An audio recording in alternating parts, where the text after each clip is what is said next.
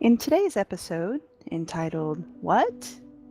The Sound of Silence, we are once again with the Loreholt crew, Team Smart and Beautiful, and their Lunar Tide companions being led by Falaroon Scout, Shenanifan. Uh, as they are led deeper into the unknown and sometimes frightening Treaty Woods, the adventure definitely takes a turn for the dark, and I don't think any of them quite expected the outcome that was visited upon them. We hope you enjoy.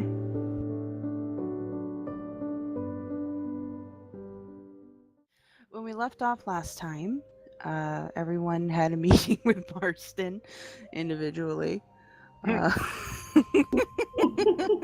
still tickles me to no end.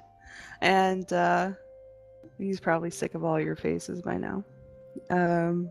But you were supposed to meet your new Shenanifan friend. Everyone. Outside the Red Gate, which would be the easiest gate for you all to access and use, presuming the cloaks don't hassle you too much.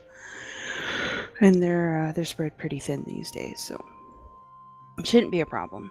I believe we got everybody effectively geared up and supplied up in the last session in between meetings with Marston. So, you all rested. So you have the benefits of a long rest. Ready to go? Hey, I got spell slots. Yeah, everyone is geared and rested and ready. So, what would you like to do? Charge fearlessly into the Falaroon territory without care for the opposite anything. of whatever he's just saying. Bury our heads in the Creep sand. silently as far away from the Falaroon as we possibly can without raising any notice and paying attention to all customs and courtesies. Now, if we're going to the Falaroon territory, one way or another, they are going to find out. I don't think we can stay hidden for too long. Well, I suppose that's probably why we have a guide meeting us outside the gate. And we still trust this person. No. Oh, heavens no. Good. Cool. However- Glad we're on the same page. However, just because we don't trust them doesn't mean we can't make use of them. Similarly to how I'm sure none of you trust me, and, well, I don't trust anyone. To be fair, you're the only one here I trust. Why, thank Honestly? you, Ulric. Yeah. Well, it is much appreciated, even though you're all ruining my point. Anyways, shall we, begin our perilous journey? Sure. No time like the present. Everyone sounds so enthused. So you tromp your Giles, you way. take the front. Okay, Ulric's taking point on this, I guess. You tromp your way for the last time today. Just the last time today. Probably not the last time at all, but definitely for the last time today. Through the Iron Helm Market to the Red Gate, which, as prophecy foretold, is very lightly guarded with red cloaks, with the backup of trade at the main gate. Seems to be where the bulk of their forces have relocated, as Lily and Ulric saw, on their way into the city. So you have maybe 4 cloaks in total at this sort of ancillary gate, this smaller side gate. But they don't do much to stop you. The gate itself is actually open. But it also isn't cluttered with tradesfolk the way that the main thoroughfare was on your approach, so you are able to leave with a minimum of fuss Maybe just getting a few dirty looks from cloaks. But what are they going to do? Exactly. Exactly. They're not going to start a gang war at the Red Gate, so... you are able to leave the comforts and delights and null zone that is Lorehold back into the wider world as you begin to leave the more mountainous area and get outside the city closer to the who did we lose? Next. Oh, news. Oh no. Okay. So you guys make your way to the clearing where you said you would meet Shenanifan. Or at least walk in that general direction. Wait for next to reconnect, I guess?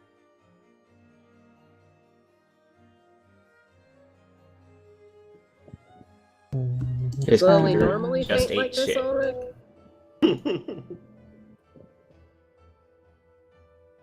Okay.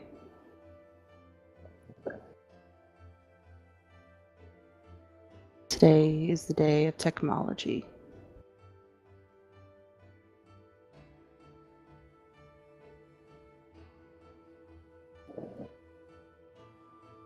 Lily just felt all the magic come rushing back to her and passed out. Exactly. The ether overwhelmed her, and she had a minor stroke.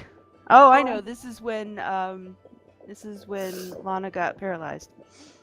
No! This is the exact moment. Comes around.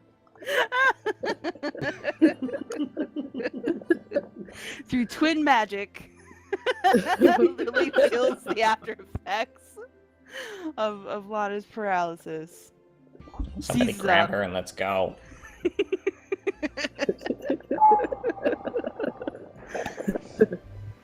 Hello.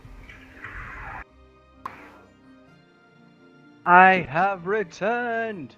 I Great. want you to know we made absolutely no jokes at your expense while you were gone. We definitely didn't draw on your face. No. Here we go. My computer literally just was like, die! And so I had to... It's okay. We just decided that was the moment that Lana's paralysis hit, so. And Lily felt it from all the way across the country. Yep, Lily seized up, passed out. Had various amusing figures chalked on her face, and now we're pushing forward. Okay. Don't So- tempt me, I'll make that canon. So you guys make your way outside the city. Lily now fully in control of her faculties.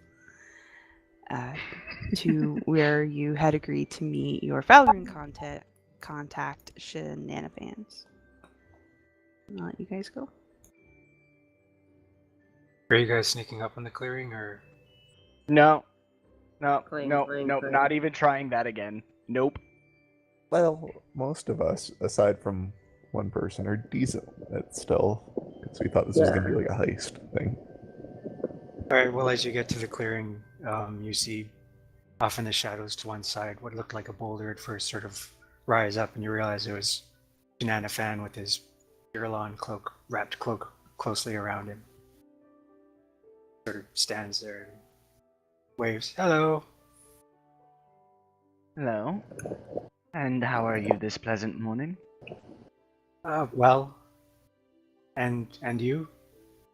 Quite well. I slept marvelously. Thank you for asking. I didn't, but good.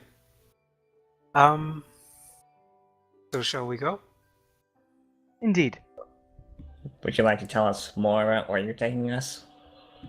I'm taking you to meet my Antero. Your what? My father, I suppose, although he would probably resent being called such. He knows more about the Marins and such. It's okay. I understand you have daddy issues. For those of you who speak Elvish, Antoro is a word that you do recognize. It means parent, but it's a really strange word for it. It would be like if someone said, "I'm taking you to meet my spouse." It literally makes sense, but it's a weird way to use the word. Gotcha. I'm taking you to meet my popsicle. So I do speak Elvish, so I give him an odd look, but just I think don't is say there anything. anyone who doesn't? I think most of you do. I don't. Oh, that's right. Nika doesn't speak anything other than common. So Ren yeah, don't. you guys. And Ren took uncommon. Okay. I thought most of you did. All right. Oh, and Halfling, of course, yes. I'd advise you to be polite. The Falarun tend to be a bit touchy, as I'm sure some of you know firsthand. Frickin' knife ears. God. Sorry, Giles, you also, might have to stay behind. We know you can't keep your dirty mouth shut. exactly, you might not want to use the knife ears. I point to Slur. mine. It's like, I can say that. Yeah, he's a wood elf. Oh, is he? Okay. Yes. Even By so. the way, after we left Loreholt, did we leave the null magic area, Erie? Yes, as soon as you actually leave, because the null magic zone only exists as far as the actual physical location of the city of Loreholt. Once you even get to the main trade gate, then it dissipates. Like, noticeably dissipates. But you only have about an hour's walk before you get into Treaty Wood territory, where you start to get wild magic spikes. So it's a sort of a weird juxtaposition between having no magic at all and these spots of very high magic residue. But you can use spells at this point, yes. Did Nautilus come back? Well, you have to cast a spell again. Son of a bitch! She doesn't manifest on her own. Never going to Loreholt again. You're going to be there like by the end of the session. Loreholt is the best. Never going to Loreholt again. Ever. All right. Sorry. That's my cat, Erie. Clearly. That's my cat. Most important thing I've got. Just summon her again. You know, later when you have money and components. I need 2 GP. Sad, sad state of Natalie. Lost in the Fey realm. Okay. Go ahead. So, shall we off? Yes, let's. And Lily's just kind of looking around, looking as if trying to locate something that should be there but isn't. Not seeing it, she just kind of rumps to herself and just crosses her arms and pouts. It went over there into the bushes. Pardon? The thing you're looking for. I saw it scurry off into the bushes over there. Deep in the No. bushes. No, I would, sense her presence if she had returned. Trust me.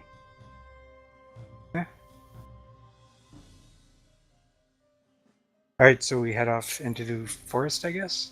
Mhm. Okay. You guys, I'll change the background. Wave goodbye to Loreholt. For what certainly won't be the last time.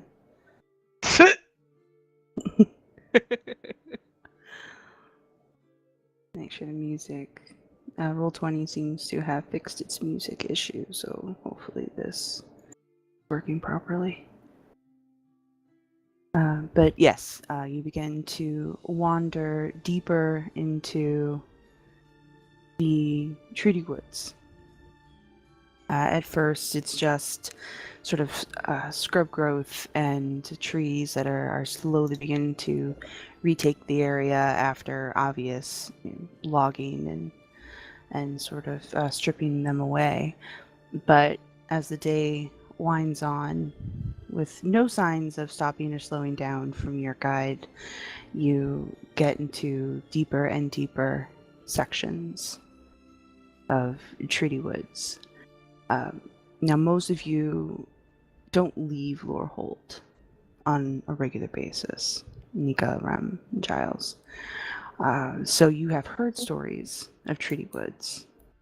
You know the things that live here. You know that there are wild magic zones, and you've heard tales of things that can, use trees to travel and that step out of the ground fully formed, and all sorts of fantastical tales of the horrors and wonders that the Treaty Woods holds.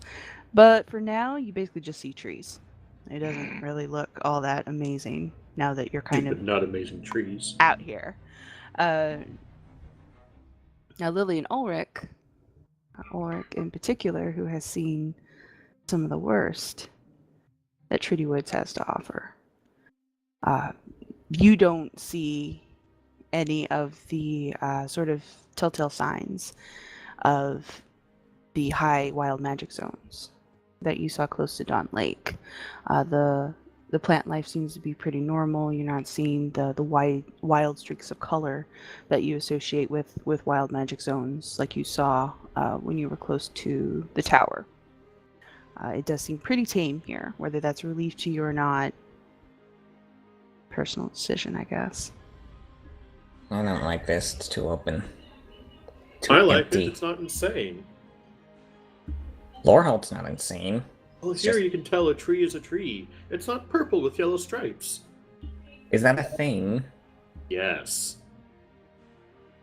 And when that happens, I think run the other Ulric direction might have where been, nothing but horror happens.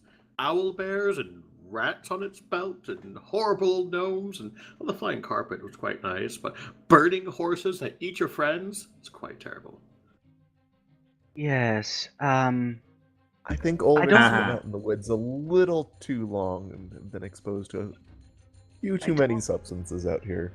I don't know about all of that precisely. However, the Treaty Woods does have a few wild magic zones within its borders. Keep a careful eye out, and if you have any magical anything, be careful. I think you're the only one here. Ah, yes. Lovely. Rem, for your insight, as far as you can tell, Ulric is telling most of the truth. Like, he's not lying. I can sense embellishment. But yeah, it's typical Ulric flair. Anything that seems disingenuous is more likely to be born out of a general theatrical nature and not an active deception on Ulric's part. With the He's not exception, making the story up, he's just making the story good. It really... sounds to me like he's trying to make it sound like he's experienced all this firsthand. Yes, he's taking what he has experienced and is adding a few, curlicues for the people in the back. the only one I see is the owlbear. Yeah, you guys haven't hit an owlbear. We hit a Yeah. furbolg. Well, Ulric may not know the difference. To be fair. That It is was big. fair. It was scary, He's not a park ranger, What difference does it make? It wasn't something I recognized, ergo it's It's some beastie. Yeah, it's whatever he says it is. To him, it was an owlbear. All right. So you guys, you wander on for a while. Like, Shenanifan gives you no real indication of anything. He's just sort of wandering on. Shenanifan, how you doing? Sorry, I was making tea. Yeah, Shenanifan, as he wanders along, occasionally pauses as if trying to figure out which way he's going, but you realize that he's just looking at an interesting leaf or an interesting arrangement of twigs against the sky or something like that, and then he moves on. He sort of goes at his own pace, like he doesn't stop when you guys want to stop, he just stops whenever he feels like it and spaces out for 30 seconds, then goes on.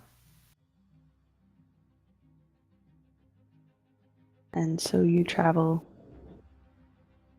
on until you can tell the sun is setting, even though the trees have gotten thicker.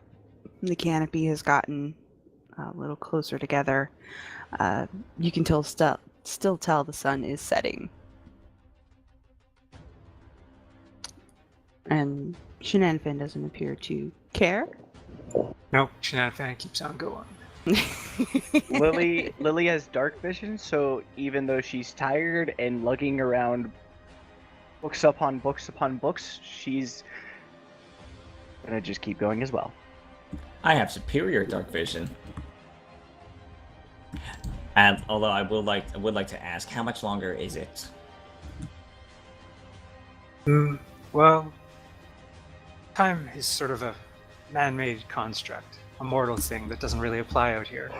Oh In god damn it, are mortal we there term- yet? In our man, air quotes, made terms, how much longer is it? The sun will pass across the sky some more, probably, or maybe the stars. Moon might make an appearance. So, a couple of days. Possibly. I think You are we should familiar be with there. what a day is, right? We should be there before we see the sun again. Yes, I think he said it So- would take. I think he's saying it'll take no longer than part of the night. Yes. All you had to say was we would be there by morning, man. Come on.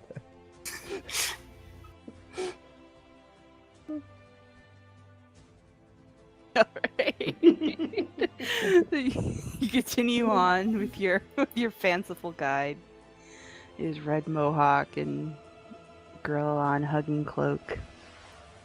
As he sort of picks his way, finding the invariably best path to take through the woods.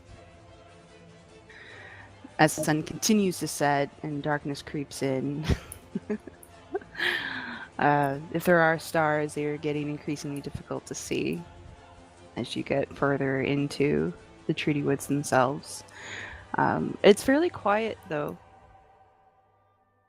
Regular night noises are present. Nothing strikes you as, yeah, they got a little intense there for a minute. It's just to psych you out, though. Keep you on your toes.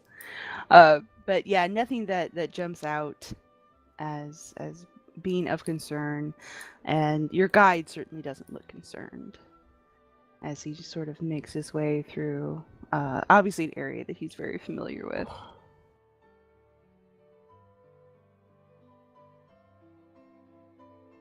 Do any of you need to excrete or intake?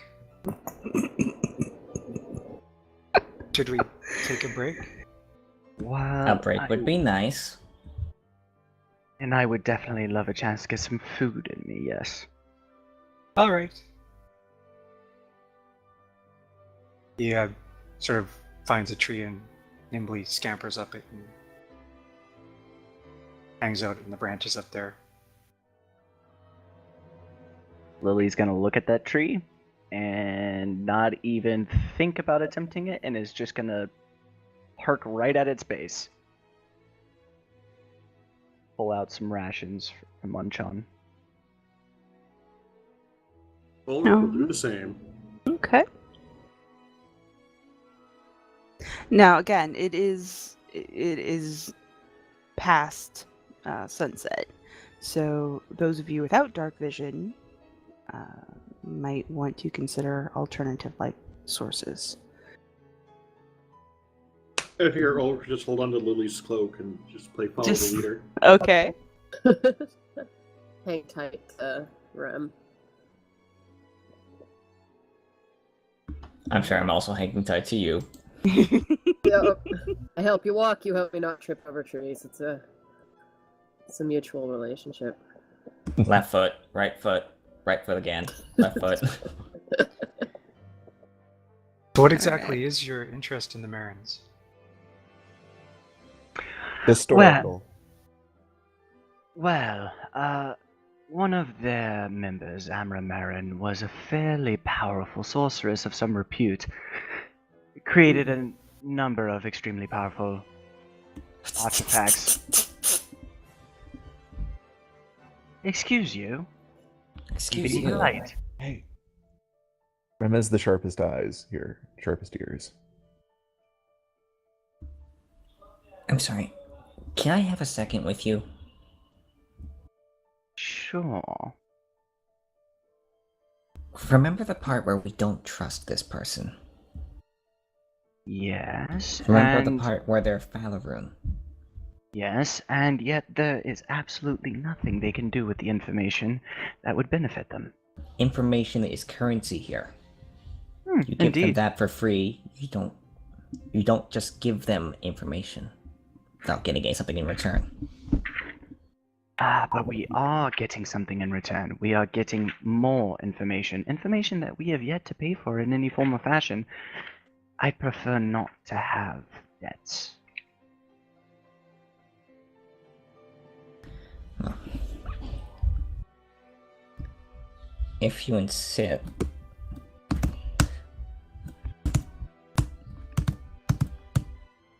My mic was screwing up. Anyways.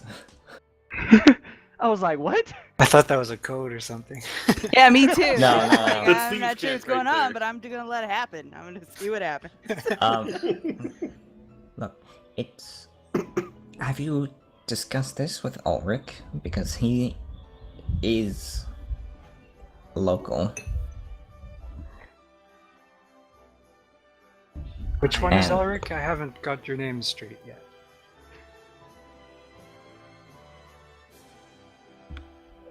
Rem looks up at Shenanifan, realizes that Hello. he can hear, and tries to walk Lily further away. I don't think it'll do that much good. I reckon they probably have extremely good perception. Look, Just talk it over with him first, because our business proposition, I don't think Marston would want you just blabbing around these secrets to anybody, especially not Falarun. so the problem is we will have to share these in order to get the information we want. Furthermore, there's nothing left in Norhold that we can use. Everything is much, much farther away.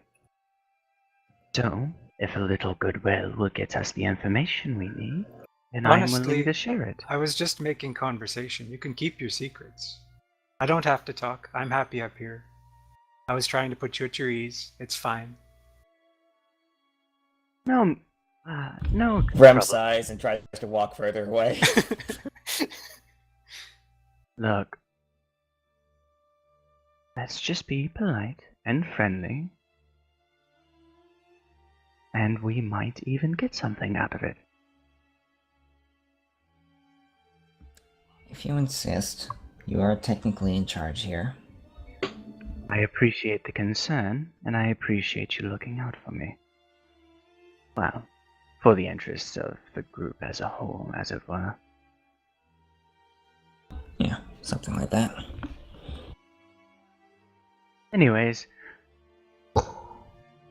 I myself am a researcher, and as she walks back, she addresses Shenanifan.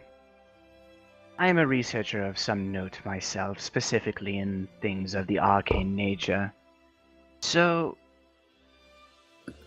I have been looking into many of to Amra Marin's research myself to see if it can solve a particular problem of my own. Does it have to do with the artifact that was stolen? Quite possibly. Depends on if it's the same artifact as...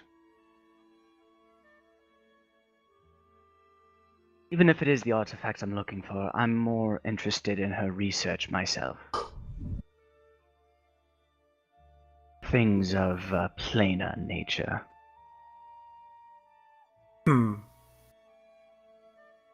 Interesting. Quite. And how is it that your Sorry, what was that word again? The Elvish one? Antero? Untettled. Antero? And if you don't mind my asking, how is it that your Antero knows of the Marins? We've been watching over the place. I don't really know much about it, other than the Lord of the Manor had some artifact in his keeping that was of interest to us. And of course, we had to make sure that Orin was free to share his songs with the world.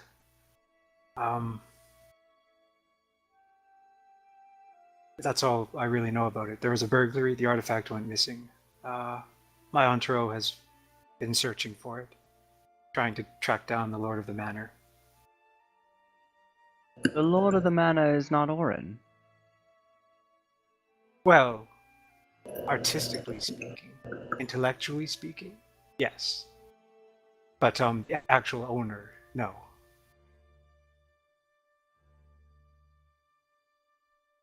Would you happen to know the name of this lord? Fergar. Fergar Vorchen. No, Fergar Marin. Oh. Well, perhaps your Antero and I can help each other.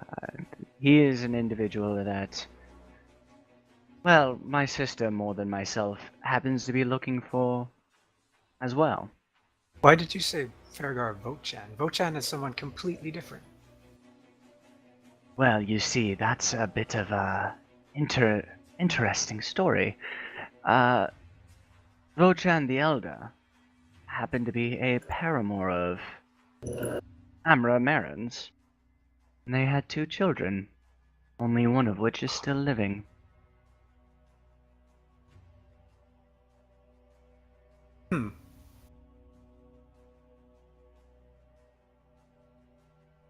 So, Fergar Marin, Fergar Vochan, same person, I'd wager. Possibly, I suppose. Anyways, I don't really know about that. Vochan, I admire his paintings. That's all I really know about him. that was Vochan the Elder. Very interesting individual from everything that we've uncovered. The Falarun get a little bit,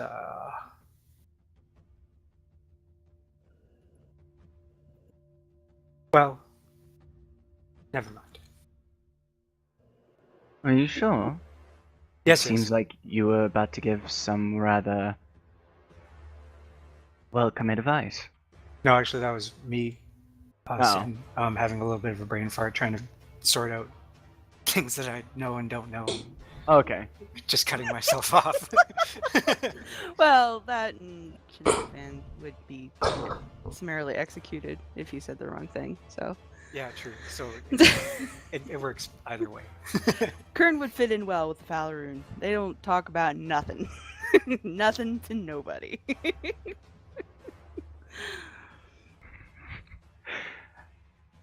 Right, well, I think I'm well rested. Are we prepared to continue?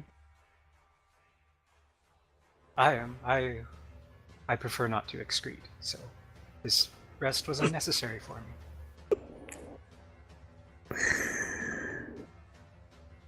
Thank you for that little tidbit.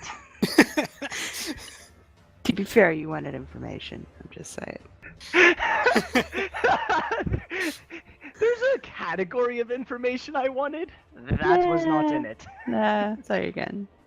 Man, Kurt would be so proud. Yeah. Somewhere, if it wasn't for his stomach being knots trying to save Mana, he would like literally be sick somewhere. Yeah. Kern is having conniption fits somewhere on the other side of the trade road. Secrets being let out. Oh god, Everybody's there's talking, shady they people won't who can shut use up. them against us. Why? His hands are shaking. The others don't know what's wrong with him. I don't know myself. Karen, I understand you're worried about Lana, but we have to hurry up. Karen has some You're- sort of breakdown. You're right, mate. We kind of need to get a move on here.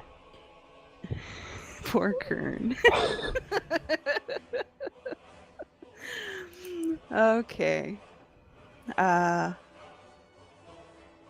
have to make a note for that. Okay. For the other party to have Kern go into a panic attack for no reason. I had an idea for the episode title. Okay, so I had to write it down before I forgot it. All right. So your guide is suggesting that you move along. He does not appear to want to set up camp or have the supplies to actually set up camp. So if those of you who actually sleep want to do so, We'd have to speak up. yeah.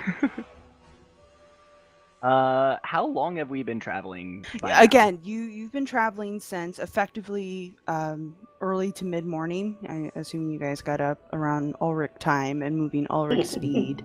Got to the Red Gate about mid morning, and you have now been traveling past sunset.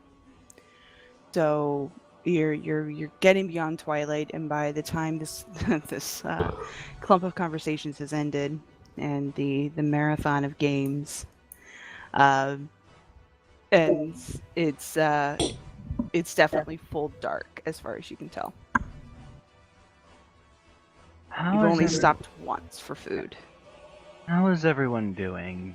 Does anybody need I think unless the elves are carrying us, we're gonna have to stop for a nap soon.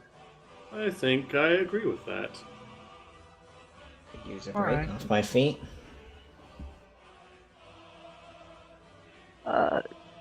I'd prefer it if we pushed on. As I'm you've sure you mentioned would. multiple times, we're not as physically capable as you are, and while you don't require these rests, some of us do. Yes, the weak ones do. Well, I'm afraid you might see something a little bit disturbing if we tarry too long here. And what exactly do you mean? You've noticed that while Shenanifan, or Usque, has been up in the tree, he's been kind of scratching himself underneath his cloak a little bit. Oh shit. Ancient Ufulu has been getting restive since we've been out in the woods, and he needs to come out for a little while. Is this a dangerous disturbing or just a that's really weird disturbing? Probably more the latter. Well, then don't worry on account of my nose. I think it'd be quite fascinating to see. Although he is a wild beast, so you can never say for certain what's going to Can't- happen when he comes out. I'm still confused. You just said a name. Can you Ancient explain what Ufulu. this is? No. Well, we met in the forest a while ago. Unfortunately, our meeting ended in violence, and now I wear him as a cloak. But he still haunts the cloak. And torments me. Well, normally we have a fairly cordial working relationship, but he does resent that I killed him, even though it was not my intent. So, to Most appease people his would. anger, I sometimes allow him to take possession of my body. And if Experience life once more. so if we stop, you need to let him out. But if we keep going, you don't have to? I can hold him at bay for a little while longer. But if we're going to stay here all night, I mean...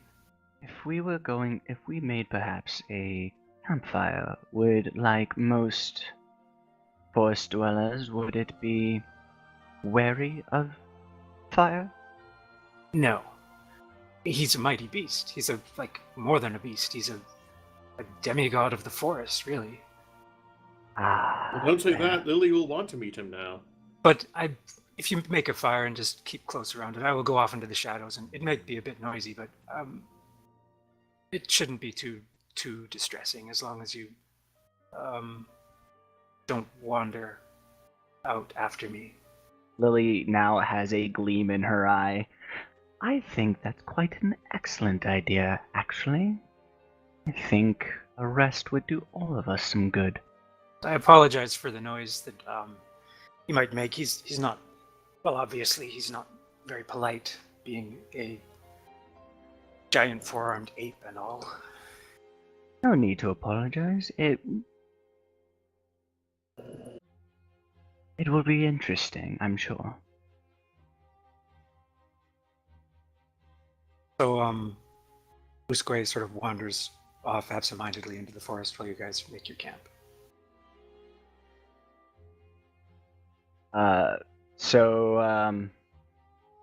Lily's going to assist with whatever it is she can, whether it be making a fire or whatever, and once the fire's lit, she's going to keep her eyes peeled into the darkness around her to see if she can spot Usque. That does lend an interesting question, considering the bulk of you are city dwellers. Do you have flint and tinder? Did I have a y'all torch. bring bedrolls? Did you prepare for camp? So I addressed this at the very first split of the party.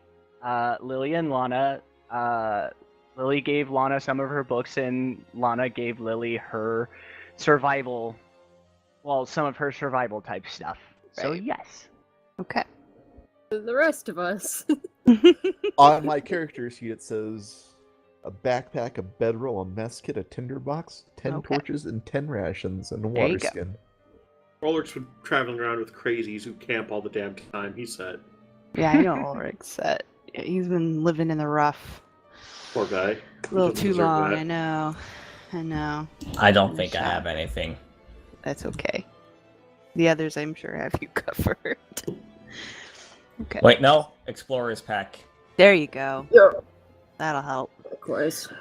So you are able to set up camp as your guide wanders into the woods, scratching absent-mindedly. Look at all Lily's that going- nature.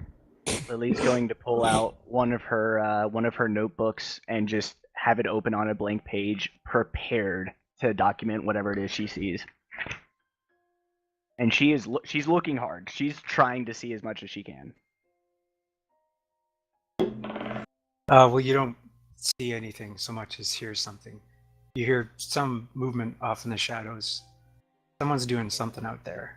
You're not sure what, but eventually you hear a note sort of ring out, plink, followed by another plink, plink, and it starts off really sort of sedate and quiet, and it sounds like someone's out there playing kind of piano or something, and as it goes, it gets more and more sort of frantic. It still kind of follows the rules of melody and stuff like that, but it just barely. It's someone's really wailing on some kind of instrument out there. Eerie, can I see all of this? Well, he's out of eyesight. You could hear it, and you could hear it well enough to attempt to sneak up on him if you would like to do a stealth roll. No. He said stay close to the campfire. I'm staying close to the campfire, but I want to catch whatever glimpse I can. He knows that you're Yeah. well, he knows that some of you are elves anyway, so he would have moved like far enough away that Yeah, he can't see you. he's definitely not in line of sight. Like, he's Damn it. trained too well for that, but you can hear him very distinctly, and you particularly, having come from Merriford, and of course having a sister who is musically inclined, you do recognize that it is obviously the sounds of a musical instrument. Actually, you probably recognize it as a xylophone too. Yep. Yeah, it's not a piano, it's the sound of a xylophone. Which are fairly rare, given what they're made out of. But yeah, it's not it's not something that you read into on the regular, someone who plays the xylophone. But that's very much what that is. Lily is frantically scribbling notes on whatever she can, and then the others can hear her just kind of mutter to herself, "Where on earth was he hiding that xylophone?" Well, I did mention it looked like he might be carrying something under his cloak. At first, you thought he might be hunchbacked or something, but then Yeah. you realized it was something on his back under his cloak. The silent storage chamber. And so, as the crew settles down by their fire and Shenanifan is off, unleashing the beast, as it were, on his xylophone. Shenanifan, Mhm. go ahead and make a perception check. At disadvantage since you're in beast mode. But wouldn't that give me advantage? No, because you're I'm- playing your music. But I'm an ape. That's deception, Oh, not whoops. perception. Same thing. It's not the same thing. Erie, he successfully. Ah! No! But Erie, he successfully deceived you about Yeah. your perception. Exactly. No, he did not. That was a failed deception. Cannot deceive the DM. So as you are working on your on your xylophone practice, a small figure sort of appears next to you out of the kind of the gloaming of the woods and squats down next to you and puts a small hand on your shoulder.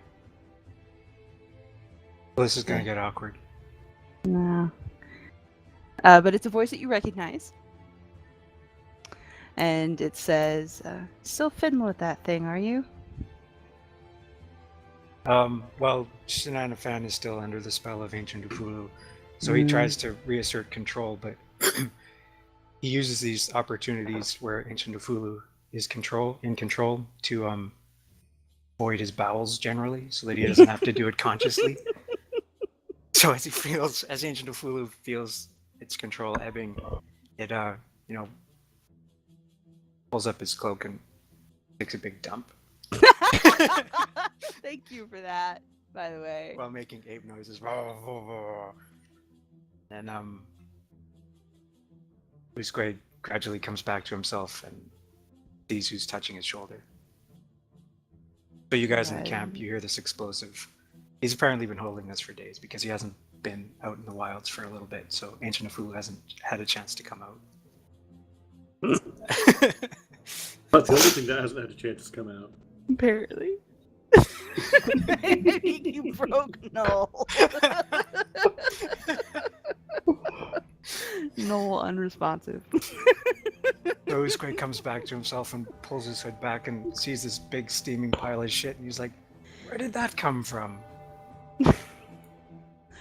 And the cloaked figure, has withdrawn his hand.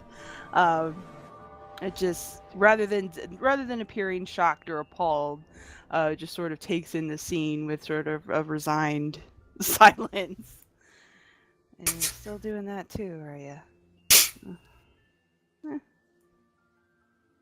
And you, now that you've regained yourself and tamed the beast for the time, you look down again, familiar face, again with a familiar voice. Inside the hood is a halfling, a male halfling,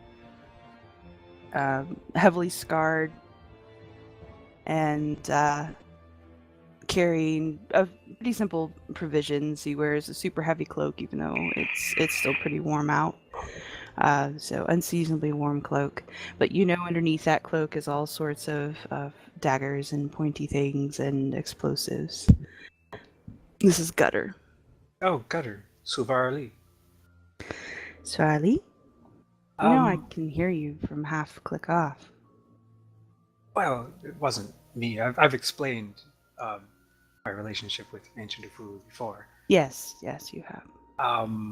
So I assume this is his work. I pointed a pile of poop. I As you apologize. say. It must have been quite distressing. No, I've seen it before. At least now I know where not to step.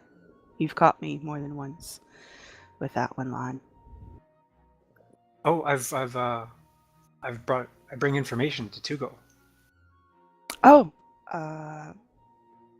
that is a spot of coincidence. He's not with me. Were you headed to camp Yes. alone? They needed to sleep and do mortal type things. They. Fornicate, probably. The sources of the information. Your sources of information walk?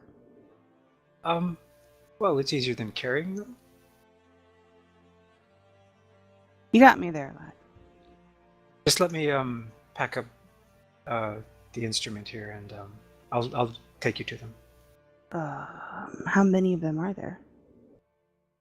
Well, numbers really. What are numbers anyway? Okay, yeah. You just sort of pat your hand. Like, okay. Who are they? Oh, Before you lead me to them. some are from that tide thing. The something tide, the lunar tide, the. Yes, Tide. Okay, some of them are from them. One's a tiefling. One's. He said he was. I forget. He sort of bloviated a bit. He didn't seem to be. Oh wait, I don't know. There's some people. Okay. And they have information for Tugo? Yes, about well, they were poking around the Marin Manor and interfering with Orin. Were I you attending to Orin again?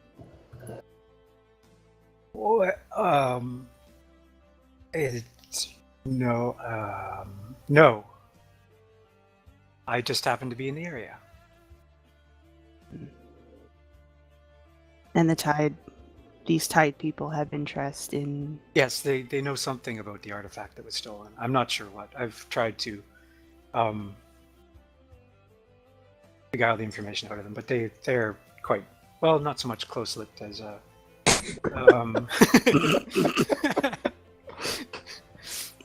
as well. I think that Tugo will have more success in extracting information than I.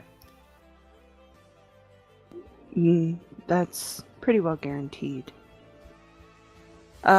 He's unfortunately in a bit of a spot. You said they're Tide, not I. I think so. Okay. That's unfortunate. I might Although have to... one of them is a short, kind of grayish-looking person. They're more associated with the eye, aren't they? I guess. I don't think the Tide really cares what you look like so long as you're a good thief. Travel with a bunch of thieves. Okay, well, Tugo's not going to be happy. We could always just slit their throats here. Granted. But... I got so much to do, and that's really messy. Oh dear.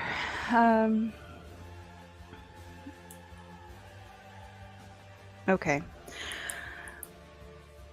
Well, if nothing else, we can lead them back to town. I have to go there anyway. Your Ontero demands an alchemist.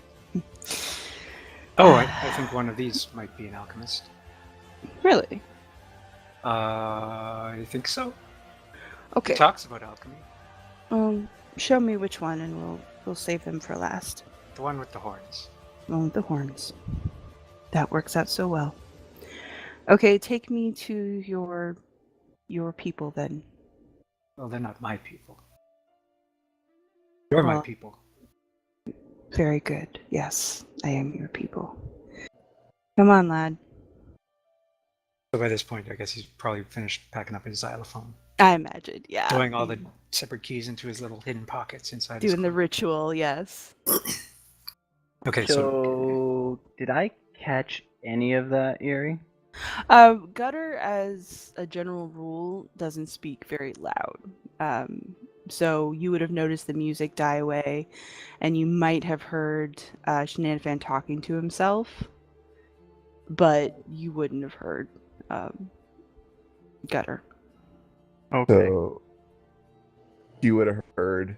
We can always just kill them. Yeah, he probably would have heard snippets of Shenanifan, but for all you know, he's talking to himself.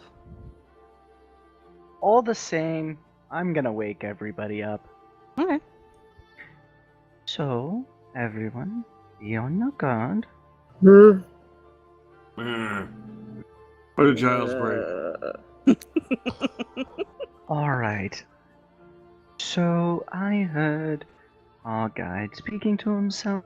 So, let's everyone be on the guard because it seems slightly untoward. Slightly Falarin. I was talking What to else is Gutter. new?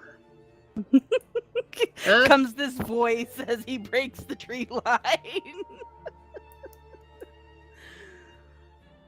Well, hopefully it came out in everyone's favor, whatever this conversation was. Go ahead. I don't have anything to say. Go ahead. Oh no, I was just gonna say, crew can now see Shenanifan coming to the campsite, having packed everything away. So he's got his cloak on and he's got his little hunchback appearance again, and he leans forward slightly under the weight of it. And just one step to the side and behind is the smaller cloaked figure. It was a little harder to see. This would be Gutter, I presume. Yes, Gutter. This is the horned one I mentioned. The bloviator. That would be him there. This is the small gray one I mentioned. This is another small one, and then there's this elf type here. I'm sorry. They have names. Liliscea Ulric is Landfried. one of them. Liliscea Landfried, at your service. The smaller hooded figure, pulls his head down, so now you too can see the halfling underneath it. Dark hair, pretty short cropped. Again, his face is pretty badly scarred. Singular scars across the nose and forehead and chin. Looks like part of his ears missing. A lifetime of battle, not unheard of in the Falarin. They do enjoy fighting. This is a halfling? Yeah, definitely a halfling. What's someone like you doing with the Falarin?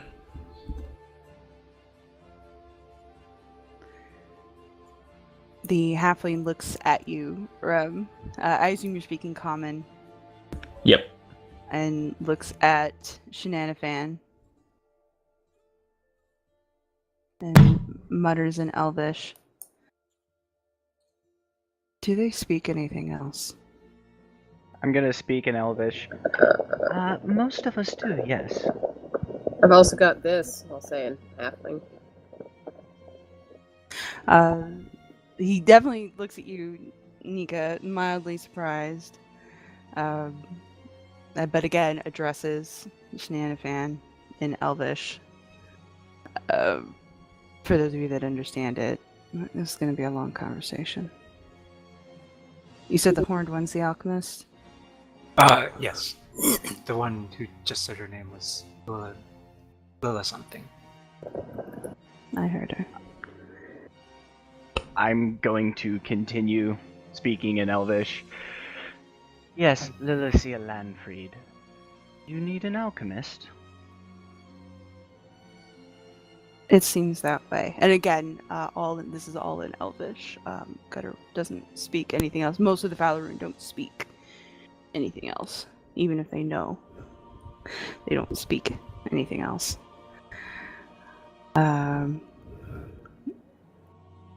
Yeah, Ulric totally doesn't know Elvish. So Gutter nods towards you, Lily. And Gutter doesn't know that. No, Gutter doesn't know that. Thank you for translating, Giles. Loudly. Yeah, but I'm like And doing it like 2 octaves higher in like a really annoying, Thank you. like, mocking voice. I'm gonna say loudly and in You said surround this one's the sound. one with the horns. Exactly. Lily is going to shoot Giles a very, very stern and angryish look. Like, really? Really? After all this that everyone said about the foul room, really? Nope, Giles, don't care. I think we should slit that one's throat. I think we should shoot that one's throat. Wait, what? I'll agree to that. Pardon my companion. I'm afraid I have no idea what's gotten into him. Gutter does not look amused. Under any stretch of the imagination, does Gutter look amused? Keep shooting looks at Shenanifan, who is blissfully oblivious. Or at least pretending to be. Godfrey, Oh. do you mind asking him what he's doing with the Falaroon? My companion is curious as to how one such as yourself came to be associated with the Falaroon. If you don't mind my asking. Eyebrow raised on Gutter's face.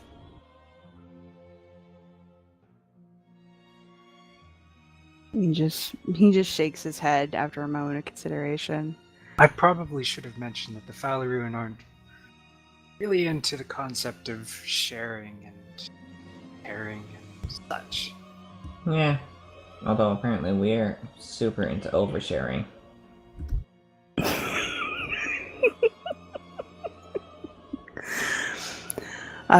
The Gutter, once again, having not stepped any closer to the crew, looks at Lily one more time and just says very simply, "Alchemist." Yes, So I he am.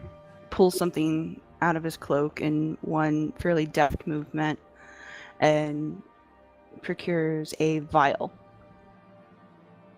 And inside of it is something that is odd. It's a very peculiar purple color, similar to the color of like fading bruises and rotting meat. It's the vial itself is sealed pretty heavily. It's corked and it's looked like it's got beeswax or paraffin or something similar that's been melted over it to seal it shut. And Gutter kind of holds it very carefully at the top, not at the bottom, so you can see that there's about an inch and a half of this liquid at the bottom. He doesn't seem to want to interact with it too much. And all he says is, "I need to know what this is." Well, if I may take a closer look, I'd be happy to identify it for you. So he tosses it to you. Shit. Make a dex save, make a dex save! No! Why would you do that? Why would you do that? Somebody save it, please. I will let one person attempt to make that catch. Oh god, no. Oops. I have +7. too. Wait, no, isn't Shenanifan on the other side with Gutter? Yeah, Shenanifan's standing on the other Oh, yeah, side, that's right, so so I can't he see. just kind of Oh, stumbles dex save, you forward. said. So But... somebody with high deck, somebody. Okay. Hey! Ah. So Rem comes diving through shortstop style. I'm And not sure if this is relevant, but I have not dosed, and so therefore I think I have disadvantage here. even a 14 would be okay. Okay, cool. Yeah, even a 14 would be fine. Lily is going to very embarrassedly just kind of like ducking her head and just kind of holds her hand out to Rem. Thank you. Sorry. I'm not great at catching things flying at my face. Usually a good thing. But you were so good at catching all those arrows the other day. Lily's your going to face. rub her still healing arrow wounds. Thank you, Ulric, for reminding me. That's what I'm here for. And now that I have the vial, I can do this. Yes. So You can do this. it says, as an action, I can identify any potion within 5 feet of me as if I had tasted it. Yeah, you probably want to taste this though. Do it. No, I don't. I just want to look at it and identify it. Okay. So yeah, now that you have a good don't lick it. Now that you have a good look at it, it's definitely not magical. Like it doesn't resemble any potion that you personally are familiar with. It is closer to a toxin, which is not technically your area of expertise. But what you can tell from it is that it was something that, again, has no inherent magical properties. So it would work inside Lorehold. And that it is likely either a poison to the system or a paralysis toxin, just judging from the way it moves. Because it does have a slight bubble to it, even after having traveled with gutter for as long as it has. Is there any way I can refine that to one or the other? It would be difficult without actually like taking it and working on it and uncorking it, which it's up to you whether you want to uncork it. Right. So, just off of the visual analysis, I can tell you it's either a neurotoxin of sorts or a paralysis agent. In order to be able to make an accurate determination one way or the other, I'd have to pull out my kit and actually distill it a bit. That would take time though, and I don't have time. Yes. Is the fact that it's either a neurotoxin or a paralysis agent close enough for you? Makes sense, which means we should get back as quickly as possible. I might need you, alchemist, if you'll come. Absolutely. I was planning on going anyways. I'd be happy to help if it'll get me the information I need. Usque sort of leans close to Lily and says quietly to her, "How attached are you to that one?" And he points at Giles. Lily is going to whisper, like, just under her breath, enough for Usque to hear, but not enough for anyone else to hear. I barely even know him, so not very. Okay.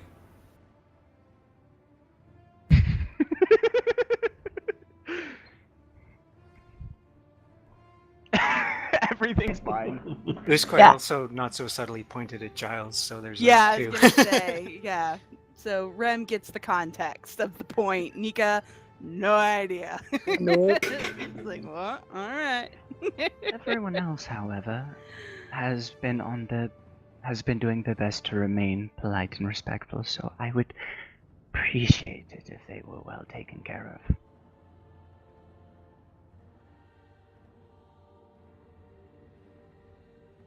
Oh, were you talking to me?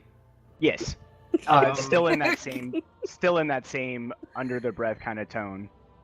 Well, I mean, protecting. Sure, yeah, that would be fine. Well, And he I gives look- Gutter a second. wink. Yeah, not at all. Subtle.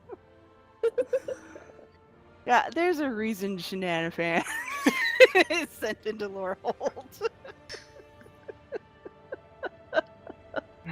I imagine the null magic of Lorehold helps with his giant ape condition. Yes, that certainly is one reason they sent him to Lorehold. Technically, they don't send him anywhere. He just kind of goes. Well, anyways, like I was saying, and she's gonna do this at a normal tone of voice, I would be happy to help. If it would be possible for us to have safe passage, providing no insult is given, of course. And she's gonna, like, glare daggers at Giles there. Providing no insult is given, safe passage, and at least a conversation with our guides, Antoro? Yes, Antoro. Kind of Gutter shoots a very quick look at you, Shenanifan, with a very familiar, resigned look on his face. You've seen him wear many times before when in your company. You're not entirely sure what it means. He just looks very tired sometimes. Probably When he means looks at good you. job, Usque. Yeah, you've come to associate that with just, that's the way Gutter teaches. He looks tired sometimes when you guys are together. And yeah, he has that look on his face right about now. So he looks at the group kind of one by one, sort of sizing you up individually, and mutters to Shenanifan, "We have to take them all." I think that some of them will take it amiss if we start slitting throats now. If we spare some and keep the others, maybe we could, after we've, gotten what use we can out of this. Yeah, I know. As the tired look deepens, as Shenanifan continues his explanation in front of God and everybody. And Lily's gonna say this in Elvish, this isn't exactly raising my sense of safety and well-being here. I am of the Falarun, but I am not the Falarun. The Falarun is more than me, if you catch my meaning. I can't control how they're going to react to you, and given this encounter, I would say that your chances of survival once we meet them en masse are low. I mean, not you personally, but, the one who uses the self-hating elf over there, the one who uses racial slurs and doesn't speak Elvish, and, Which is why I asked for provided no insult is given. Yeah, I can. If insult is given, I can't control what anybody does. For my part, you will come to no harm. Much appreciated. The Gutter kind of pokes you in the ribs. And Gutter, obviously, is on board with that. Is that what you were nudging me for? I was going to tell you to stop talking. Oh, okay. Why don't you let them rest? I'll scout ahead. We'll leave at first light. I can come with you. I would rather you keep an eye on them. Alright. Might I interject for a moment? That's the Bloviator. Ulric, thank you, leader of the expedition. Leader of the expedition. A Gutter turns to face you full on, Ulric. You have his total and undivided attention. Now, I've been a little silent, letting things play out, but it seems like things are about to end with us giving you what you want, while the rest of us will probably not survive the encounter.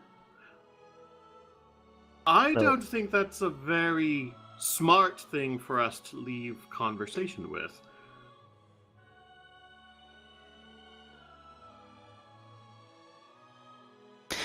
Gutter kind of, again, he has a pretty unreadable face. A lot of it is because, it's a little mangled. But he's also, again, he's Falarun. And that's just, they're pretty emotionless on the whole. So he stares you down for a minute and speaks directly to you in Elvish. I never once said that you would be harmed. But did you say that we had safe passage and we could, assuming no insult is given, on an individual basis anyway, giving a dirty look to Giles. Lily doubles that dirty look. And a proper exchange of information happens, as well as what Lily is offering with the potion. Well, I can offer safe passage as far as to go, and provided the alchemist does her job, proves her value, we'll see what we can answer for you. What information are you looking for precisely? Information on the Marin specifically, Amra Marin to be even more precise. Tugo can probably answer some questions for you. I don't know how many, but he's probably the best one to talk to. Well, we'll take what we can get at this point. And we can even offer some information of our own. I'm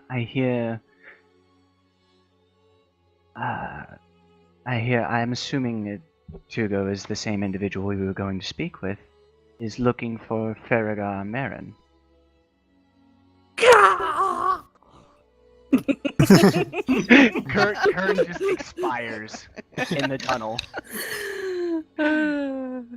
Kern. Let's Torture wait until we continues in the get afterlife. face to face before discussing too much. Of course. Just a little hint of what we can offer. We'll see what you're worth when we arrive. If you're going to rest, you should do so now. We won't have much opportunity once we start moving. And Of course. we have a ways to go. Of course. If it will set your minds further at rest, I should mention that Hugo had the opportunity to slit my throat when I was but a babe, but he didn't. So, I'm going to come out and say it. Nothing you say puts me at rest. I will admit, you are putting me rather ill at ease with this conversation the longer it goes. Anyways, we should definitely get rest so that we are all awake, clear-minded, and can hold our tongues as necessary, glaring at Giles. certain individuals. Everyone just glares at Giles. Giles just says something in Gnomish. Damn it, I'm learning That's that next level. And then I said, "Oh, I'm sorry. I forgot. I must. It's so rude to speak in a different language that other people don't understand. My bad." Gutter again is almost as tall as you are. Not quite. Just again, steely glare. He's gonna hate you no matter what you do because you're a traitor. So this is not helping. But as as you ramble on, he kind of turns. He walks just close enough to Lily to take back his vial. He doesn't ask; he just takes it. Unless you try to keep it from him. Nope, not fighting it. I am keeping the goodwill and peace here. At least on my part. He starts to tuck that into the inner recesses under his cloak. Says in Elvish, "Sleep. Be ready by dawn." Pulls his hood up and wanders back into the dark of the night. Suvarli, Gutter. You get no response. Shenanifans. I think you're in trouble. I can't control what these Nimrods do.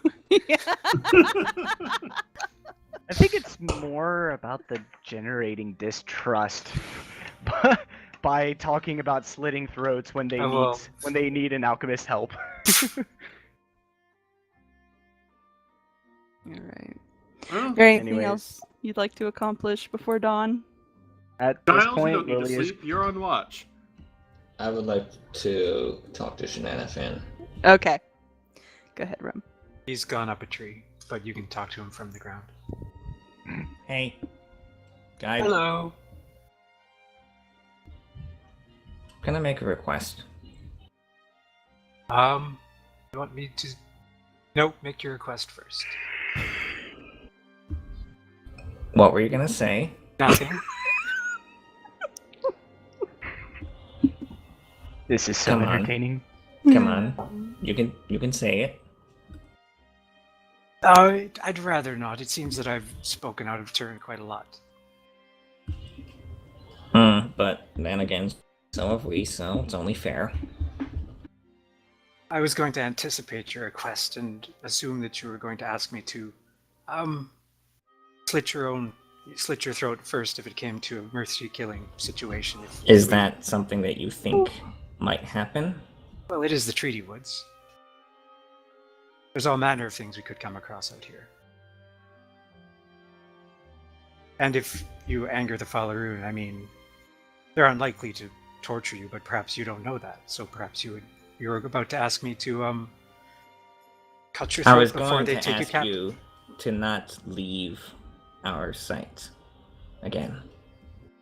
I don't think it'll be necessary for me to. Good. Then we're good. Then we're all fine here. Right. And then I would like to go over to Nika and just pat her on the back and say, "Keep the gun ready." I always do. Right. Anyone I else? would recommend that we keep a watch, as it were. I've already. Never mind, is it bad? I'm going to sleep. You guys do it.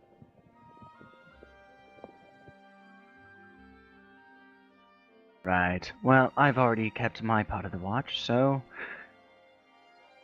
whoever's left. And Lily is going to go to sleep because at this point she's done. Ulric's also going back to sleep. I will take a watch. Aw, Ren, you're too I good. will. I'll take a watch too. Okay. Because I only need to rest 4 hours. Yeah, you don't even have to sleep. I don't have to, but I want to. Sleep is fun. So you guys managed to get, all told, about 6 hours undisturbed. As far as you know, nothing bothered you in the night. Nothing appeared at the campsite. Shenanifans, unless there's something you'd like to do. I imagine you're just chilling. Yeah, I'm slowly coming to grips with the fact that I could have handled that maybe a little bit better. Just being quiet. Okay. So it is actually pre-dawn. The sun has not even begun to come up. You're just getting kind of the first little rosy bits around the horizon. Most of the forest is still very, very dark.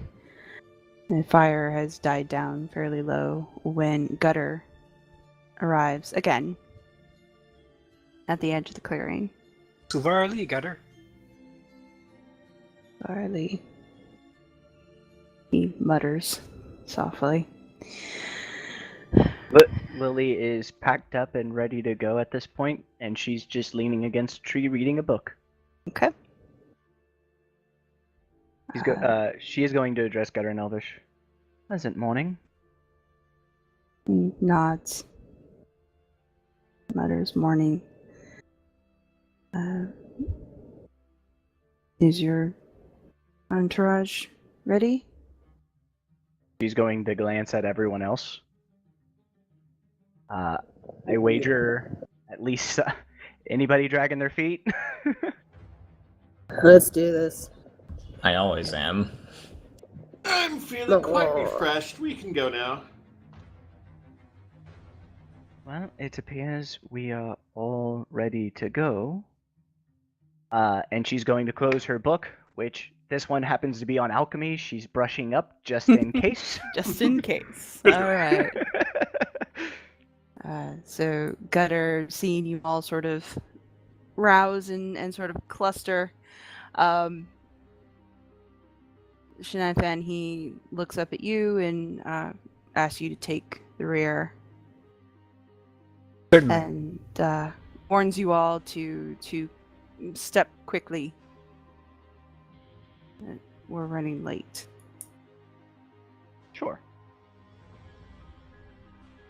Lily is going to ask Gutter if it's possible, if he hasn't disappeared and gone off to scout ahead or whatever. No, he's not leaving you guys alone. Like you need to see Gutter. Like Gutter's leading the pack. He's moving slowly enough that you can follow him, but he is moving pretty briskly through the woods. If I might ask, you said you needed an alchemist. Is there anything you can tell me about the situation so I can adequately ensure that I am prepared knowledge-wise? Nope. Fair enough. And there's a little chuckle from under the hood as he steps quickly and lightly through the forest. Any last-minute advice so that we can avoid offering insult? He glances over his shoulder at you briefly. You can just see kind of the end of his nose peek out from under his hood. This group? No. Well, Just don't talk. Do what he asks you to do. He's not a bad man. Just do what he asks you to do. And don't fall behind. all right. Thank you for the advice. And Gutter is motoring through the woods. Like there's no breaks. Nobody better have to pee. This is like straight line. He is on a mission. Just bopping his way here and there. The path that he takes you through is a little tougher than the one Shenanifan was giving you. This one is a little rockier and definitely has a bit more athleticism involved. He is certainly not taking you down the bunny slope. He is hauling butt, halfling butt.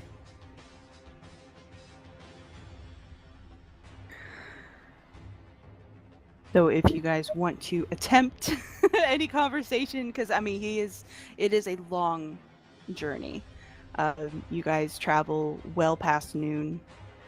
You are heading Lily- very deep into treaty woods now, given the size of the trees, and the coloring has started to change. The light that is being filtered through the trees now has almost a bluish cast to it, which is mildly concerning. And, Lily is going to. Ben? Lily is going to drop back to where Ulric is while they're motoring along. To have a kind of whispered conversation with him. She is going to start off with a somewhat witty, Ulric, I feel like we haven't had a chance to talk in ages. Well, with Loudmouth around here, anything intelligent to be said would be drowned out. I'll admit that last night was... I have no other word for it other than idiotic. I mean... I don't know about you, but when I spoke with Marston, I was definitely informed to be polite and respectful, if only so I could avoid having, well, to put it in our guide's terms, my throat slit. And now you know why I feel the way I do. Well, anyways, I admit I'm a little concerned. I'm not going to lie, I think our chances are better than I thought they were when we began. Indeed. It's quite fortuitous that they need an alchemist, don't you agree? Indeed, I knew you were the best one to bring along. Ulric. If I didn't know better, I'd say you were only friends with me for my useful talents. Well, talents is one thing. Beauty, though. Now, that's something you should not look down on yourself for. Lily's gonna roll her eyes. I think we should have some contingencies. Something we can... not necessarily... in case things go south. Preferably diplomatic contingencies. I don't fancy our odds of fighting our way out, so let's avoid those. Well, as long as certain people behave and keep their mouths quiet, I'm hoping that our information exchange will go well. Yes. I think the fact that they're looking for Ferengar is possibly helpful to us. We don't have any information on where he is, but we do have plenty of background. Indeed. We've got the past, they've got the present. I think we might be relying on your silver tongue quite a bit, if I do say so myself. Just... What I'm here for. yes. And let's hope that our friend can contain himself. That's, well, hopefully.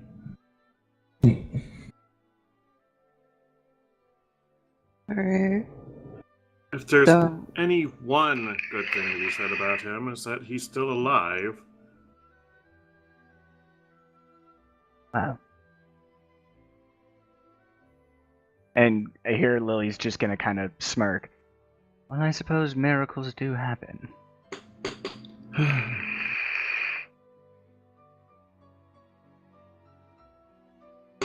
Anywho, to put your mind at ease, leave the talking to me.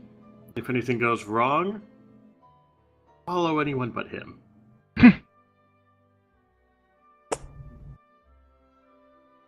I'm not sure we'll get the opportunity to run if anything goes wrong.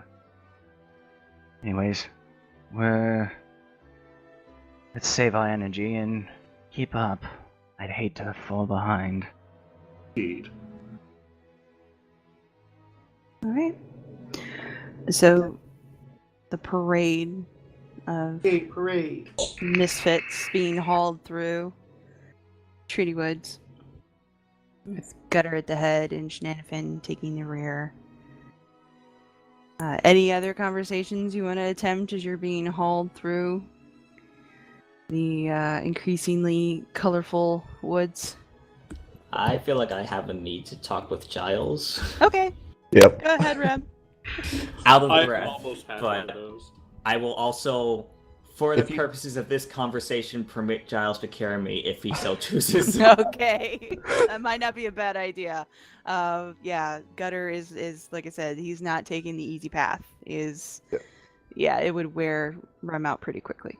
Yeah, and I mean Giles is he's faster than most of the party, so Yeah.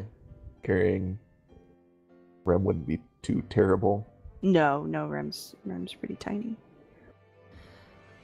About last night, Yes.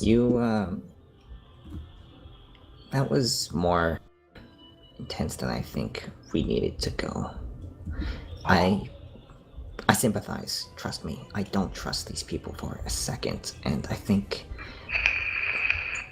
that Tiefling is going to get us killed if we keep on following her, but Yeah. it's not gonna make the situation any better by antagonizing them directly. See, I'm not completely an idiot. Thing is, I know that I need to be polite when I go to them. But in that one case, yeah, you could have gotten the drop on us and killed us. But he also needed something. So, I mean, I antagonized him because I knew he could kill me. And if he gave in to his rage, that means I won. And he knew that. Yeah, and sometimes that's what we need, is to let the other person think that they've won. Because the less of a threat that we pose, the better chances are that they let us go without any other issues. Yeah. And if they try to hurt us, then we show them how much of a threat that we are. But now he just thinks I'm annoying.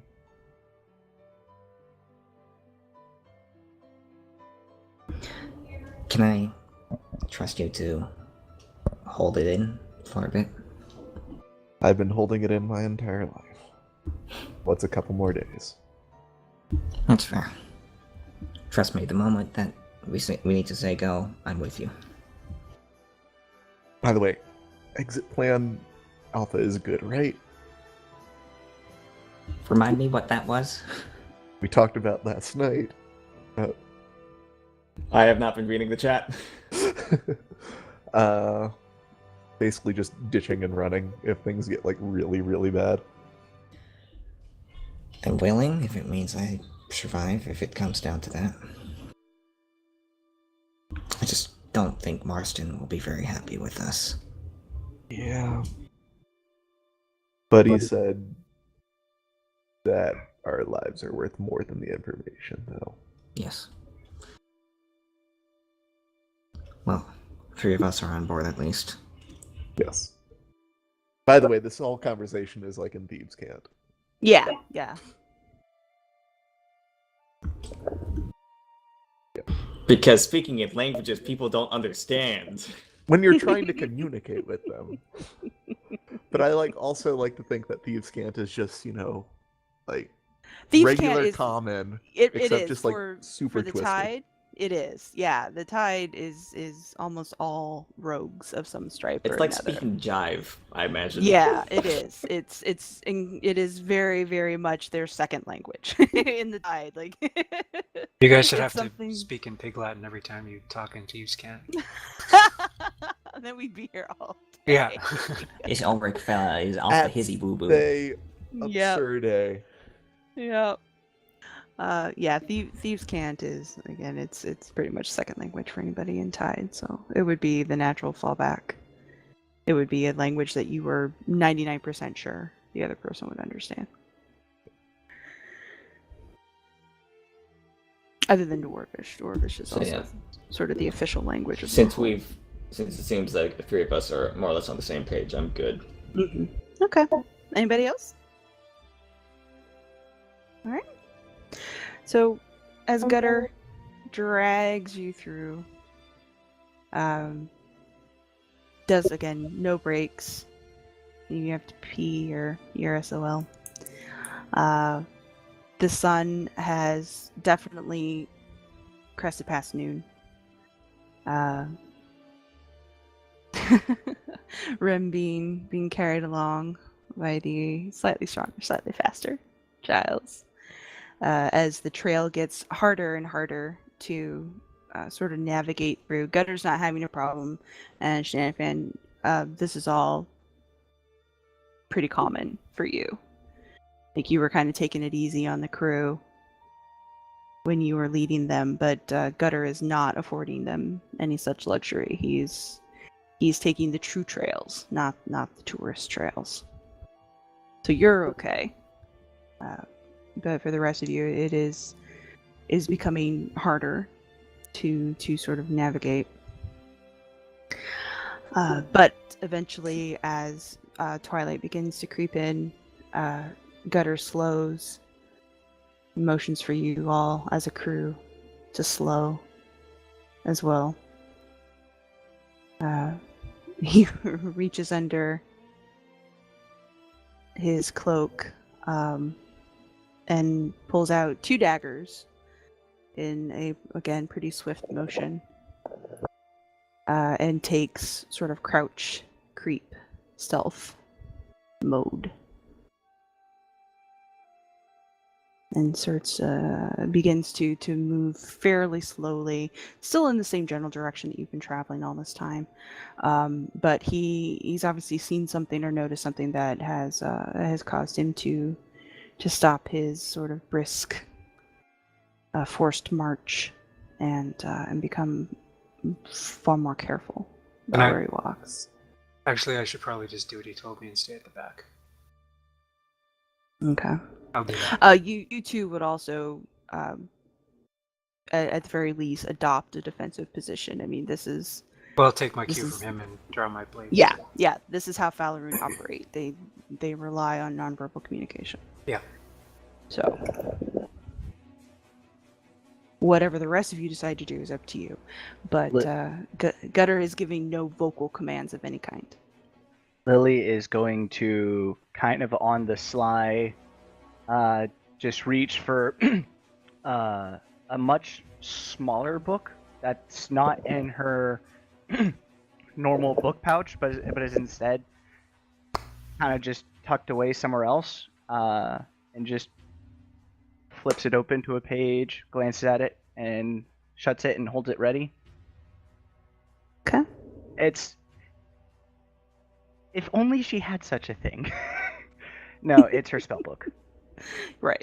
She hasn't had a chance to brush up on her spells lately, so she needs to refresh a bit. As you all creep along, anyone who wishes to take a perception roll may do so now. Watch me not get a nat 20 after my last one. We burned them out. Yeah. Yeah, we used them all up on stupid bullshit. Yeah, I had a all nat your 20 crits. perception to overhear a conversation in Thieves' Cant. So it would actually be Rem, Ulric, and Nika who hit the mark.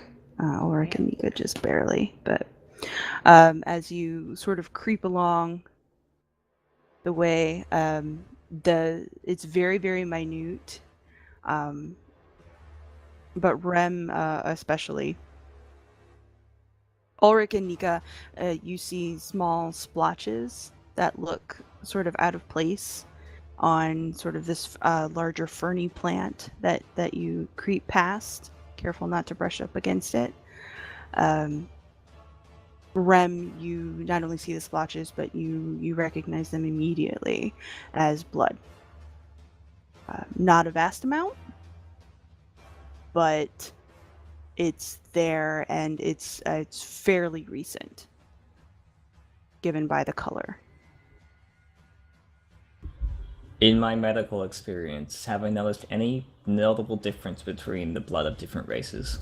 Most of the quote-unquote standard races, the ones that you've had the most contact with, blood tends to be blood. The only differences that you've seen are with some of the undercommon races, the ones that actually live in the deep. They tend to have darker blood that's either black tinged or blue tinged, but those generally tend to be, like your full-blooded Dwergar, your full-blooded deep gnomes, people that are actually from the Underdark, as opposed to the ones that were born nearer the surface and just live underground. And you only come across that very rarely. So this is not that. This is... It seems to be just standard blood. I'll hold the Deep party crimson. up and ask, I guess, yeah, Shenanifan seems to be the most relevant skill set, and I'll ask him any idea what that is, and pointing out the blood and all that. Okay. Should we be concerned? Do I have anything to add other than blood?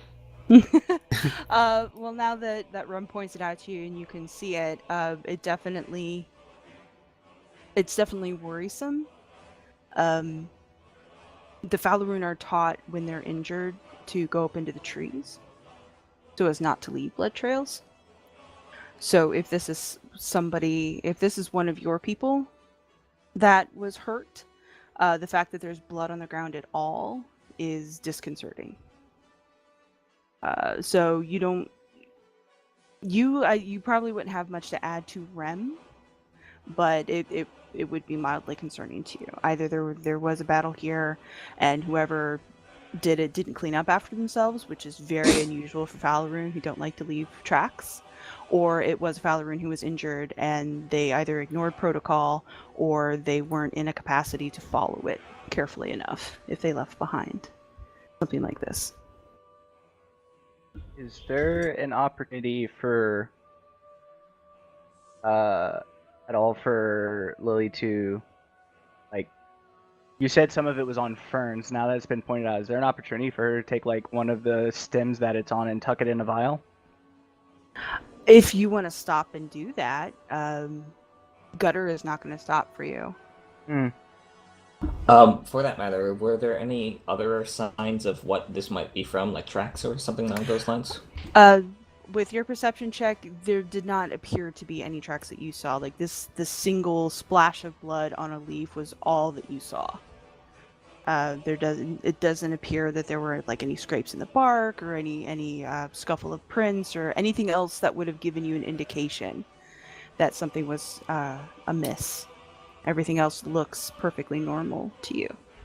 I'm gonna pick up the leaf that has blood on it, and as we're walking, tuck it into a vial as best as I can. It will slow you down. Sure. You will be left behind by the group, and you're no longer considered in any sort of stealth mode. I thought they had slowed down already. Well, he's going slower than he was, but he can still stealth at full movement. He is Valorum. Okay, never mind then. I thought they had slowed down. No, enough. he is slowed down from the forced march pace, but he's still moving at full movement. Was there anyone up the tree? No. This, You can roll another perception if you like, but you don't see. Nope. As far as you know, that tree is unoccupied. No one's ever lived in that tree, ever. This is an evil tree, Yeah, clearly. abandoned by all. Tree ate someone. Spirits of the forest will not come near it. Okay. So Gutter is continuing forward at his stealth pace, full movement. A night has begun to fall completely.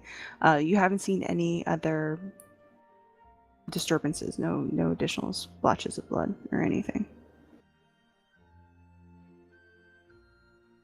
And then Gutter actually comes to a complete stop, seemingly in the middle of the woods. It doesn't look any different to you than any other section of the woods. But he speaks very softly and in Elvish still, for you all to stay here. Don't move and don't talk. What about me? Comes this whisper from the back. I like how the only other Falarun in the group is the one that's probably making the most faux pas. Yeah, he's definitely a special issue Falarun. Gutter does not look back, but the grip on his dagger is the one you can see tightens momentarily. Sorry. Stay there.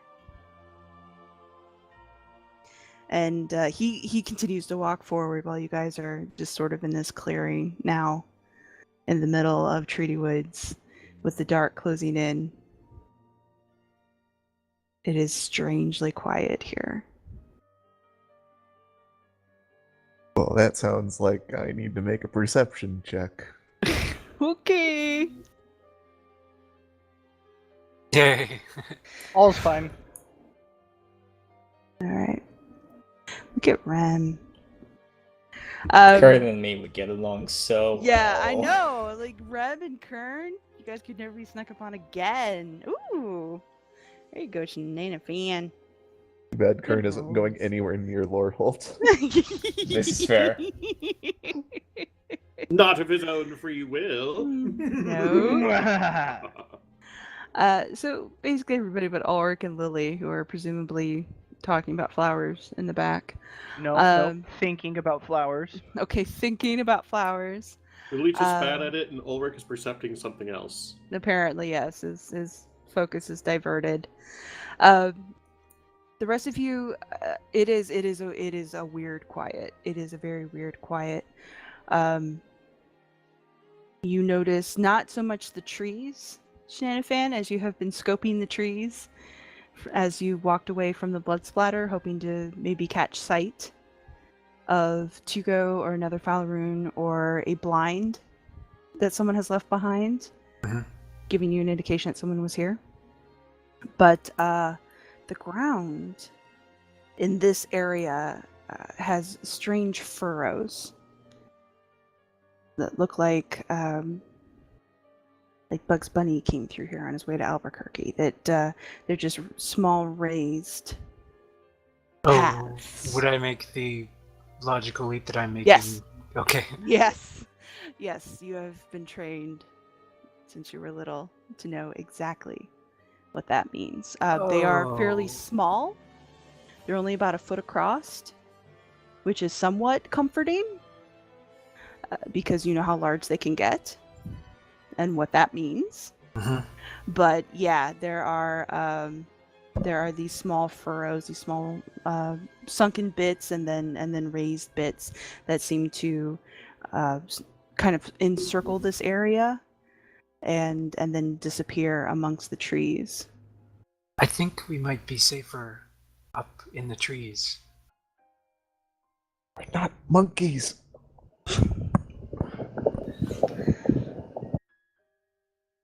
I'm going to go up a tree. You are free to do as you please. So Shenanifan is out. Yeah, he heads out of the clearing and starts climbing a tree. Give it a shot. No. Here, Aw. here, Rem. So, I'll Yuri, take you up. question. Yes.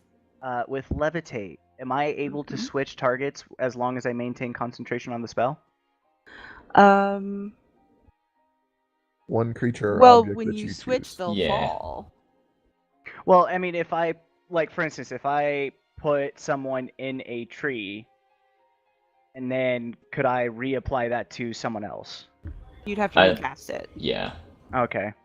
Yeah, because you designate your target when you cast it. Well, in that case, can I designate myself? Yes, you can designate yourself. You can see yourself. Okay. I designate myself, and I go up a tree as well. Okay. Because I can't climb.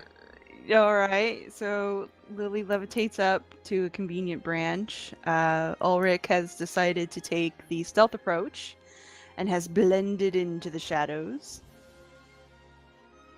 Just in case.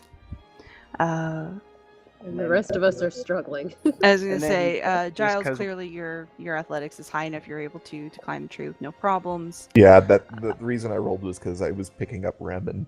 bringing Okay, her yeah, I with was gonna me. say you rolled high enough. If you want to take Rem with you, that wouldn't problem. Nika is on the ground. I'll Oh, go down and get Nika because she reminds me of. Oh, you got a crit. Okay, so yeah, you can take Nika with you.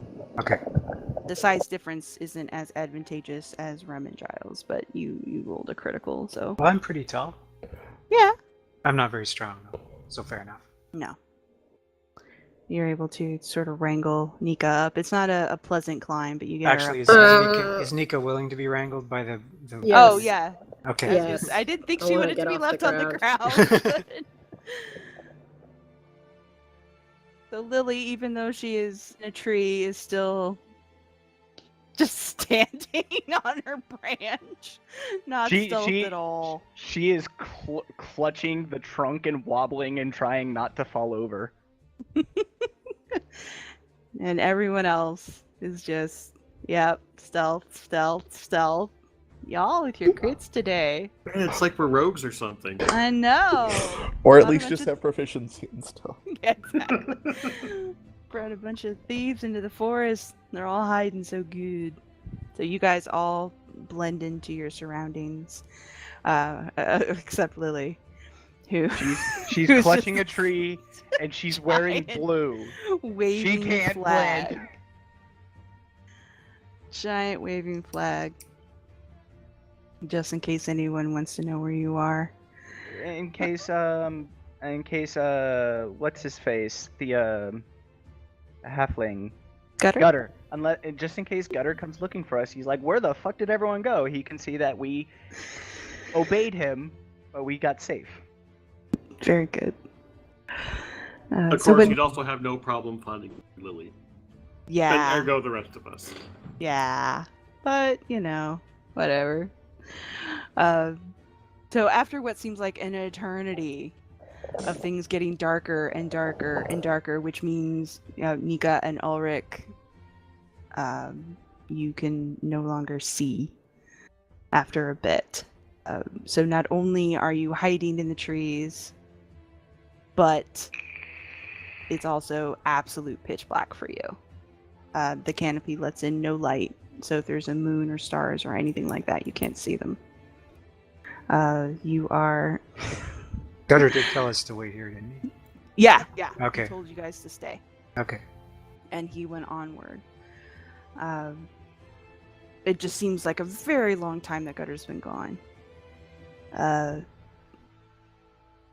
But eventually, a voice from the darkness calls up. Says, "You really aren't very good at this, are you?" He's talking to Lily, I'm assuming. Yeah, I'm assuming because everyone else is just hidden. Yeah. No. I didn't realize this tree was so unstable. It's a pretty thick tree, I'm imagining, and it's just Lily who's unstable. Yeah, it's fine. She's- It's Lily, it's wrong. She's got her face buried in the bark. She's like refusing to look anywhere. She's just clutching this tree. Like, why did I get up here? If I can't see them, they can't see me. That's the theory Lily's working on today. She could have gone invisible, to be True. fair. True. Well, come down. The lot of you, come down. This is an Elvish, again, still. So, What? He wants us to come down. Lily's going to use another spell slot to levitate herself down. oh wow, everyone's... Yeah, Nika. Nika has a hard landing. And this is why Ulric didn't climb the tree to begin with. He just steps out of where he was hanging out. Yep. Lily Because I floats. knew I was going to roll high twice in a row. I loved it, though. That was great. He just went poof. Lily floats down with far more grace than she was standing in the tree. Fucking Giles. Giles swan dives out of the tree and lands on his feet. Yeah. Is anyone- Is the Song of Storms playing for anyone else right now? Oh, yeah, for me. Yep. No, not Nope. for me. We got a storm coming. I'm sure we're gonna be fine. So Gutter motions for you, Lily, specifically, and again speaking Elvish. You're a doctor. I'm an alchemist.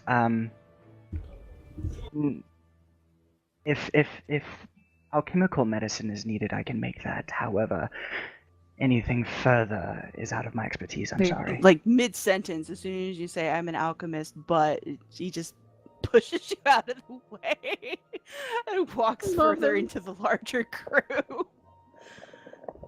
Doctor. Is he saying this in common? No. Paladin don't speak common. Lily Yeah, is going. figured. Lily is going to repeat it in common. He's looking for a doctor. Hi. Are you volunteering, Rem? I will tentatively raise my hand and repeat in common, Doctor. She says she's a doctor. Not sure if you actually speak common. If Gutter heard and understood, he gives no sign. He motions to you, Rem, in pretty like short, curt hand gestures to follow, and says in Elvish, "The rest of you can come too, but quietly and quickly." He's Fine, most quietly. concerned with Rem. And again, he's going forced march through the trees in the dark. He just Lily- turns and walks. So Lily's going to follow just in case a translator is needed. I'll come. I'll go. I'm not gonna like it, but I'll go. okay. This leaves again. Ulric and Nika can't see. I will reiterate for the crew. Lily is going to grab Ulric by the arm and drag him with her. I think Nika is usually Rem's walking stick, so. Okay, so Nika and Rem are together. Nothing's changed. All right. You guys kind of rush through some fairly heavy plant coverage. This area of the forest is particularly old. The the small hillocks and trails and sort of mole trails that you guys saw in the small clearing are also present here. Those of you who noticed them before, they're still here. They're still the same size. They don't seem to be getting any larger. They're definitely the same size, but they're also definitely still here. And finally, Gutter sort of busts through the tree line a little bit. And in this very, very small clearing, you can see off in the distance slightly, there's kind of a rise in the hills, which is strange because this is not a hilly area. But for some reason, there's a decent sized, almost looks like one of the old burial mounds, about that size and shape, off in the distance, just enough that you can make out the difference between it and the trees behind it and sort of the filtered twilight from the canopy. Leaning up against a tree is about a 6-foot burlap wrapped figure. It seems to be lying on its side.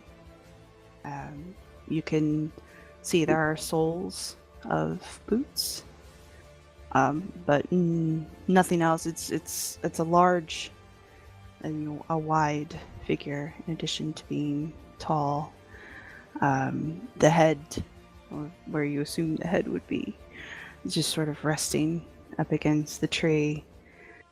And the first time he's actually made any bodily contact with any of you, Gutter spins around on his heel, and his hand just kind of whips out and grabs yours, Rem, and starts to haul you over to this cloaked lump.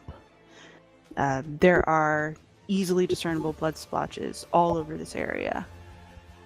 On the trees, on the ground, on the plants. There are small openings in the earth, but a foot and a half. All over this little clearing. There's maybe half dozen tops. It looks like somebody might have set up camp, or at the very least attempted to. Somebody's personal items have been scattered about a bit. A bedroll, a mess kit, just basic things. And as Rem is dragged over to the bundle laying up against the tree, we will take a quick 5-minute break so we can refresh the recording and everyone can get a drink and take the restroom break, and we'll be back in a bit. I'm uncomfortable. Everything's fine.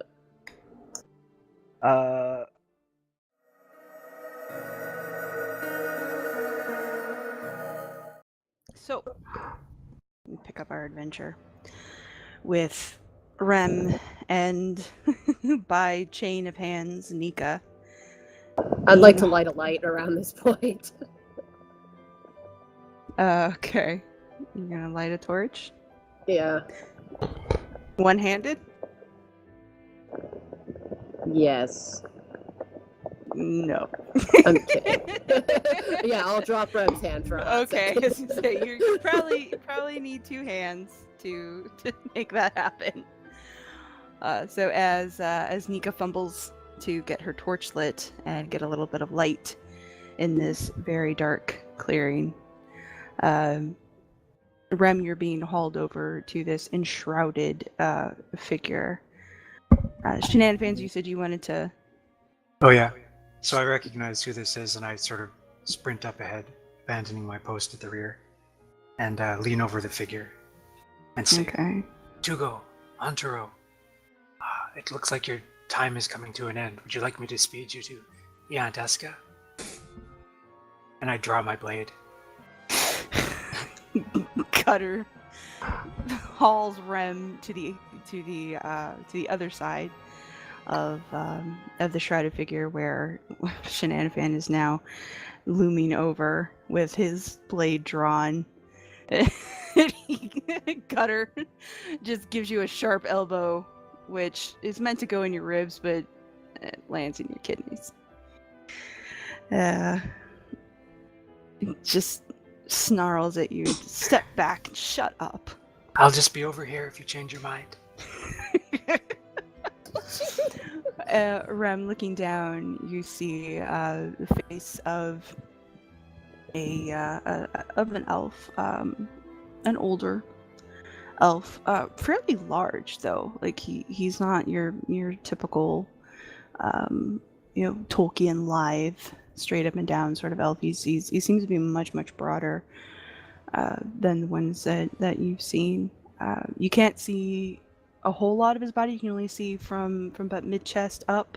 He's got the top of his head covered, but you can see his face, and he's pretty bloodied.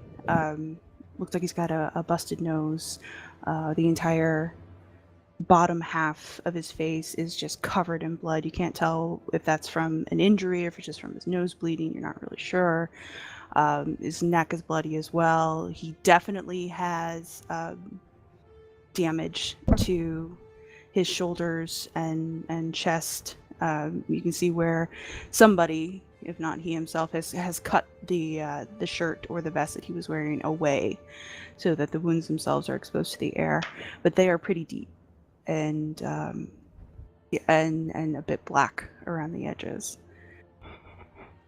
I'm immediately gonna look at what was his name? God. Gutter, yes, I was thinking Cutter for some reason. No, Gutter. Gutter, and just like point at him and be like, fix, heal. Please, he says in Elvish. Lily will nod at Rem. He says, please. I assumed that was a yes, and I'm already starting to work. Okay. Do I have any idea as to what the blackness around the edges is, or what kind of wounds these are, other than just, general lacerations and all? Most of them are general lacerations. Again, his nose is broken. As you sort of pull the blanket, all it is he's got a blanket wrapped around him. So as you kind of pull the blanket away from him, there's a little more extensive damage to the sides of his face and neck as well. But most of them appear to be fairly standard lacerations. The black around the wounds tells you it was probably a treated blade of some kind. Might have been poison to. I mean, you've seen enough Falarun attacks in the city. You know what a poison arrow looks like. But as far as I know, this person is Falarun. Yeah. Gutter did. He did say he was taking you to Tugo, and Shenanifan did address this person as Tugo. So as far as you know, this is Falarun. And the poison does look different. Most Falarun poison is based on Werden root, which is green, and this is definitely black. So it probably doesn't have the same base. But you, just given your general skill and the materials that you have and your general knowledge and what you've already patched up in your time with the Tide, and what you've seen sort of in the mining camps and the surrounding areas, it looks mostly like whatever the blade was treated with is what's keeping him weak. Like the injury should not have taken him down. The injuries seem to be fairly standard, busted nose and clean him up, stitch him up, no big deal. It seems to be whatever the blade was treated with is what's causing the weakness, the reason he's not standing, the reason he's not moving. He's lost quite a bit of blood, but not enough that it would incapacitate him. I'll wave Lily over real quick, point to the blackened spots on the wounds, and tell her, figure out what that is. And in the meantime, I'll start trying to keep him from losing any more blood. Okay. Okay, so how should I go about identifying this, since it's technically not a potion? What you can do is you can roll your knowledge of.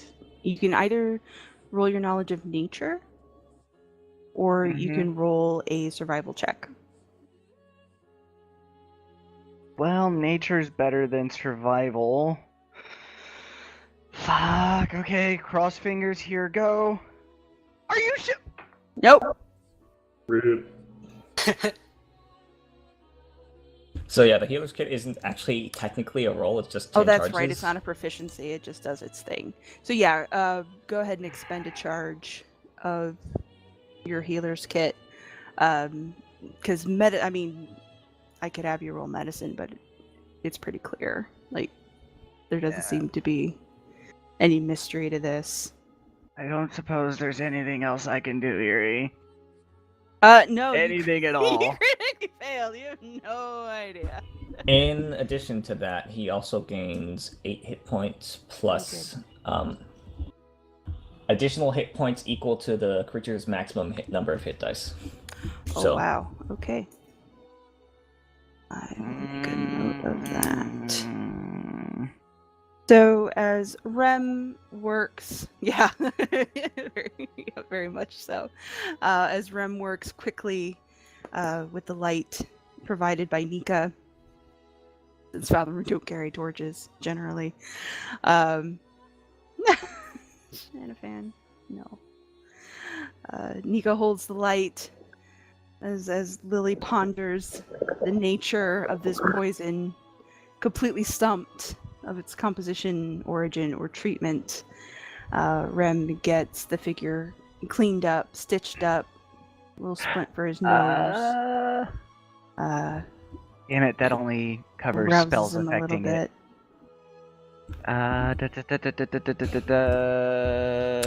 it. Shit. Manfred, anything?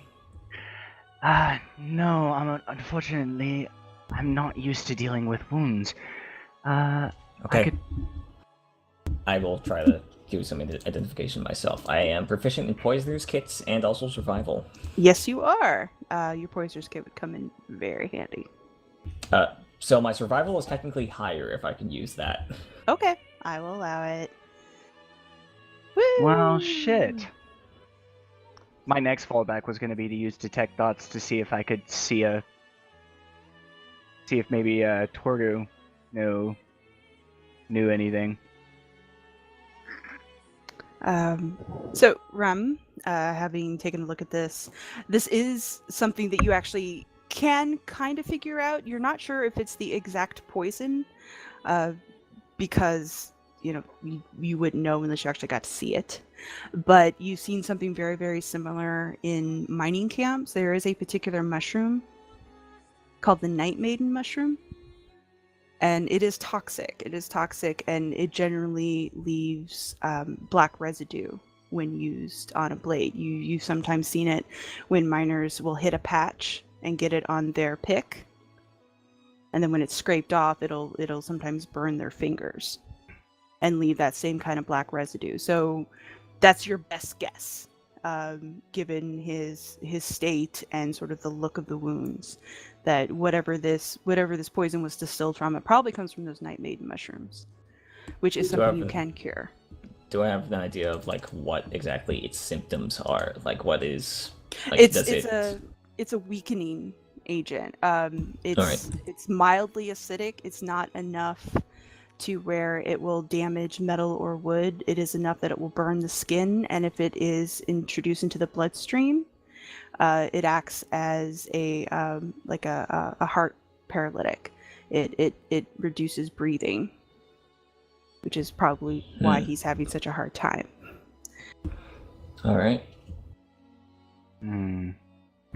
But I'll see about can fix doing it. something for that. Yeah. Yeah. Medicine check or? Yeah, go ahead and roll your medicine. This should be something you can solve. Yeah, you can definitely get him something that at the very least will keep it at bay until the poison runs its course. Since you don't know exactly what it is that you're countering, you can at the very least get him moving again. Yeah, basically eat charcoal. Yeah, Yeah, that helps absorb. Well, that's for if you eat poison. Yeah, if you eat poison, but yeah, basically the same idea. You can give him something that should counterbalance the main toxin. I'll keep it from getting worse at least. Yeah, it should help him recover slightly. That's about as best as I can do. You're not the kind of magic that knows how to heal people, I assume. Unfortunately not. At least, not common ailments. Well, that's that. I look at Gutter. Anything else? Gutter looks fairly relieved, which is probably the most emotion you've seen on his face since you've met him. And he actually does kind of clap a hand to your shoulder just real briefly and goes to help Tugo sit up and, kind of strip the blanket from him a little bit. And he is looking significantly better. Not only is he, cleaned up with his nice new stitches now, but he does seem to be breathing easier and more normally. And yeah, he seems to be doing much better. As he opens his eyes and sort of regains his senses a little bit. Gutter also throws a sharp look over at you, Shenanifan, and snaps his fingers and asks for your canteen. I pass it over. And so, he's given water, and for just a moment or two, Gutter is totally focused on Tugo. It is not paying attention to the rest of you. As he kind of regains his senses. Who did this to you, Antero? With a cough, out comes a fairly deep voice for an elf, but with a rumble. He says, of course, this is in Elvish, for those of you who speak it. But gives a rumble and throws a hand towards that hillock in the distance. Says, I got the bastards, though. Was that hill always there? And he just looks at you as if you said something incredibly silly. No. I thought not. Tries to stand up, and Gutter goes to help him. So yeah, this guy, Tugo, is 6 foot. His hair tends toward the blonde. He is an older elf, fairly scarred as well. He's clearly been in the battle room for a long time, judging by the amount of tattooing and battle scars he has. But he's big and pretty powerfully built. He's got a long bow that is resting on the side of the tree that he now grabs and sort of uses as a makeshift quarterstaff / walking stick as he steadies himself. But yeah, Gutter, between this 6 foot tall elf and our tiny little halfling friend Gutter, they do make quite the odd couple. This guy is also pretty quiet too, though. Like it might just have been a punch to the throat, but he doesn't seem to be too quick to speak. And of course, Shenanifan, you know that he's not a big talker generally. I brought information, possibly. Oh? These people might know something about the artifact and Fergar. Hmm. So now he's looking down at the small cluster of people that is Rem, Nika, and Lily. No one likes the tall elf there. If one of them must be done away with to set an example. Just FYI. I can hear.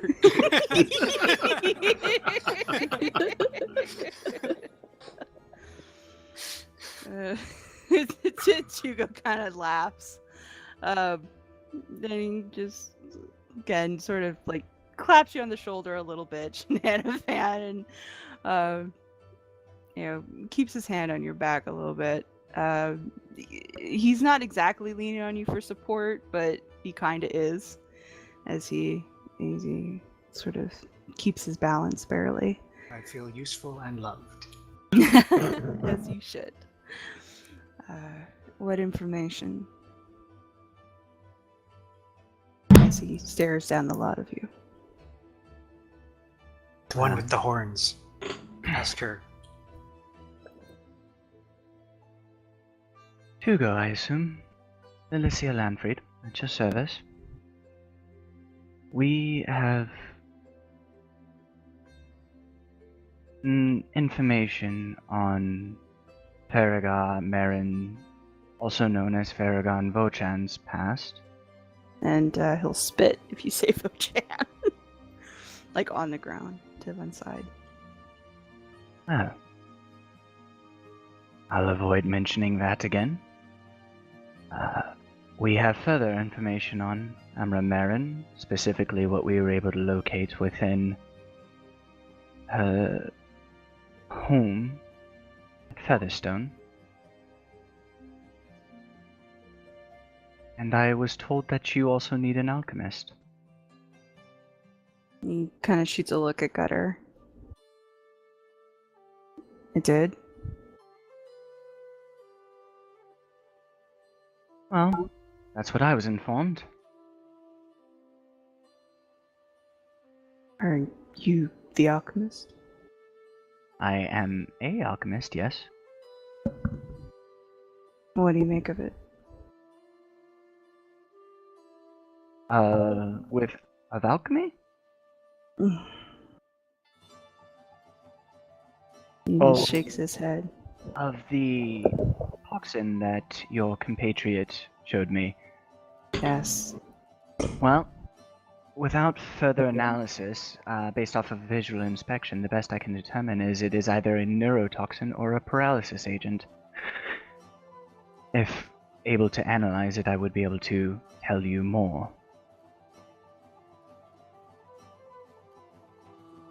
And he and Gutter seem to be having a silent conversation. He looks at you and he says, that'll do. What? Paralysis. Makes sense.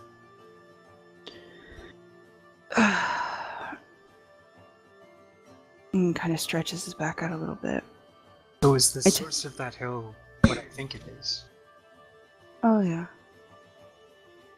Did we not, leave? In a moment. I want to know what information they have. I'll trade. And he looks at Rem, since he's not aware that Rem doesn't understand him. But yeah, he'll look down at Rem. He's like, they're owed at least that. Lily will translate for Rem. That short one's not an elf. She's getting translations in both ears from Yeah, Giles and exactly. Lily, and they're Oh. probably Yeah, slightly yeah. different in terms of I love language. it though. It's Yeah, it's confusing. probably a wonderful game of telephone between Giles' interpretation and Lily's interpretation. So, so Lily will only comment if she feels like Giles' interpretation is skewed. Okay. He wants to make sure that at least some kind of gratitude is conveyed in the spirit in which it was given.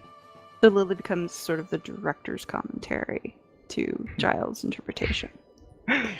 Yes. Yeah. Tuco looks down at you, Rem, and says you're owed. He'll trade information. Information for information. But you go first. Wow. Yeah, I look back at Lily and just emotionally, this one's all you. So, I was told that you are looking for Farragar Marin, as well as an artifact that was stolen from his mansion. Farragar Marin, well, we have quite a bit of his history. Son of Amra Marin and last surviving member of her line specifically. He has a son, actually, from Whitfeld. And last we've heard, he is traveling on behalf of some sort of organization. Very secretive business. The artifact It appears to be a orb capable of planar magics.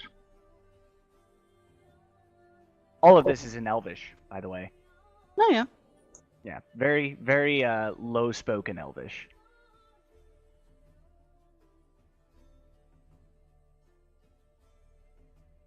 He stares at you blankly.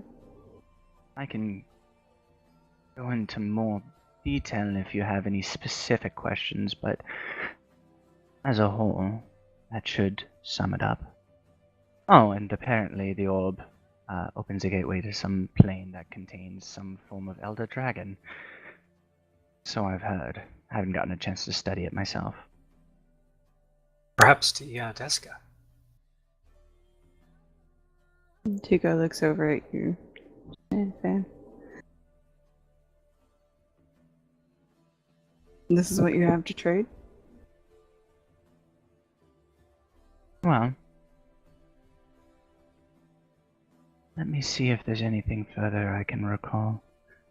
So now that Tuco has sort of like gotten to his feet, and he has like visibly recovered in the time that you've been talking. So while you sort of search your thoughts, he starts striding over. He brings you with him. He hasn't quite taken his hand off your shoulder quite yet. He shifted from your back to your shoulder, but between his longbow and you, he's keeping steady on his feet, still taking fairly long strides across this, pothole-ridden clearing. He's moving in the direction of the hillock. Lily, you can keep talking and following if you wish. Yeah, I'm gonna but- be walking with him. Okay, Tugo is taken off as he listens to you speak. I'm not sure if the blood got in your eyes, but we're heading towards the hillock. I'm going to show you something. Anyways, I'm not sure exactly what information you're looking for. If I did, I'd perhaps be of more assistance. Or at least have information that's more useful. So as Lily finishes, I don't know who all is trailing behind. If anyone Ulric is. definitely, because he's lost without Lily here. All right. Yeah, Lily's still dragging him around by the arm. Okay. Giles, Rem, you guys coming too? Yeah. All right. We are see in reason to the run back yet. and so Okay. it goes south. I guess Nika has the gun, so. It's not so like you guys she can aim it. can now. Well, she gets one shot. We'll see how it goes. No, I'm saying it's not like she can aim it since she can't see. Oh, wait, no. she has a Well, torch she's got now. a torch now. Yeah, she has her torch now. Yeah, fire one-handed. Let's go. So the thing that Tugo has walked up to, it looks like a small rock leaned up against a tree. And small being a relative term. It's about 4 foot.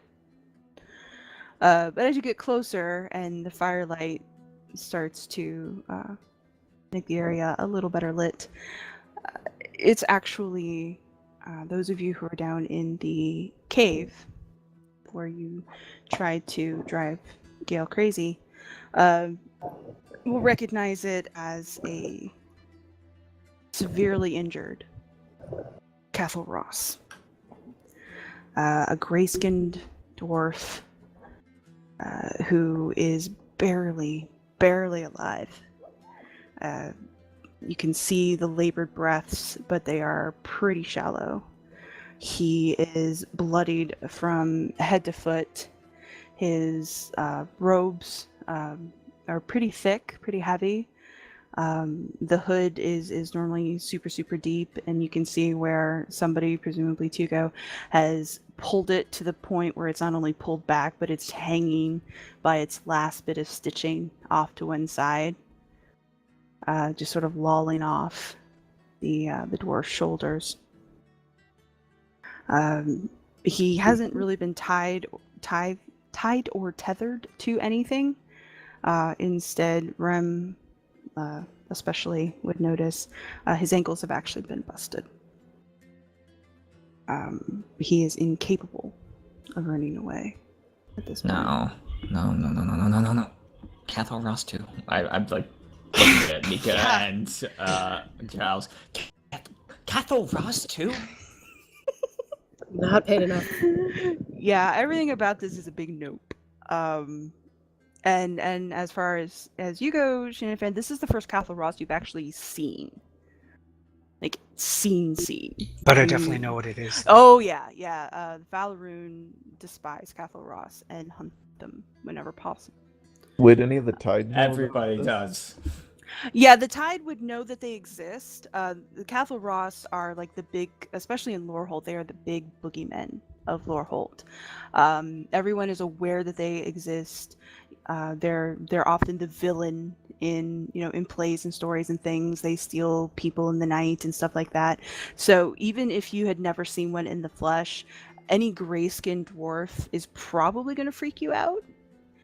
And one of the sure signs of a Cathal Ross that is very widely known, because their inner workings are still pretty much a mystery, but one of the things that would definitely freak you out is all Cathal Ross, true Cathal Ross, actual priests of Cathal Ross, have that tattoo on the palm of their hands.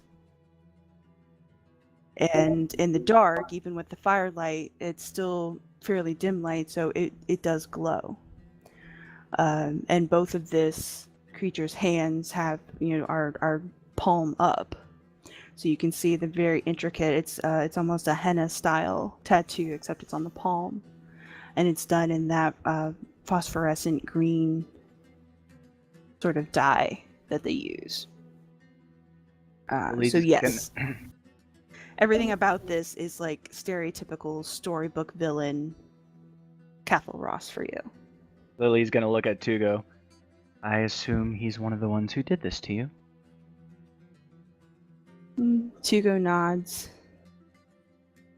And with a quick movement, swoops down, letting go of your shoulder, Shenanifan, and cuts the dwarf's throat.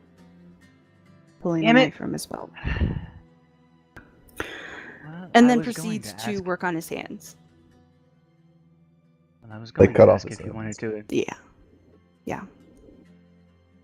I was going to ask if you wanted to interrogate him, but I suppose that works too. And then, as Tugo starts to work on taking off his hands, he mutters over his shoulder, "I've got another one, if you want to talk to it." Well, I was more planning on reading its mind, but yes. There might be some... I wouldn't advise trying to read its mind. But... Well, I will gladly take your advice, especially as it seems you know something that I don't. Tugo, he's still working on the hands. It's going to take him a minute because he doesn't carry a sword. But he has now sat himself on the ground, is like making himself comfortable as he works, dislodging, removing the hands from this now dead Cathal Ross. Lily will take out a dagger and start working on the hand that Tugo's not working on. Ew. Oh my! Roll your medicine. Me? Yeah. You're making a hash of it. Amateurs. I refuse to assist on principle. Okay, that's fine. You don't have to. So Tugo, in his now comfortable perch on the ground, he really is looking much better. As he disarticulates this said Cathal Ross. He says, if you can, and again in Elvish, if you can speak the dark speech, you can talk to the other one. I'm assuming you're referring to Undercommon. Unfortunately, Infernal, Elvish, and Primordial are my limits. Currently working on 3 others, though. Damn it. Giles, are you going anywhere towards the cave, or are you just scoping around the Just general scoping around the vicinity? battlefield. It's pretty grisly. In the dark, if you want to do a perception check, the hippopotamus oath, yes, the well-known hippopotamus oath. You now that you are sort of checking closer to the hillock and this area, there is another quote-unquote rock that is making its silhouette against the hillock, right next to what seems to be the entrance to the burial mound looking thing. Other than that, it looks like there was a heck of a battle. Yeah, the clearing itself is pretty open. There aren't any trees directly in front of this sort of cave entrance. Most of the whatever ground cover was there has been disturbed by the tunnels. So although it is a little, you do have to kind of watch where you step because of the furrows and the holes that have been left behind. It's actually fairly open. The Falarun don't like to be ambushed either. So. Yeah, I'm not only worried about Cathal Ross, I'm worried about the Falarun coming into the trees as well. Since we're in the middle of a clearing and they can just hide up in the trees. They could. That is a thing that can happen. Yes, that is definitely a thing that is not unknown. That is the way the Falarun generally like to fight their battles. You don't see any or hear any They're there though. movement in the trees. The Falarun are there though. Let's be honest. So Well, basically, I'm we trying to figure out a way if more Cathal Ross come up where we can take cover, or if we start all of a sudden getting fired on from the trees where we can take cover. The cave is probably your best bet. Otherwise, you're running. Everywhere else is running into the woods. Yeah. So yeah, if the Falarun do decide to ambush you from above, the cave is going to be your best bet. Okay. That's really the only cover you have. Lily is going to conversationally speak with Tugo. Well, if the information I provided and potentially can provide is not valuable to you, is there some other service I can provide? I'm rather talented with alchemy and certain aspects of spellcraft. You served your purpose. I needed that poison, at least somewhat identified, but then I kind of figured out how it worked on my own. Unfortunately. Your information's not useless, it's just old, I suppose. I know where Fairguard is. Oh. Well, like I said, his son is traveling with us. Would we be... Well, not with us, but we do know his location. My sister and I have been traveling with Ulric and a few others. We decided to divide and conquer on some tasks. His son is with my sister currently. Regardless of who or where his son is, our problem is that we understand our information is old and we'd like updated version. Would it be possible for us to speak with Thera? If you want to track him down, I suppose you can. Now that I know what the item does, and what it is, he seems to be the smaller quarry in this equation. Well, I'm glad that at least some of my information was useful. Oh. What information can you provide us in return? He went home. The Featherstone? Mm. Well, that's explains that answer. Didn't go there directly, but Probably made a pit stop by Whitfeld, if I'm not missing my guess. no. No, he went to. Well, it's not a place anymore. But the town that burned, the human town that burned. Hollowacre. There You first, then home. Oh wait, Lily wouldn't know about Hollowacre, never mind. She didn't pass by, Lana did. Yeah, Unless Ulric news knows of about it, Hollowacre. though. but Ulric knows what Hollowacre is.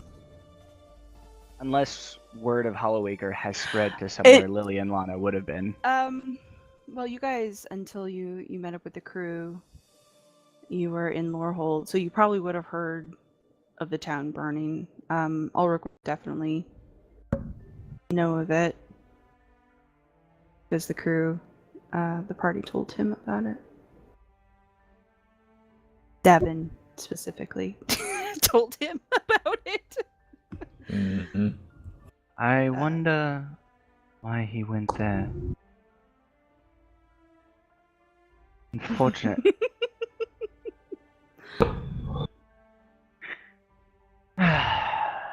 Well, unfortunately, it seems like this trip has been perhaps not wasted, but at the very least, not as On the profitable as contrary, I'd I think that this has been exactly what we were looking for.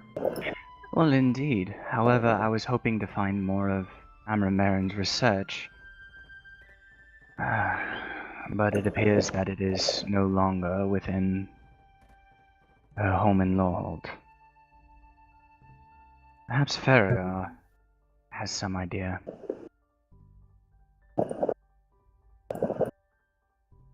Rem, were you, did you have any Oh. desire to speak to? Desire? Not really. But I will if I know what I want, what people want to know. Because yeah, I don't have any particular desire to speak to, much less be in the presence of Cathal Russ. Understandable. Definitely understandable. It's totally up to you whether or not you speak to or even go near the other figure. All Giles saw was that there was a figure over there, whether it's alive or dead. Ask Yeah. it its name. Ask it if it has names. Ask it Lily if it's a boy or a girl. Lily doesn't know that Rem speaks Undercommon, or she Nope. would have, or she would have asked. But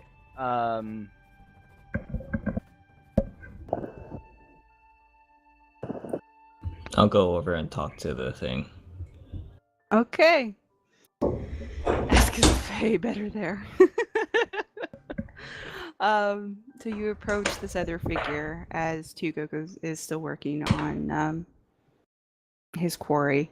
Gutter follows you, kind of trailing, so that he's about midway between where Tugo is and you guys are. I take it Shenanifan is close behind. Yep. Okay. Lily sees Rim going over and is going to trail after just to see what she does. Okay. So I imagine the crew is sort of scattered around. Rem approaching this figure curled up on the floor, and Nika with her torch. He is equally worked over. He's been badly injured. He's also been hobbled. This one has already had his hands at least partially removed. Yes. One is completely gone, and the other is worked on, but still half attached. He is bleeding out. He's not going to last. I'll Much finish longer. off the last hand there with a sweep of my sword, since it's messy looking. Okay. Roll an attack. You get advantage though. Oh, whoops, that 'cause was it's the around. hand. Oh, wait. I guess I could use a knife. Okay. Whatever. Yeah, that works. Works just fine. So with one clean sweep, you're able to finish the removal of the hand. It's a fairly clean cut. Like I said, it's already mostly gone.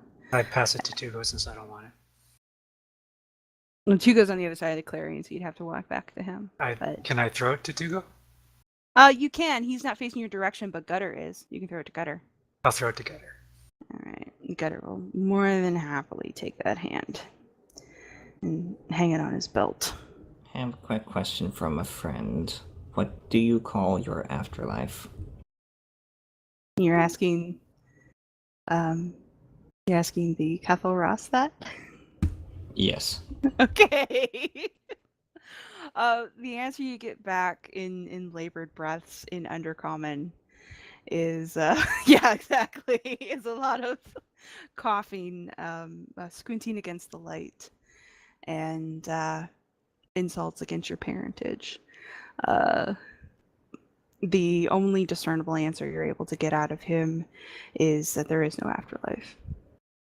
I look back at Shenanifan, just like shrug and be like, I don't know.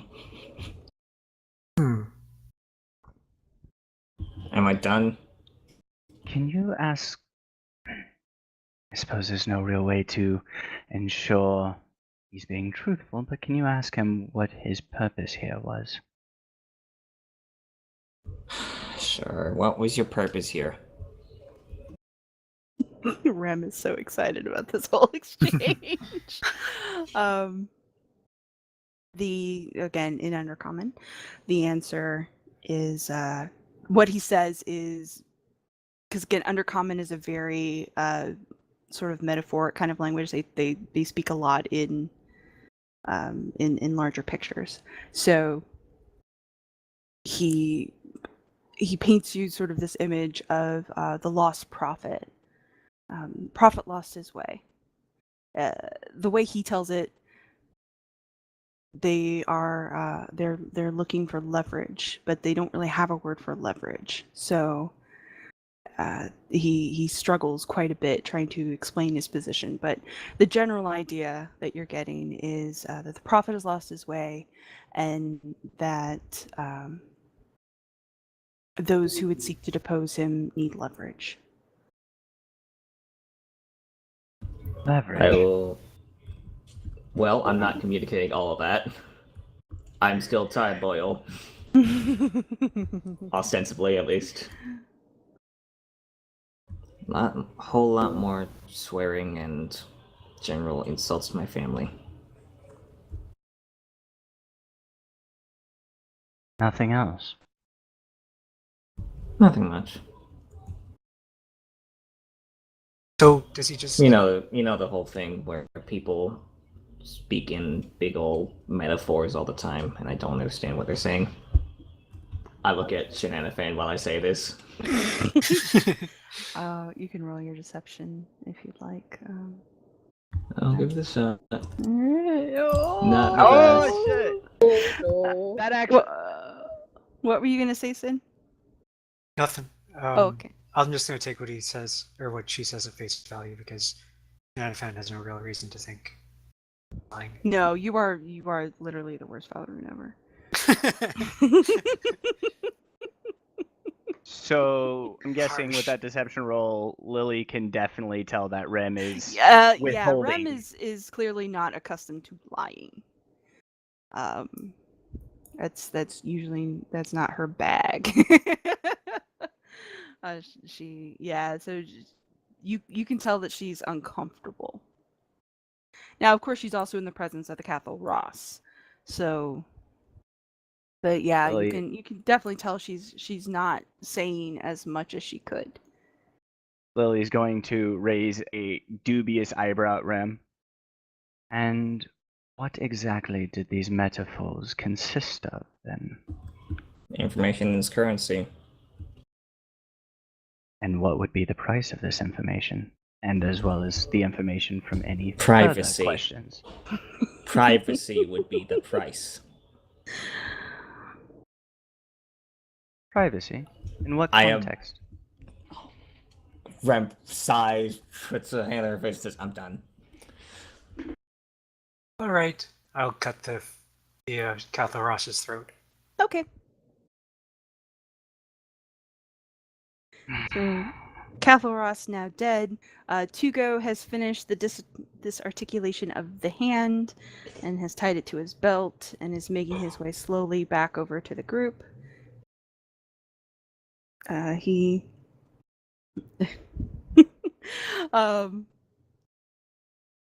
he looks at the fallen, now dead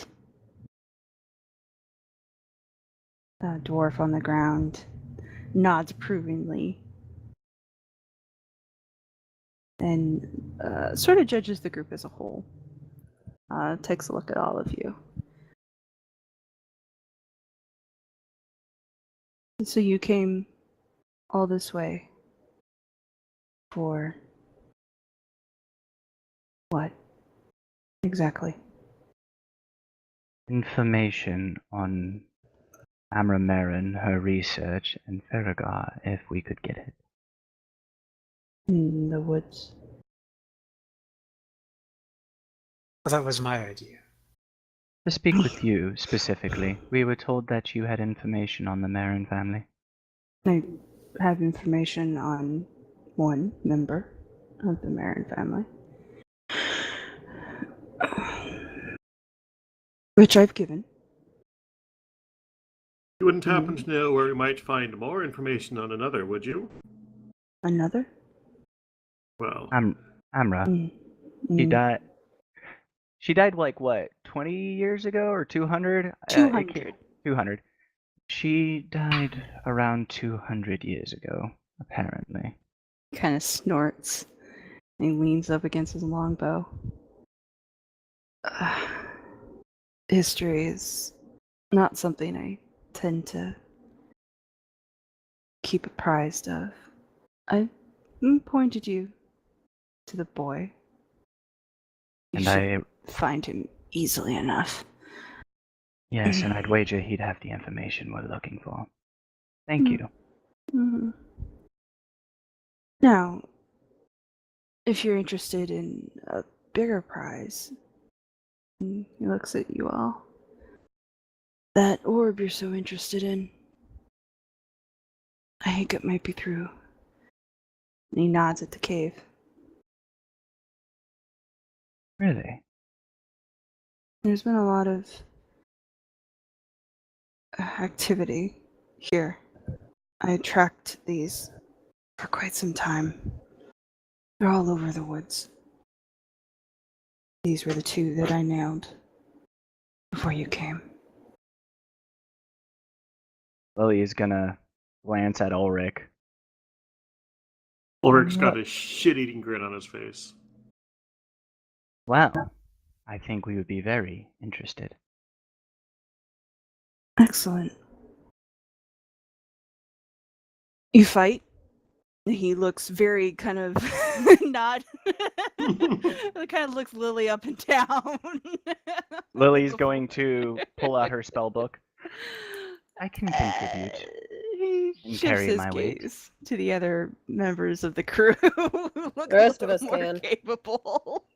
Well, some of us can. Good. Good enough. Good enough. So, prepare? Yes? I am ready.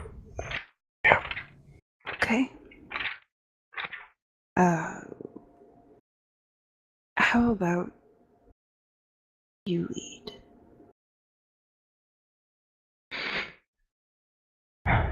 Well, yes, I believe we would be amenable to that. We have quite a few capable members of scouting in our party.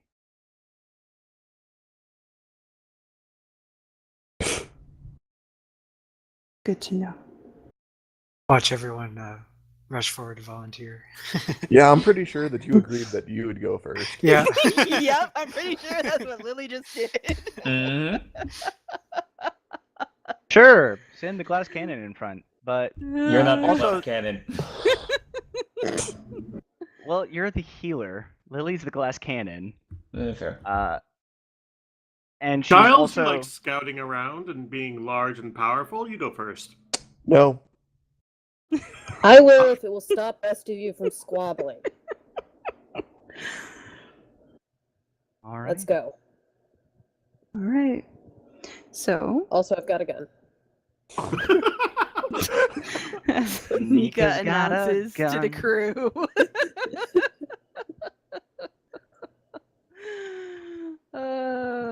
Okay. Did we lose music or did I just lose music? We lost got music. No, it's Yeah. all I good. don't know. I lost I turned it down because it was having a hard time hearing over it. I don't know. I don't hear music. Okay. I'm not sure. Hey. Nika's got a gun. All right. So with your Falaroon friends at your back. Friends is a strong Friends word. is a strong word, I know. Falaroon accompaniment at your back, including Shenanifan. You approach the fairly small entrance to this this burial mound looking hillock. It is rock and earth and stone. It's very roughly shaped. Again, going along with the theme that the Catharos have of digging tunnels. This definitely looks like somebody mounded this up, almost like a sandcastle.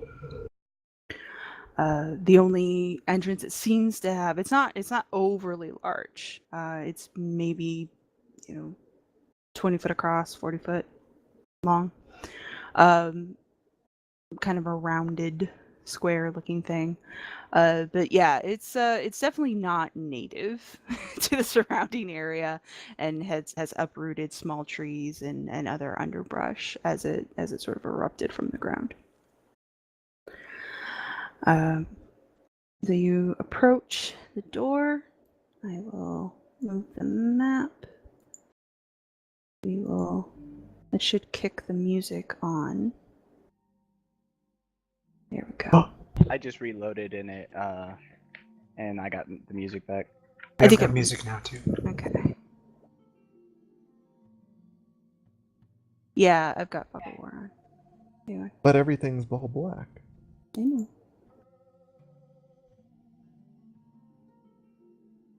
Okay. Is part of this not black now?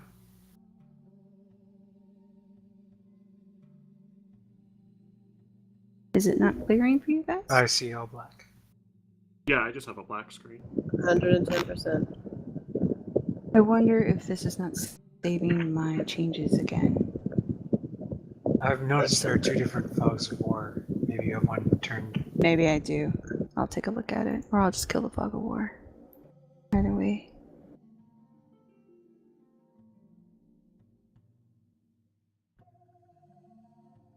Does that help?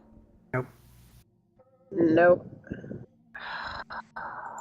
Yeah, nah. Oh, awesome. Are you guys at the top of the page? Yep. Yep. Okay. Mm-hmm. Let me see if I can figure this out. Maybe since we don't have carrot tokens on there, I just drop something. Yeah, I can see.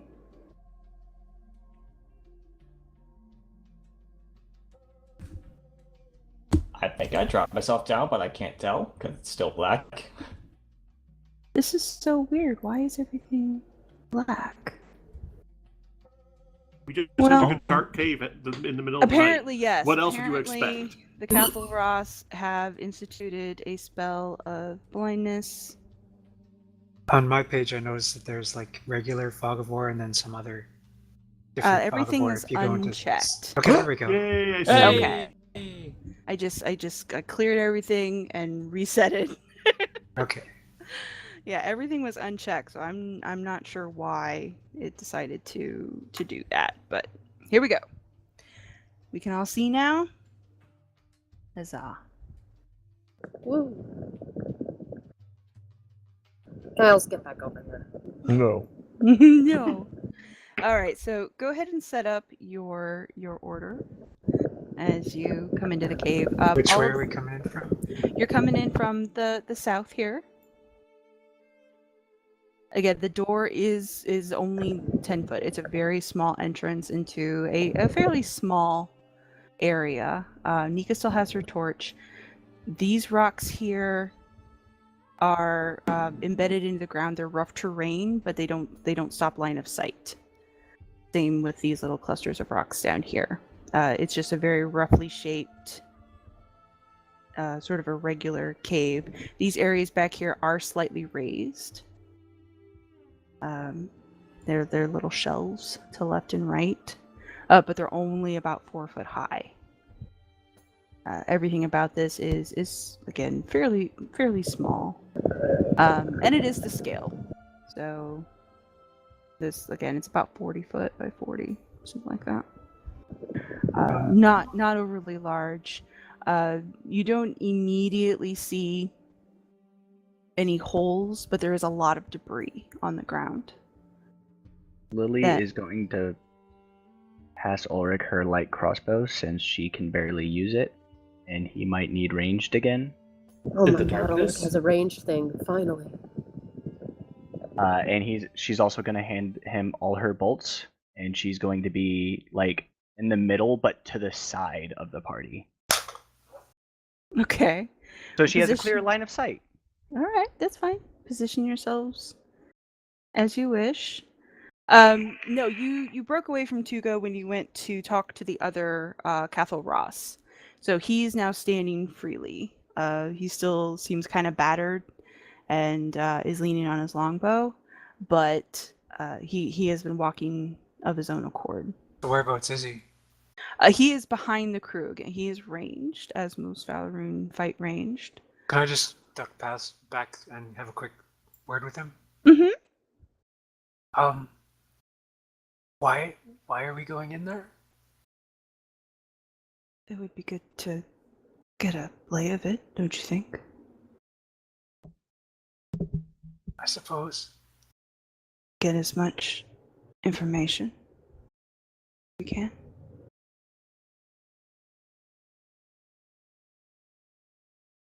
So I'll hang at the back. Okay. Just sort of poke my head in the doorway for now. Okay. That's your perception, Nika? Yep, You see all kinds of rock. so much rock. So much rock. So very much rock. You do see, since you are the furthest, you can kind of use Giles. You are the furthest in, and that is a really good perception. There are areas here in this large selection of rock where holes have been clearly covered over. Quickly and not by human hands. Like you don't see shovel marks or any sort of tool marks of any kind. But you can definitely see where the earth was disturbed and then replaced. Gotcha. Are there Giles, any you're a other? musclehead, right?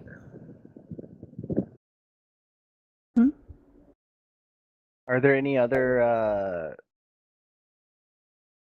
Is there anything else in this cave that's of interest? It doesn't look like there's any other like entrances or exits. No, not that you can see, other than the holes in the floor, again, which have been covered over and aren't currently usable as exits. The only way in or out of this place is the door that you walked into.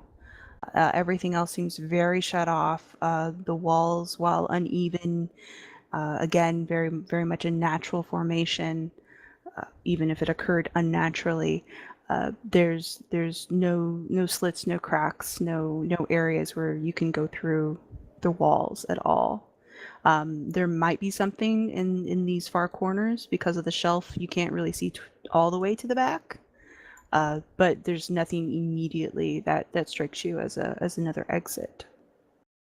I'm just gonna make sure that there's nothing in the room beyond the covered holes in the middle. Just make sure that those are the only thing there. Well, that's all you can see. Well, I mean, no, the like I'm actually gonna like investigate. Like I'm gonna clamber up on the shelves since you said they're only like 4 foot high. You're Like just double okay. check. go ahead and put yourself on the shelf then.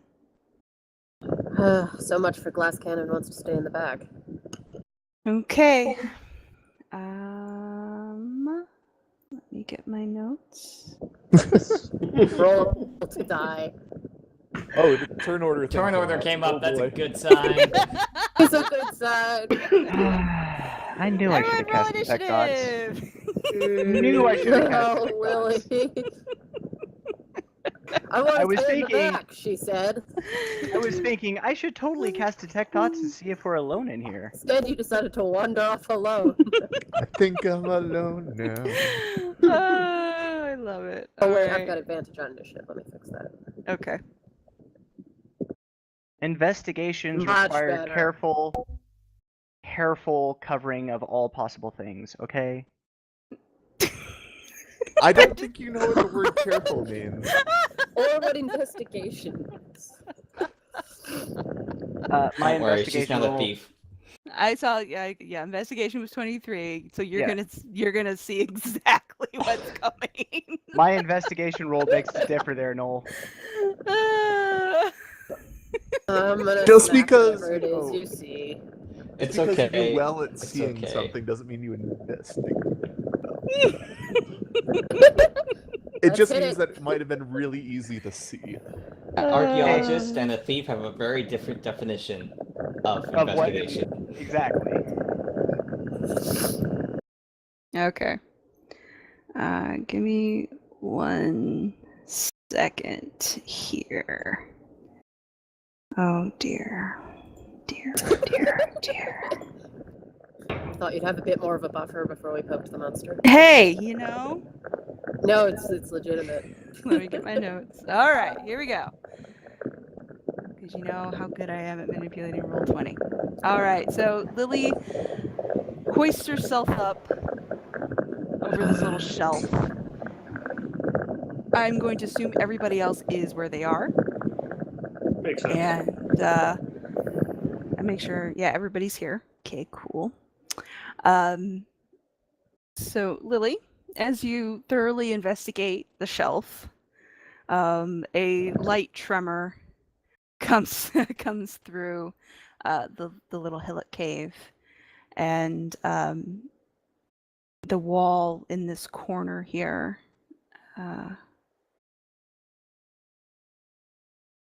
crumbles away, and Nika, Giles most definitely would see the same effect happening here, and no one else would have much of a vantage point at this particular time. But yeah, Nika, you would be able to see what is emerging from both locations, both the one in front of Lily and the one that is directly in front of you on the ground floor. Giles, you as well, and Ulric and Rem and Shenanifan, you can see the one that is opening up on the ground level. So let me pop these suckers into view. For the record, I knew there were secret things in this cave. I just knew it. Oh, there Did the it grid is, lines alright. give that away next? Did the grid lines give that away? It's a visual aid with grid lines. So yes, the walls themselves, they sort of crumble back in on themselves, and almost stepping out of the stone itself are two of the they're not Cathal Ross, but they're the undead dwarves that the party encountered at the burning of the Nowhere Inn, and that we've seen subsequently. These are very clearly undead. Very clearly undead. And yeah, they're yeah. So, Nika, Yes. you have the first initiative. So this is a 4-foot high shelf, right? So Yeah, I assume that's these- actually presents a challenge. Yes, it will actually take your movement to get up and over it. So I couldn't reach a guy in far corner in a round. Not in one round, no. Oh, Not So I'll the just one get up in this the corner, but it is a short enough distance that if you have range, you could fire over it. Or short enough height, I should say. That you could, if you have range, you could fire over it. I do have one thing that's ranged that I really been wanting to use. Okay, I will impose this advantage because you aren't actually trained in firearms, but you know I enough didn't to add my point and proficiency pull. to it. You know enough to point and pull. So that will hit. I have no idea what the damage is on this thing. I just put question marks. On a gunpowder weapon? Yeah. What is the distance that we're working with here? 25 feet, I think. Okay. Let's see. Don't worry, I have a plan. Oh, that's not bad at all. Okay. So that will be 8 points of damage and a big puff of smoke to this particular undead, Awesome. blowing out a section of his chest, and you can see the tendons deep down in there, and it's not pleasant, Lily, but you know, it's what you get. I like that. Up close and personal. Ulric. Everybody just goes like, Oh, follow-up bonus. question. mop, Go ahead. mop. Yeah. If I have extra attacks, can I switch to another weapon for those, or? How many extra attacks do you have? I have normal extra attack, and then I have bonus action attack. Go ahead and you can have one. We'll say you burn the bonus action to swap your weapons. Yeah, everyone's deaf now, by the way. This is a small cave. Worth it. So everyone is deaf. And I'll clonk this guy here. It's a light crossbow, right? The what I gave you? Yeah. Yeah. So just dex to hit, d8 damage, life is good. Yeah. I'm just gonna go ahead and remove that from my inventory. You can keep it. Lily's not gonna use it, let's be real.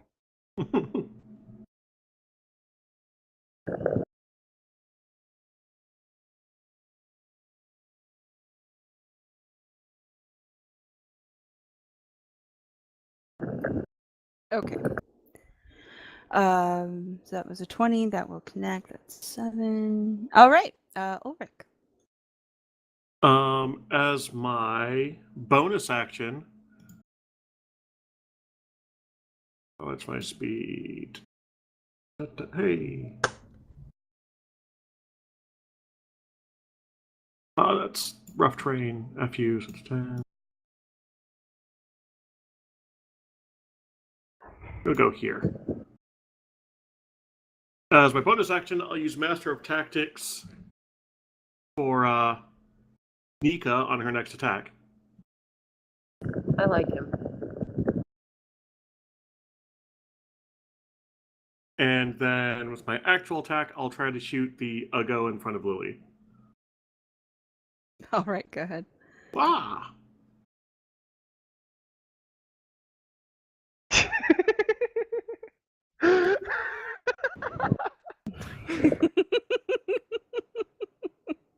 That will connect. Go ahead and roll your damage. 3. Gotcha. Yeah, 3 also damage. get sneak attack. Can you do sneak Oh. attack on friggin' range? Yes. Yeah, you always have sneak attack. Yes. That's beautiful. Oh gosh. And you get to add your dex bonus. To damage for range? Yes. Yeah. Somebody Yes. please teach Ulric how to roll. Can you please give me permission told me to how edit his range character weapons sheet? work. I was Please. just handed one right before the battle I started and beg said, of you, "Here, let me fix his character sheet. Let me fix his character sheet. Okay, after this, I'll let you have his character sheet. To be fair, he only just got the light crossbow. Right. Granted. I I'm know. fixing his sheet. I'm just saying.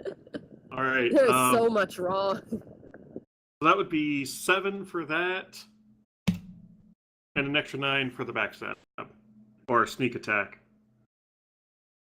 So 16 total. There's a You lot should wrong have 4 here. dice. That's There's What? a lot wrong here. Why do I have 5 then? Someone told me it was 5. Oh, that you just rolled to hit. You didn't roll the damage. That's not how sneak never mind. attack works. This is because you're you keep level- getting in my character you're sheet level messing 8, with right? things. That's how you roll sneak attack. I had a nice little macro, and it was a beautiful. See, that's 5, not 4. I don't know if it's 5 or 4. I One just heard 5d6 and rolled it. Third, one from 5, one from 7. When you I guys can tell are done this is gonna mathing, go well. you let me know.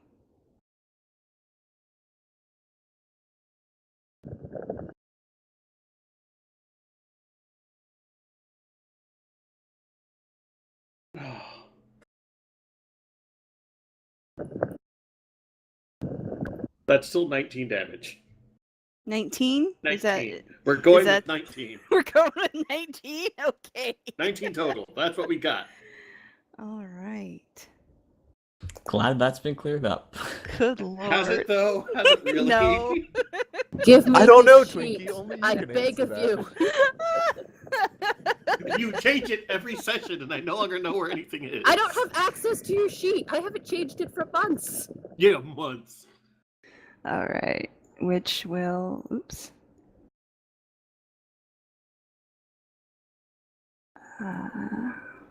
Poof. That much damage will split this poor dude.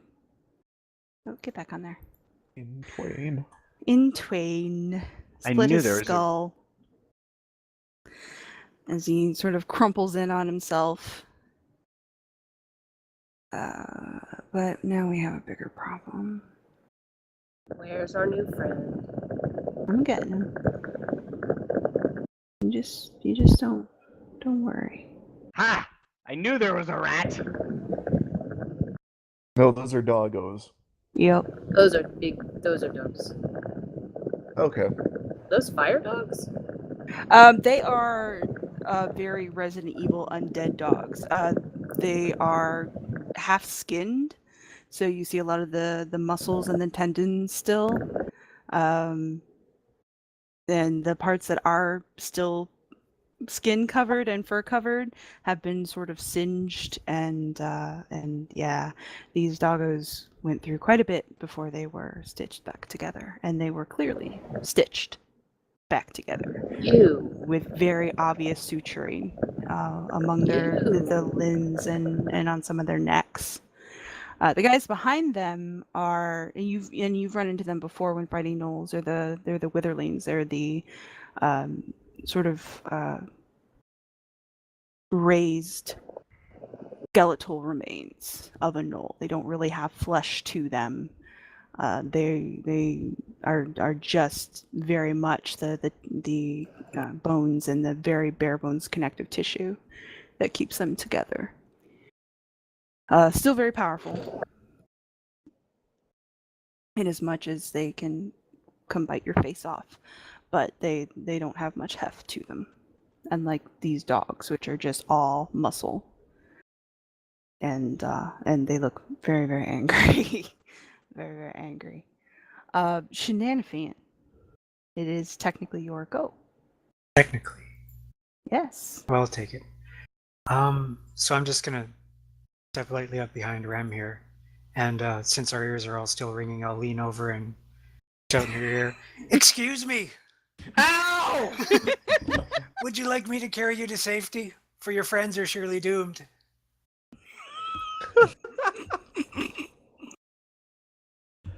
What's this about a lake tree? Pardon? A pale what? I'm not gonna turn tail. All right. I pat her on the shoulder. Bye. And I'm out. Hi. Wait, did you just tell me to die? No, I think. Goodbye. So Shenanifan bravely runs away on his turn. I'll get back to you in just 1 second, Shenanifan. Okay. Yeah. So, okay. There is. I'm assuming you're just going to take your full movement. I am going to. Well, I assume my action was I've used 5 feet to step up, and then I used my action to talk, and then I'm moving like 25 feet away. All right. So that'd be 1, 2, 3, 4. Yeah, right where I am. Okay. Or wait. Actually, I think I'm a bit faster than that. Hang on. Sorry. I think you are a little faster. I think you do 40, but I don't remember under what circumstances. Oh yeah, because I'm not encumbered, so you go 10 more. Okay, done. All right. Yeah, I will definitely get back to you in a moment. Okay. Their turn. Oh dear. Oh, dogs. Oh, Um. when to move. Okay. Where Here are they we going? go.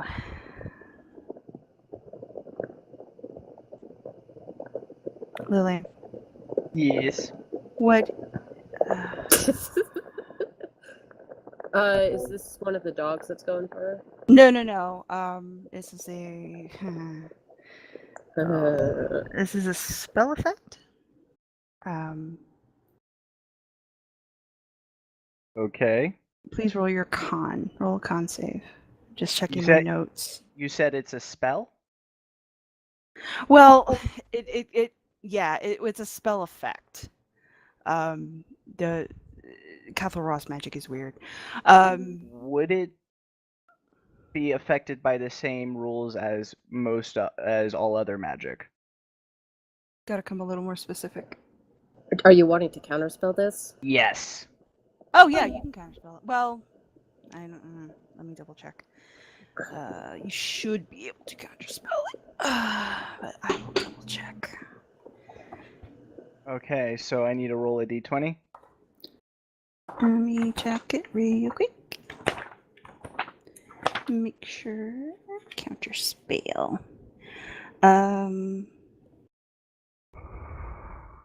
Spell is in effect. Cast spell 4th level higher. Oh, then yeah. Go ahead and. Oh no, wait. When you can see a creature casting a spell, you can't actually see this spell. Oh. Damn it. Otherwise, yes. Not even with super special dark vision? It's not a matter of dark vision. It's a matter of not being able to physically see the caster. Okay. Well, my con is 16. Okay, get a roll a con save. Oh, con save. Yeah, Oh, roll a con save. Well, it'll be the same if I roll con or con save. So can I just keep that? Yeah, no. Oh well. Yeah, you can keep that. It's fine. Okay. Who else would be affected then? Nico, you would be affected. So roll your con, please. Fighter. Can't say fighters. What was that? Fighters are proficient in con saves, right? Oh, yes. I'm making... Oh, I thought you said spiders. What does spiders to do with con saves? Everybody's Spider-Man, deafened because of Spider-Man. that pistol shot. Yeah, exactly. Everyone's deaf. All right, Nika, you are out cold. Holy shit. This Like seems to happen to damage be a wise, or lot. just like No. You take no damage. Your hit points are not affected. It's similar to the sleep spell. It's a more potent form of a sleep spell, effectively. Except it has a save attached to it. So you are considered unconscious. Yeah, I know. Again, this is what Castle Ross does. They specialize in crowd control. So it's again a little stronger than the sleep spell. So it's not just a poke that will wake you up. The duration of the spell is actually 8 hours, unless either the caster revokes it or something catastrophic happens. If you're attacked or if somebody else actually causes damage to you, it will wake you up. Considering there are 4 doggos, I suspect this may be in my near future. But Unless they you- avoid you simply because you're asleep. How smart are dogs? Guess we'll see. I mean, they're under the control of somebody. That's also how the capital Ross works. Okay. So that is that, and that is that. These guys won't go this round. Thank goodness. You did not see anybody cast a spell, Rem. You did not physically see anybody cast a spell. Or Can I would have attempt to? If you want to make a perception check, feel free. Eh. Yeah, you didn't see anybody, and the people that you can see don't look capable. Undead aren't usually known for their command of magic, and witherlings and dogs don't have the intelligence. And the only other person in the cave, and I should probably give him an icon, but I didn't think that far ahead, apparently, is Tugo is still standing just outside the cave. So he'd be, like, here. But he didn't appear to cast it. Thank you. All right. So Giles. I am going to do what I was going to do anyways, and Go ahead. go on top of Nika, because she Alright. is small, and we can occupy the same space. And I'll quickly shout up to Lily. Go, magic girl. You dispel whatever the hell is on Nika. Really helpful about now. And then I will bonus action rage. All right. And attack into this guy. Okay. Have at it. Longsword. Whoop. Now that will connect. You're gonna Oh, rip hold this on. dude to shreds. That's another +2 on there because I didn't have my rage damage. So that's 14. Okay. And then I will take my second attack. So hit. Another 7 points of damage. Points of damage. And he is marked. He's marked? Yes. Meaning he has disadvantage on any other attacks except for me. To attack anybody else except me. Meaning Okay. Giles peed on him. Apparently, yes. That's what that means. Well, he would definitely have disadvantage because he's DED dead. You cleave the holy crap out of this dude. Yep. That's a pretty severe disadvantage. Yeah, huge disadvantage for him. I inflicted the best status condition in the game. Yes, death. Mm. Rem. Unless there's anything else you need to do, Giles, but I think No. that's all you got. All right. Rem. I will move up to. Yeah. Is there a way for me to like go up past this square without incurring the difficult terrain? Yeah, you can skirt it. Only if you were going to cut through the center of it would it really become problematic. Okay, cool. Basically, it's just loose soil, so it's really not that big a deal. All right, so I move up to Nika, try to figure out what's going on with her, try to wake her up a couple times, and then I just slap her across the face. Okay. You'll have to make an unarmed attack because there's a damage threshold. Oh, okay. Well, let's see. It's an auto crit because she's unconscious. Yes, it is. Thankfully. So That's it something would that be I thought I'd This is say, the- but This is 1 one of plus the your only strength times. modifier. It'd be doing 2 plus your strength modifier. Oh, jeez. Wait, I have advantage. Because she's unconscious. Yeah. Apparently not. Well, I mean, you can connect with her because she's just Literally on not the moving. ground. But you have to roll damage, so you just roll your unarmed damage. But you don't get the crit. It's 2 plus bonus. whatever strength is. Yeah. 'Cause- Yeah, that would be 4 damage total. Okay, 4 damage is not enough to wake Wow. Nika, unfortunately. So you basically just give her a good sock in the jaw. or a kick to the ribs. Your choice. Your choice. I'll give her a sock. That seems more friendly. Okay. But it doesn't seem to rouse her. She seems to be out. Is there anything else you'd like to do? I will on use your my turn? bonus action to dash around to the other side of these rocks. Hi, All Ulric. right. Bye, Ulric. Bye, Ulric. Lily. it's I your like turn.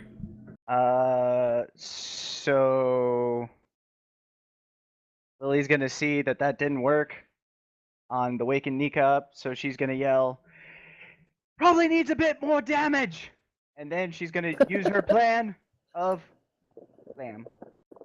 Okay, alter time.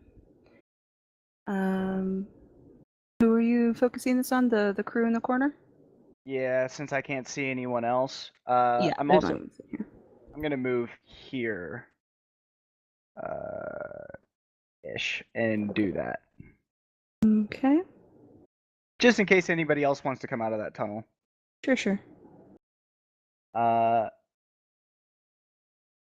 Yeah, how wise can undead creatures be? They are generally not. What's the DC on it?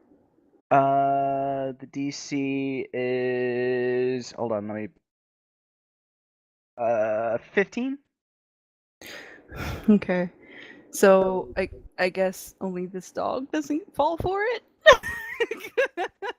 So But all the other everybody three are else- slowed? Yeah, the other three are slowed. I guess this is a particularly wise undead aminal. It helps that they're not exactly undead. They're close enough, but they're actually corrupted, not undead. And can I throw an improvised thing with my bonus action at all? As an attack? I mean, it's the Alchemist Fire. It's an No, improvised... that's an attack. Oh. And I'm pretty sure throwing Alchemist Fire is considered an attack action. Yeah, it's from an my- improvised range attack. Yeah, so no, your spell would burn your action. Okay. But they are slowed, speed half, -2 to AC, and Dex can't use reactions. That's fair enough. Which means no opportunity attacks. Oh, that's fine. Okay, we're back to the top of the round. Nika, you are snoozing. This happens a lot. Ulric.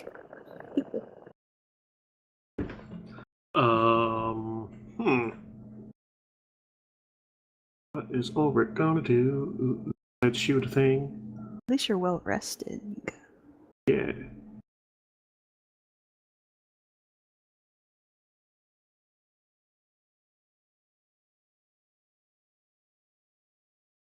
Oh, he can make it there, okay. Ulric might be doing a dumb thing. But he's gonna move over to here. Okay.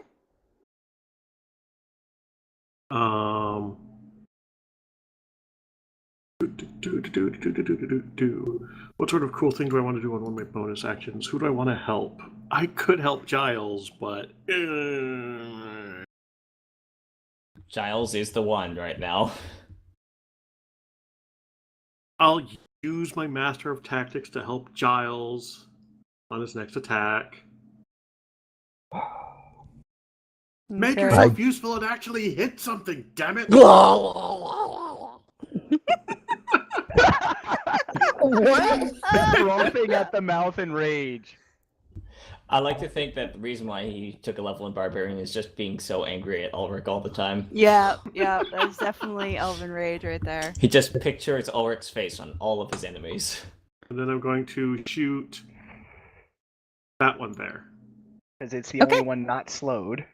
Go ahead. Oh, Nice! shit! Very Nice. nice. Go ahead How and you roll get your this damage. done? Unfortunately, no sneak though. No sneak attack. Yeah, this no time. sneak attack because Giles isn't closer. Do I roll twice for crit? I can't remember. It already It did. auto rolled Yeah, for you. the Already 2 did. is your Nice. crit So, damage. Yeah. 9 damage. Okay. Alrighty. I felt that. Split some stitches. Not happy. Anything else you'd like to do? Power and fear and hope it doesn't come my way. All right. But all I got. All right. So in this turn, you are back, right, Sin? I'm back, yeah. Okay, cool. Because there's a couple things I need to do. The first is I need to do. So is Tugo heading in now? Give me 1 second here. Roll 20 is being such a Not roll 20. That would Yeah. possibly mess up. dick. Okay. A new player emerges from the stone up into this corner. Very clearly Cathal Ross. We'll deal with him in a moment. Oh, asshole. You know He's him? the magic user, isn't he? Most Cathal Ross are magic users. If you actually see a Cathal Ross, like actually see a member of the Cathal Ross instead of an undead minion, they are probably a magic user. Yeah. Now, before we get to him, Tugo, his cute little try. Tugo takes a step forward into the cave. So now he's catty corner with you, Ulric. Shenanifan. From your position outside, you don't see gutter anywhere at all. He was with you when you guys were talking to the other Cathal Ross, remember? Because you threw him the hand and everything. Yeah. And he was standing in the middle of the clearing. You don't see him at all now. Well, that's worrying. I'll give you the chance to make a perception roll, and that will be your turn. When my turn comes around, or right now? Right now.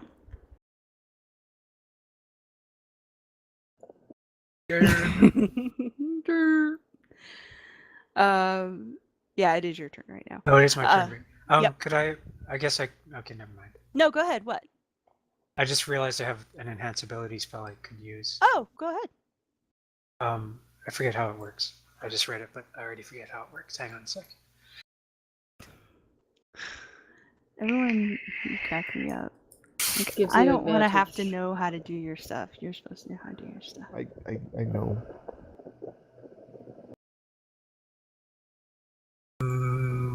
Bear's endurance.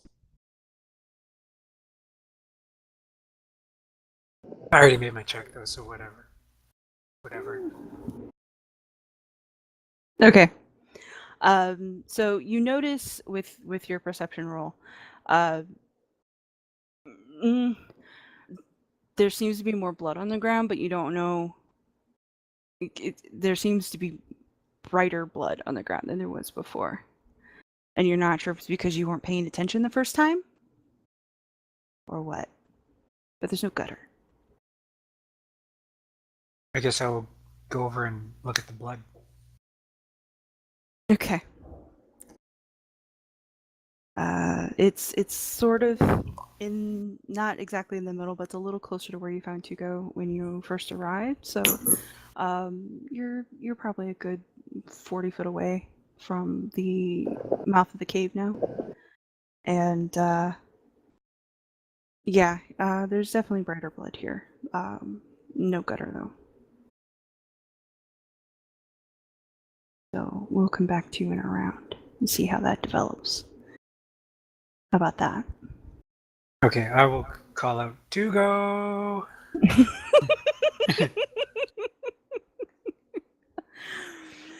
Oh, children. Okay, here we go.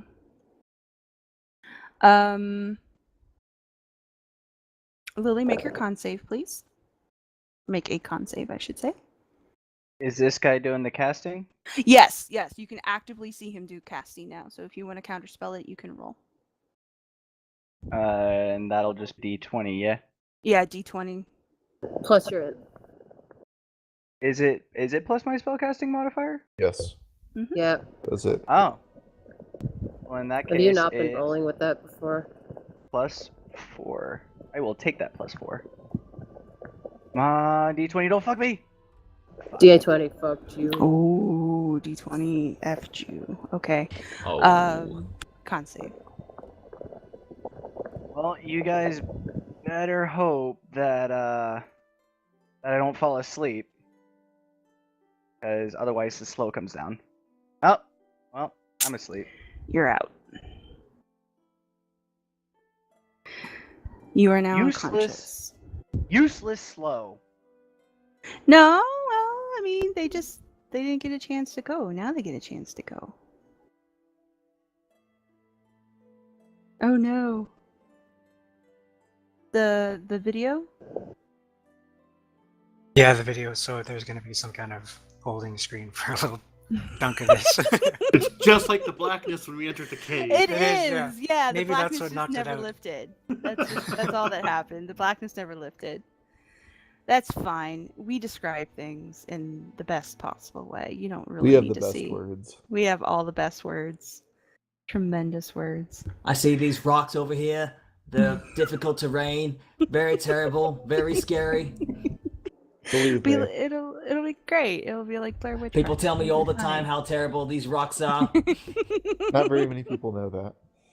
Yeah, just found that out today. Okay, so spells, we got that, and we gotta do this. Leap, cinematic leap. Since he jumps. And what's your AC, Giles? 18. Ooh. Yeah, no way. Not even close. He's slow. He's fumbly. And yeah, he doesn't connect. He feels bad about himself, as he should. I have to scramble down. Dong. My dice. Man. So pissed. Okay. You're unconscious, correct, Lily? Yes. Okay, so that's as far as he's gonna get.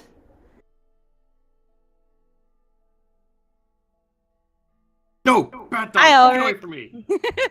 What is your AC? I do not have a bone. Bad touch, bad touch.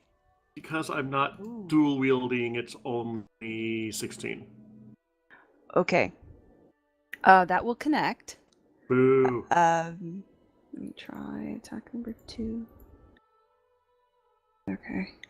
Yeah. Those will both connect. So he manages to get a swipe in on you, and a bite as well. Excuse me.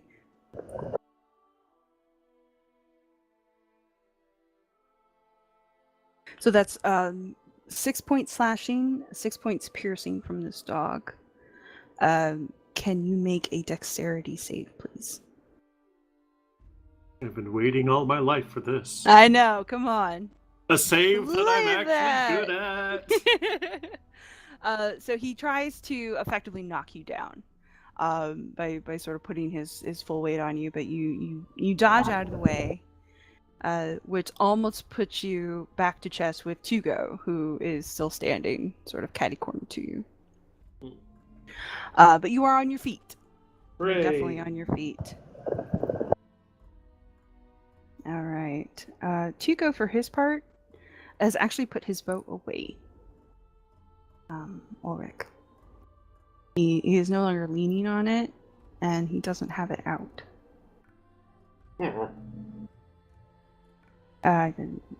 Giles. Alright. Apparently, Nika wants to get up. Oh, God. Okay. So... first attack going to be at her. Try to get her up. Okay. She wants this. Whacker. Now, is this like with the hilt, or is this with the blade? I will attempt to do it with the hilt. Okay. That clearly connects. How much so- of a damage die do you want?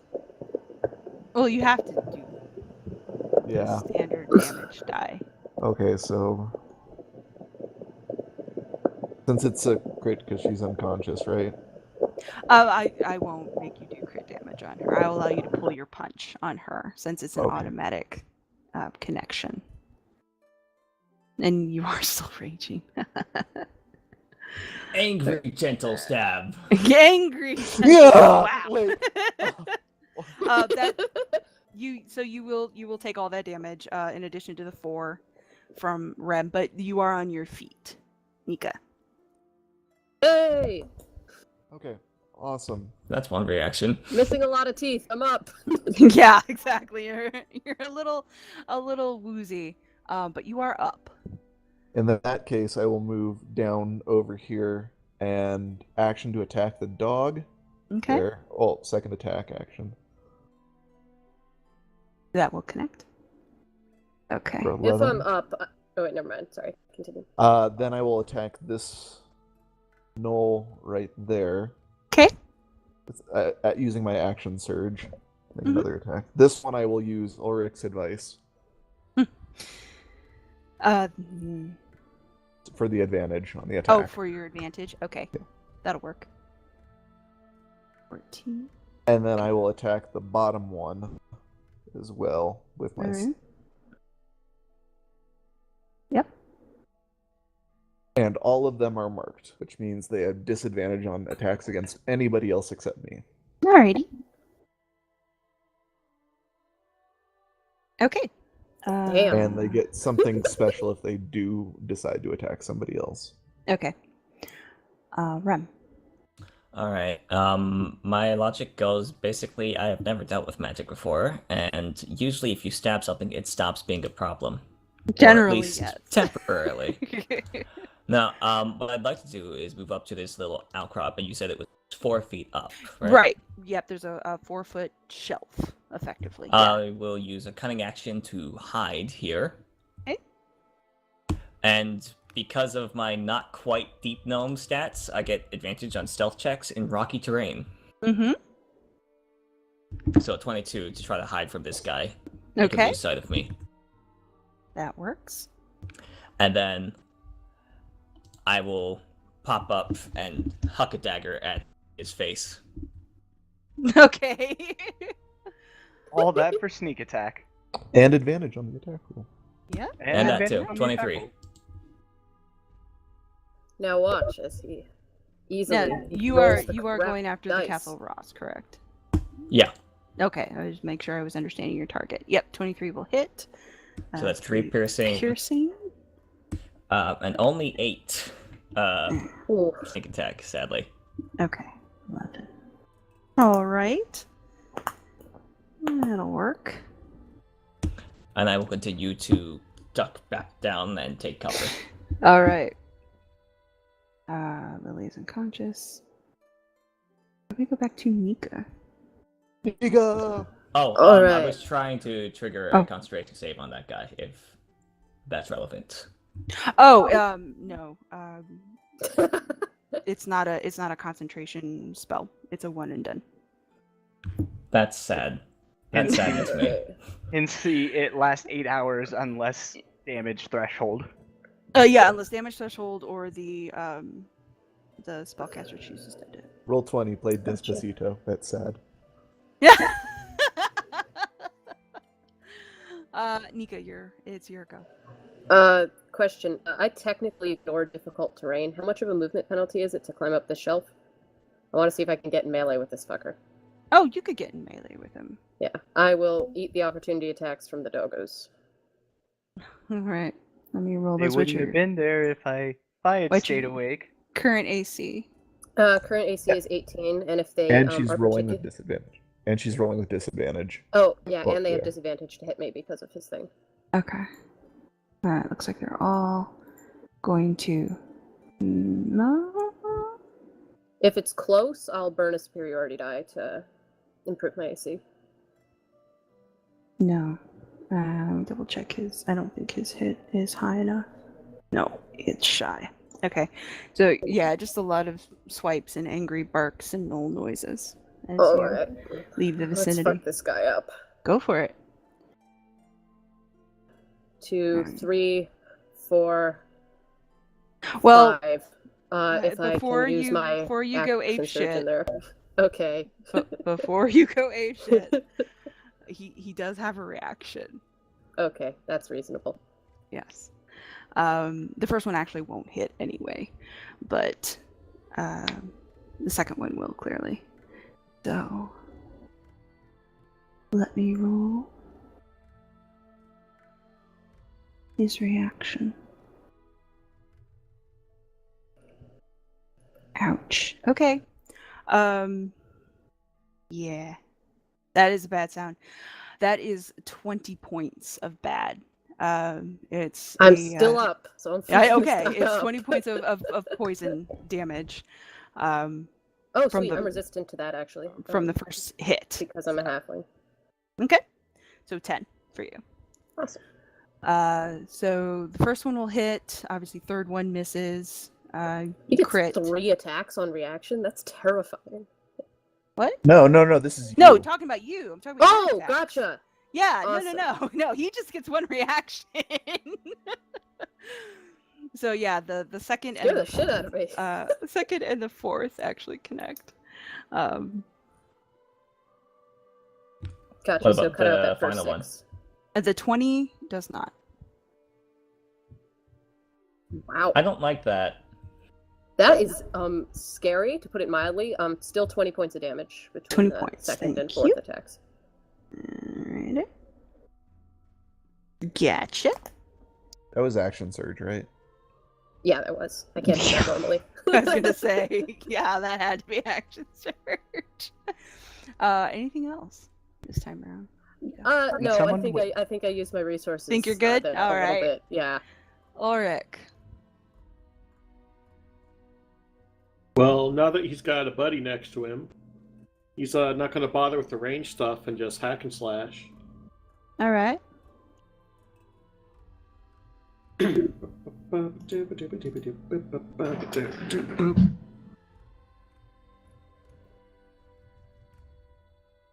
We go. Oh no, murder's not my real attack anyway. I just wanted it dead.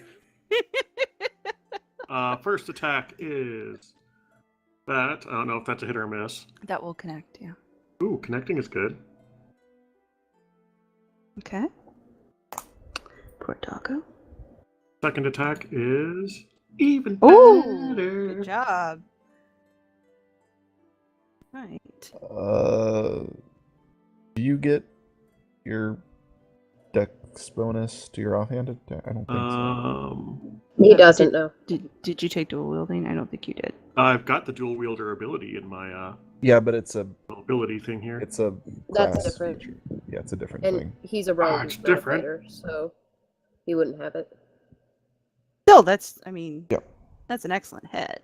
Yeah. Yeah, what I've got on my thing is 1d6 plus dex -1 for damage. For my second Doesn't- attack. Please That let me doesn't fix the sound sheet. right. I Oh, will. No, God. you're not allowed It's to touch okay. it anymore. You're Give the me I got the access math to his right. I sheet. got the math down. It's all fine. This is I so wrong. I can do that math in my head. It's all right. You just be rolling 2d6s. It's fine. I got it. These are great. That is a very wounded doggo. I know. Okay, I know. Later. Anything else you'd like to do this round, Ulric? Doggo I'm is... saving my bonus action in case I need to use raise my AC or take an evasion or something. Okay. That's That's a not how bonus reaction, action yeah. That's your reaction. Reaction? Oh, I thought I So had you have something a that could bonus. use a bonus action for. It's You like can if you're use your playing bonus some of the action other to characters. disengage.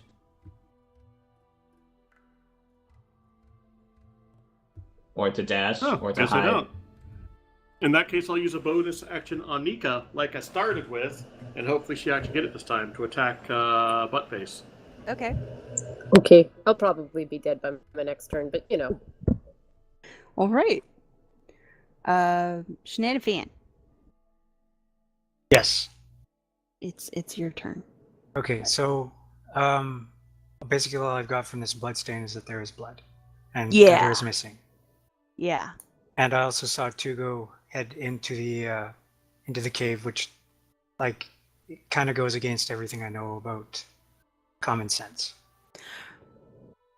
It seems to fly in the face of what you know of Valorant tactics. Yes. Okay, so I'm getting a very bad vibe from all this. I'm gonna go running after Tugo. Okay. And sort of come up behind him and grab his arm and shake it and say, Antaro, what are you doing? Okay. So Tugo spins to look at you, not his whole body, just his face.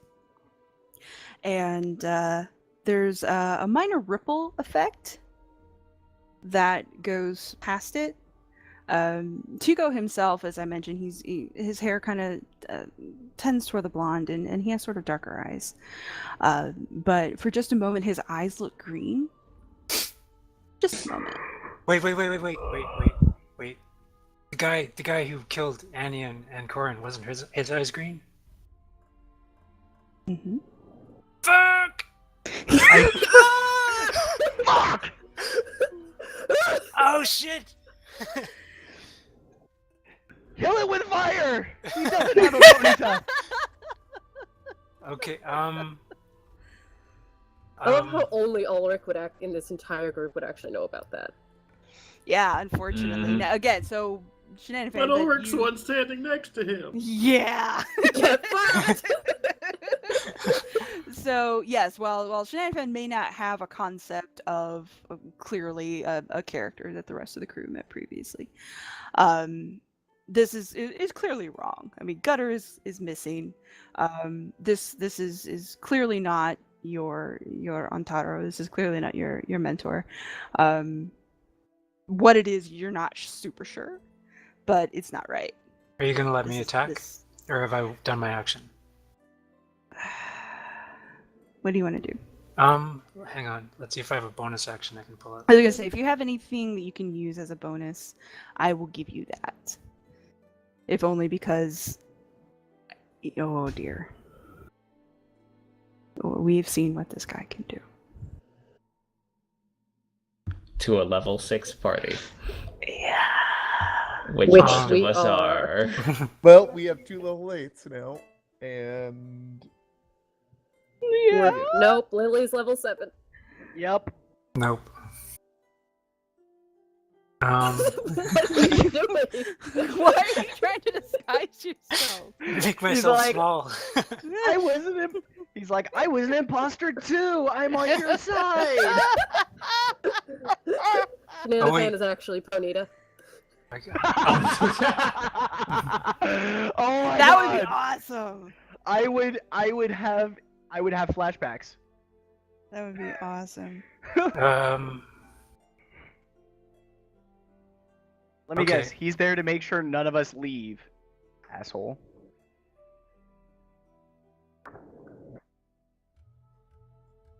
In my just shock and horror, what's going on? I'm going to instinctively do this. Face Okay. away. Okay. And so I get an extra bonus action since I'm winter. One creature of my choice that I can see within 5 feet of me before I teleport must succeed on a wisdom saving throw or be frightened of me until the end of my next turn. Okay. Where are you trying to go? Just straight backwards. Okay. Let me roll 30 your feet. percentage. Because that is technically teleportation. Oh yeah. But you have a good chance of succeeding. Like anything that's small like that, you have a good chance of succeeding. It's only the big teleports that's difficult. Well, if it'll make it easier, if my percent will go up, I can just go back 10 feet. I'm going to be running back into in their next turn to fight. It's No, just no, this you're is fine. like- okay. No, you rolled just fine, and he has to make a wisdom save. Yeah. Okay. Or be frightened. Yeah, I'm sure that he's gonna fail that. he's super spooked of you. What's the DC? Oh, Charisma based, right? I don't know. Never, Yeah, the It's DC 11 is plus whatever 8 your charisma modifier plus your is. proficiency plus your charisma. so 10 plus, so 13. 13? Okay. Yeah, it's fine. He's not scared. Can I also draw my 2 blades while I guess they were probably already drawn since we're heading into a spooky cave. Never mind. Yeah, spooky cave. Okay. Now it's their turn. Okay. Oh, is he scared of Here me? we go. No, he doesn't appear to be frightened of you. He fears nothing. He fears. Yeah, he already, like... No, man. Yeah, okay. I hate multi-class. Here we go. This is what I need.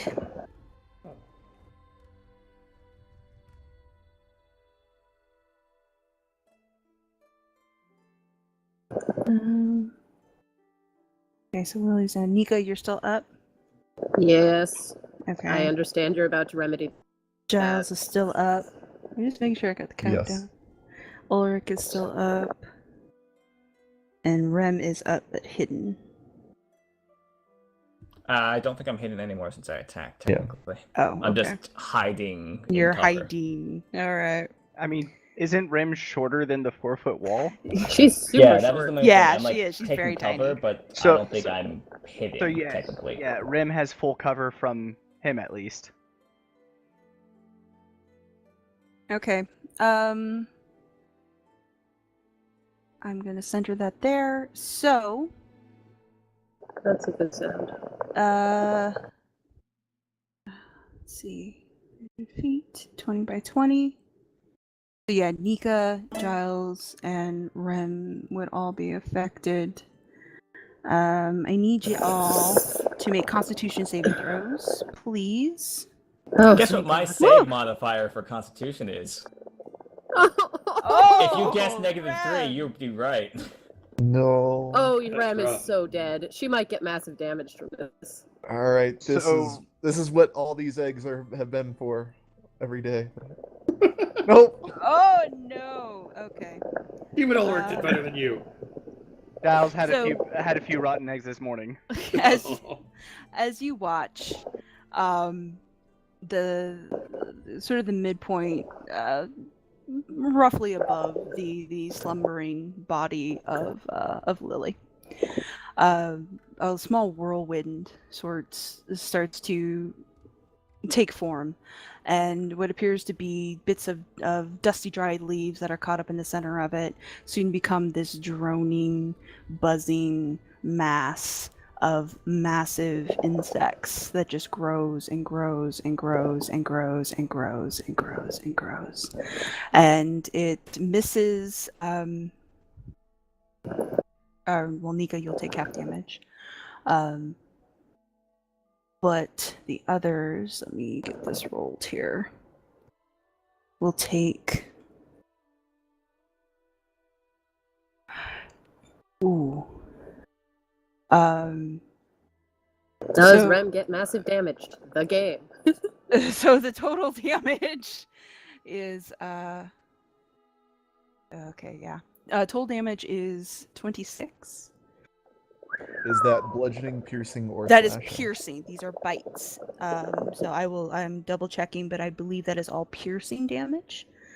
Yes, they are bites. Somebody want to remind me what massive damage means?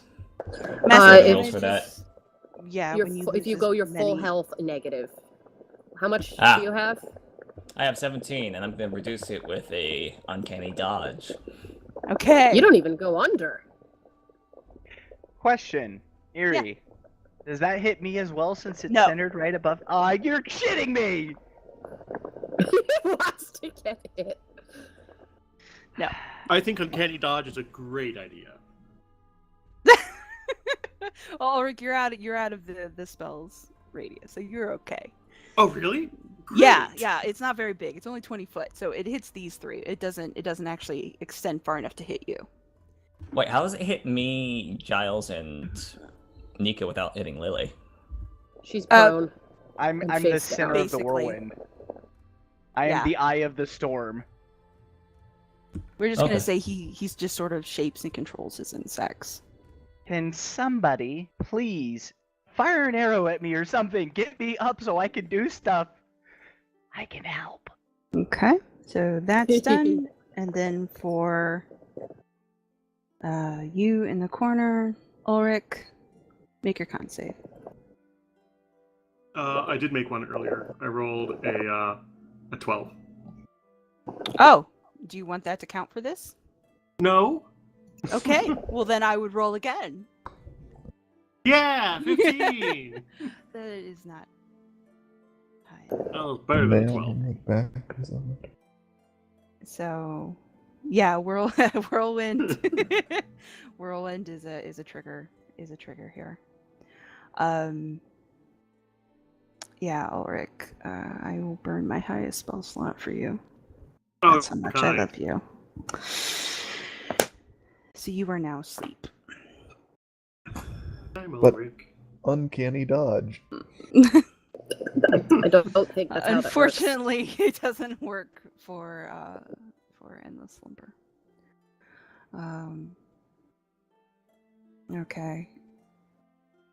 And these guys are gonna back off a little bit. These guys will stay so they don't get hit. So yeah, that'll work. Giles. Well,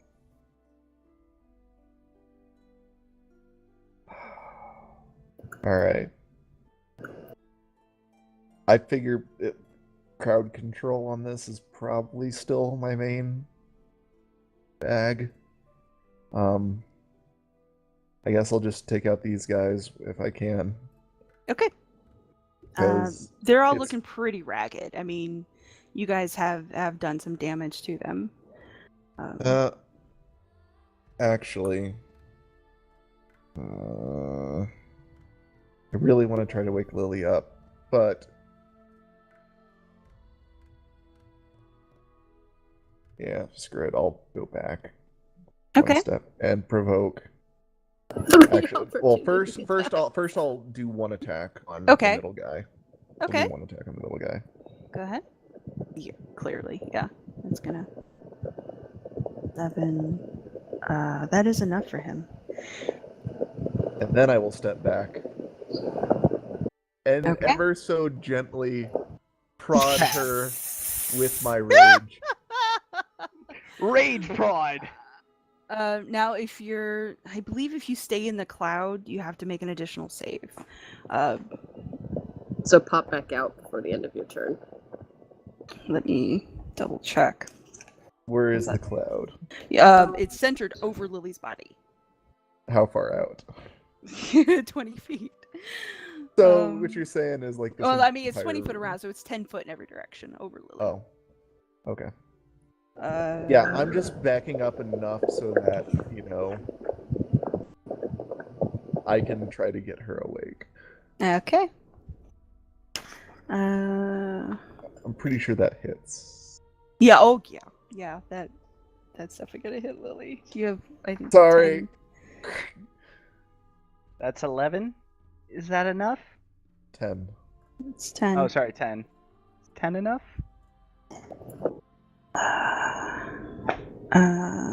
No. Well, Almost. 10 was enough last time, though. I'd already There were Plus two taken 4. hits. Ah, right. Yeah. 2 hits on Nika. well, I'm going back over here out of the swarm. Okay. Okay, yeah, if it ends its turn there. There you go. Okay, so you're safe. None of the attacks well, if you're coming back through. Lily is almost awake. Damn it. Okay. There we go. You're good. Rem. I think I can read the writing on the wall here. I'm running. Okay. I'm just gonna run straight towards Go. Use a bonus action to use disengage so I can run past him. Okay. Fly between his legs. Yep. Pretty much, yeah. Basically, yeah. So Rem is Is out of gone. there. Yeah, out of the cave. Shenanifan, you see her go by at top Rem speed, looking bitten and bloody and deeply, deeply unhappy about life. Can you blame her? As she bails, she gets the F out of Dodge. You're still asleep. All right, Nika, what do you want to do? well, You have thought one, advantage bust up whatever his you're con- doing, as long as it's attacking. Yeah, I'm gonna try to bust up his concentration on those insects. I'm pretty fucking mad. Let me double check what I can do with the... Dang it! Can't do what I thought I could do with this thing. I'm annoyed. Okay, let's do this. Advantage on the first one, because That will of connect. the thing. Because of Ulric. Not a lot. You will take a reaction for that. Hang on. I was also gonna burn my bonus action for second wind, and I realized I should have done that first. How much am I taking? Hang on.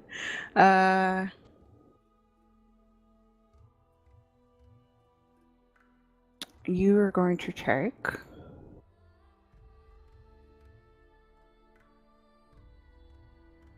Oh, that's not bad. That's only 7. What kind of damage? Poison. So I have it. Yes. So Nice. 3. Then, if that cowardice. So yeah, if you can make a concentration check on those insects, I'd really enjoy that.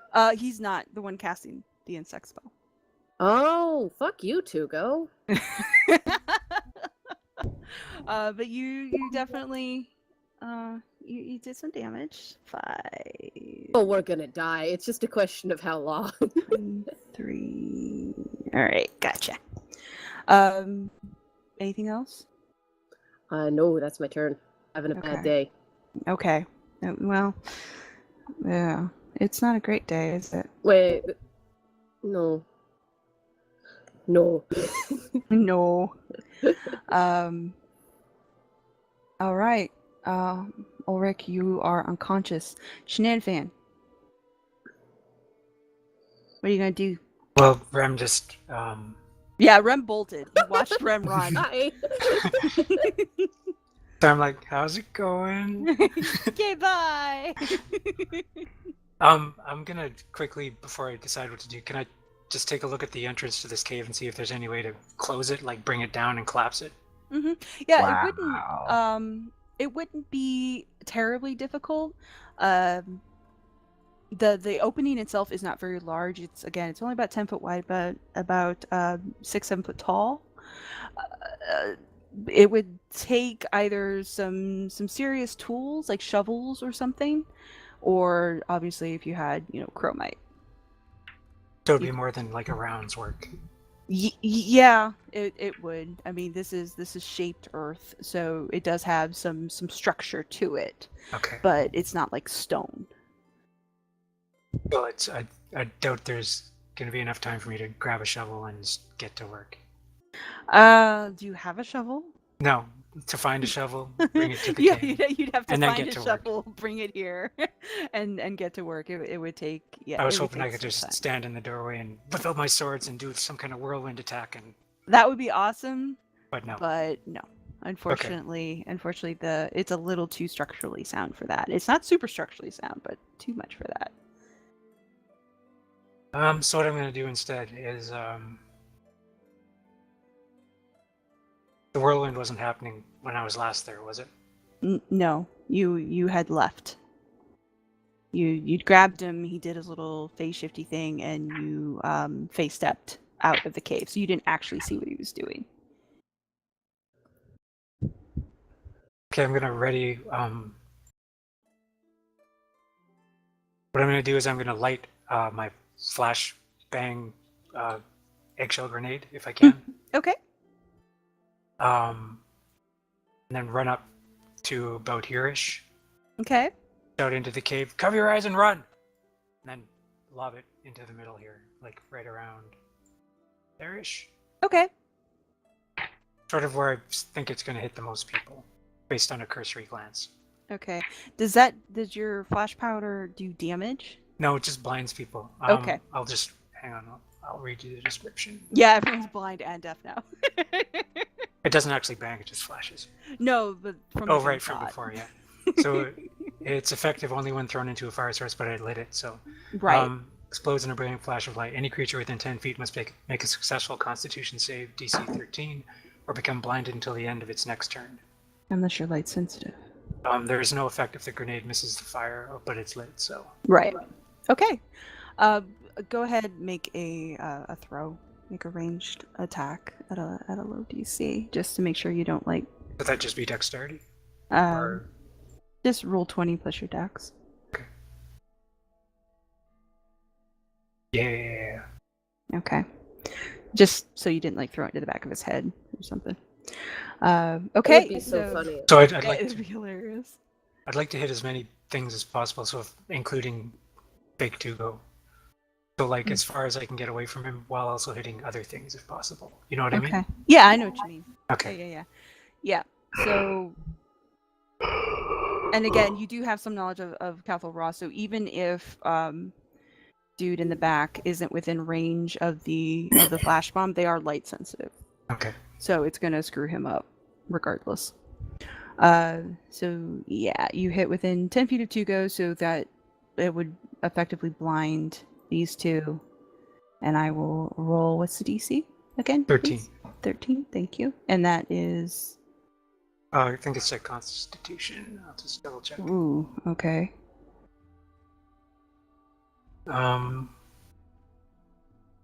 Yeah, Constitution. All right. Okay. All right. Okay. Anything else you'd like to do this turn? I don't think I have any bonus actions, so I guess I'm done. Okay, great. So huck in your grenade. It hits.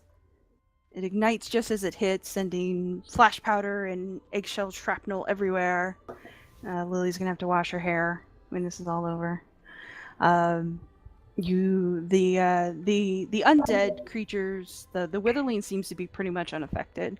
The dog kind of squeals in pain a little bit.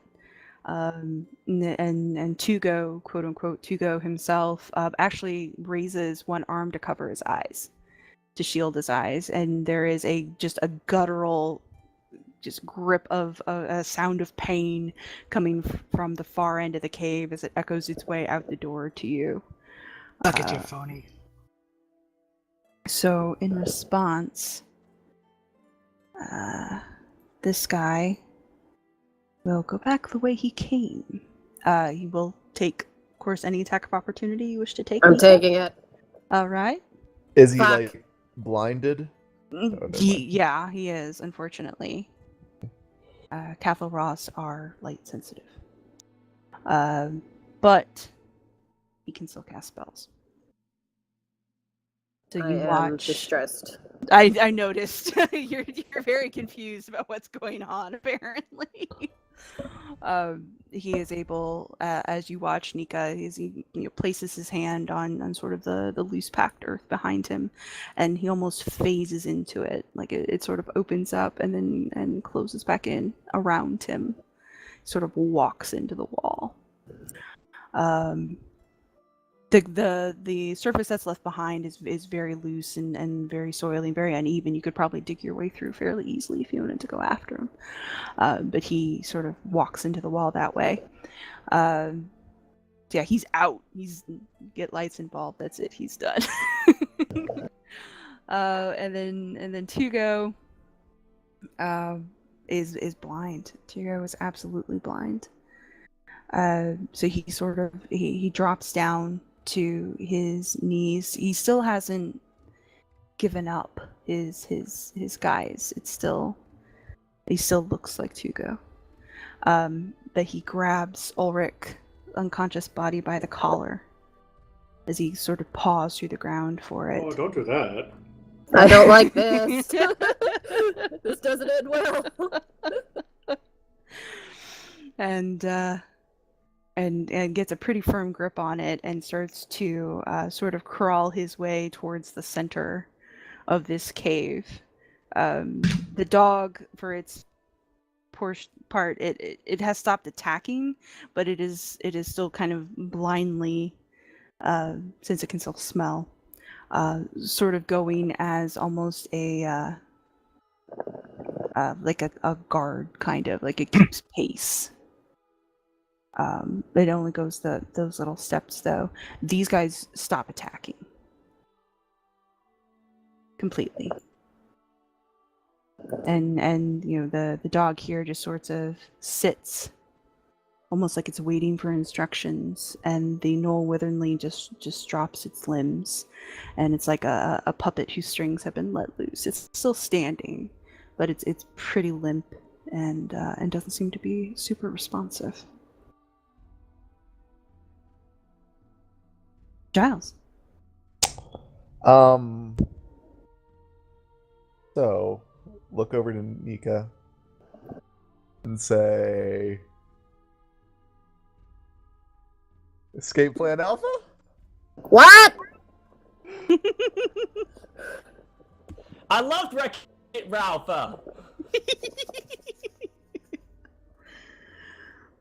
Alright, well, options I could go over and start wailing on this guy, potentially. You I could. could. That is one thing that is available to me. Mm-hmm. You absolutely could. How long does the blindness last? Until the end of their next turn, everyone Okay. who's blinded. Just so you know. Yeah. So I could assume that my estranged elven new friend down here is so upset at this turnabout that he's going to attack him next turn. I could assume that. Or I could be like, this is the perfect opportunity to just cut and run. Well, yeah, Shenanifan hasn't actually stepped into the cave once this entire time. Yeah. I am raging. You are? I am still, yes. You know what, I think I'm just gonna go and whack him on my way out. Yeah. Okay. Actually, no. What I will do is I will Whack whack Ulric. Ulric on my way out That was coming. to try and wake him up. Okay. That's such a. Are you gonna be pulling the crit this time? Because That would be hilarious. Go ahead. It is Ulric. Don't pull the crit. Okay. Obviously that connects. Does that wake him up? Yes, that will wake him up. He does take the 13 damage. Boo. Unless Uncanny you're... dodge. Uncanny dodge. You Yeah, can't. you can't uncanny dodge when you're unconscious. that's why it's so uncanny. Yes. So uncanny. So that's 13 points slashing for you, Ulric. But you are awake, at the very least. And then I will take my other swipe at the dog behind him to maybe give him a little bit of a chance to live. Okay, go ahead. Yeah, clearly, yeah, that'll hit. That'll actually kill that doggo. He wasn't looking too great to begin with. Bye, doggo. Run for your lives! Yeah, suck it, doggo. Yoink! And there goes Giles. Okay. Rem, are you still hiding? Fucking god. I think I'm hiding now that as soon as Giles coming out too. I am slightly more confident. I will heal myself for my action. Okay. Okay, fair enough. Let's get you patched up. Aw. Let's get me patched up specifically. Yeah, I figured that was you. I didn't think you were running over to help him. I'm pretty And sure then you were doing I'll yourself. also store my sword. Although, there was mention of chromite, and I think I've had an epiphany. Okay.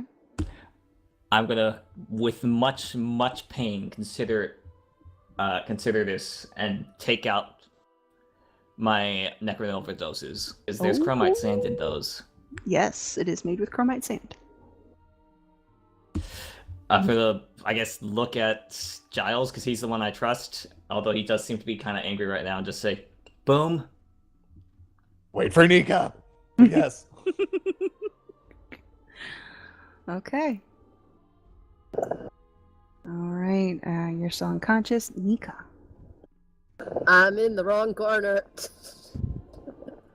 I don't like this. I'm gonna hop down and I'm going to pointedly jump down onto Lily. Like I'm aiming to crack a rib here. Okay. Get her up. Okay. Not climbing down, just jumping down onto Lily.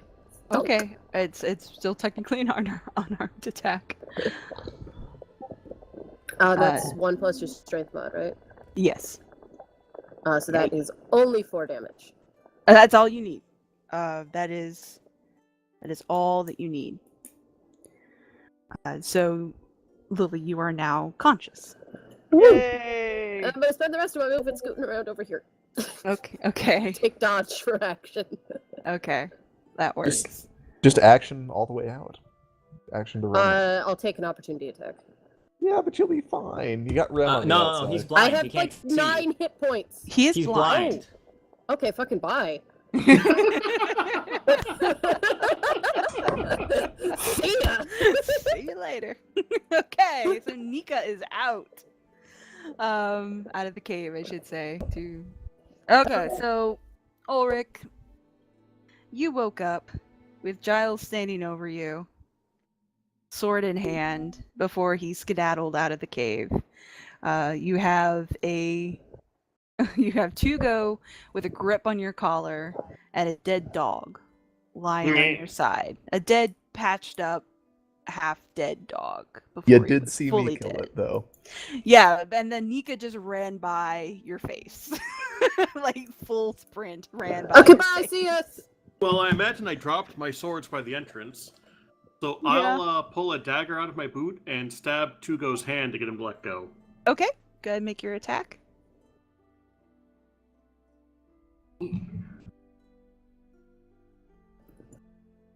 And this is your standard dagger, correct?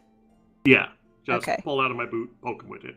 Okay, so you bring it down on his hand as it grips your collar, and the tip of the dagger actually slides against the skin, and you see kind of a spark residue as it glances off. It doesn't seem to draw blood. Oh, snap. Well, so much for getting him to let go. Is there anything else you'd like to do? I'll start trying to cut my collar away. Okay. So, yeah, cut the cloth off. Not worth the shirt. All right. So you start hacking away at your collar. It'll probably take you a little bit, but baby steps. I can dig my heels into the ground and try to slow him down. Nothing. Okay. So Ulric is doing his best impression of a toddler who refuses to good leave at the it. store. Yes. Shenanifan. So you're seeing all of this go down from the mouth of the cave. All this shit that you have created. So was there kind of a clearing around this hill? Yeah. This the area out in front is effectively bare ground. Everything that was growing here, all the undergrowth and everything, has been sort of pushed up by the tunnels and the furrows, and then around it is that thick canopy of trees that you guys have been walking through. So I want to head for the nearest bunch of trees, Okay. full tilt, and then use my bonus action to hide and assess the situation. Okay. So which direction should I peel off in? You can peel up in any direction. I mean, there are trees everywhere. The whole area is surrounded by trees. You can go anywhere you want. All right, I think I'll head this way then. Okay. So you bolt and climb up to a nearby clump of trees. Make a I'm perception. way off the edge. Yeah, you're way gone. Make a perception check as you get yourself settled in the branches. You sort of scan the field. Boo! Nope, you're good. Is everything fine? Everything's fine. I didn't Don't want to worry actually about it. climb a tree, I just wanted to hide in some bushes. Oh, okay, so you're hiding. You want me to make a stealth check? It says I can use hide as a bonus action, so do I have to make stealth for that? Nah, then you're fine. Okay. You can if you want to show off, but you don't have to. I don't want to fuck it up, so if you say I don't have to. No, you don't have to. You can hide pretty easily. Okay. There's enough undergrowth and everything. Okay, that guy is gone. Tugo is still blind. So he's going to throw you, Ulric. try anyway. So he will move you. He's only able to move you, according to my calculations, this far. But he sort of drags you along the stone. Ow. Yeah, you don't take any real damage from it, but you're here. And then Hugo himself situates himself right there. Crawls up, grabs hold of the bottom of Lily's tunic and her belt as she is still laying on the ground. That's all he does for the moment.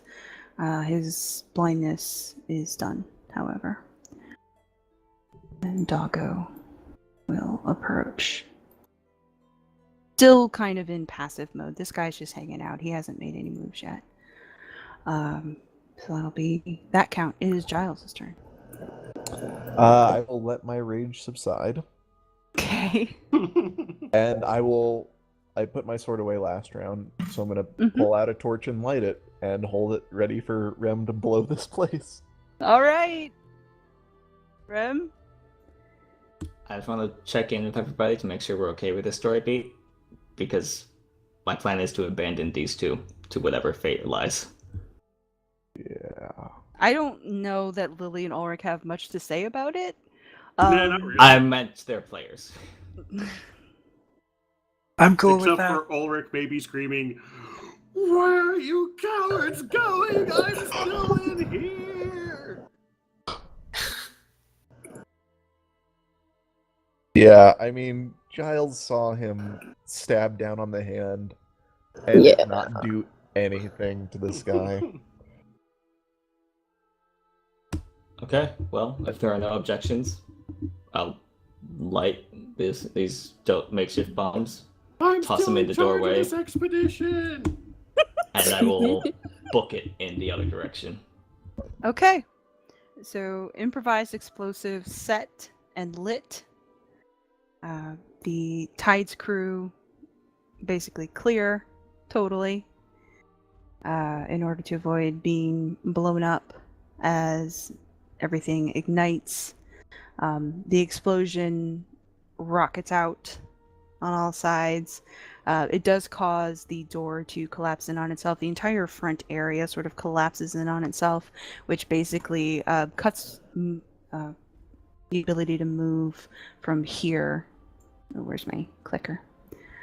So basically from here south, these two rows here are now inaccessible. They are just completely rock. As all the earth and loose stone and everything sort of tumbles in on itself and recompacts.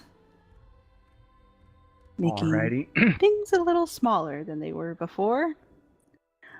As the Lunar Tide crew head for wherever. I don't think any of you have any sort of navigation or... I have a little. I do. Two of us are have- scouts, technically. I do Yeah. have a potential plan, Erie, if I do get to have my turn. hang on 1 second.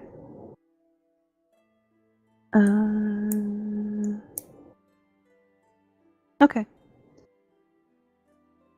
So, yeah, with Natural Explorer, you would be, you would be okay. You would have a decent sense of where home is from where you are.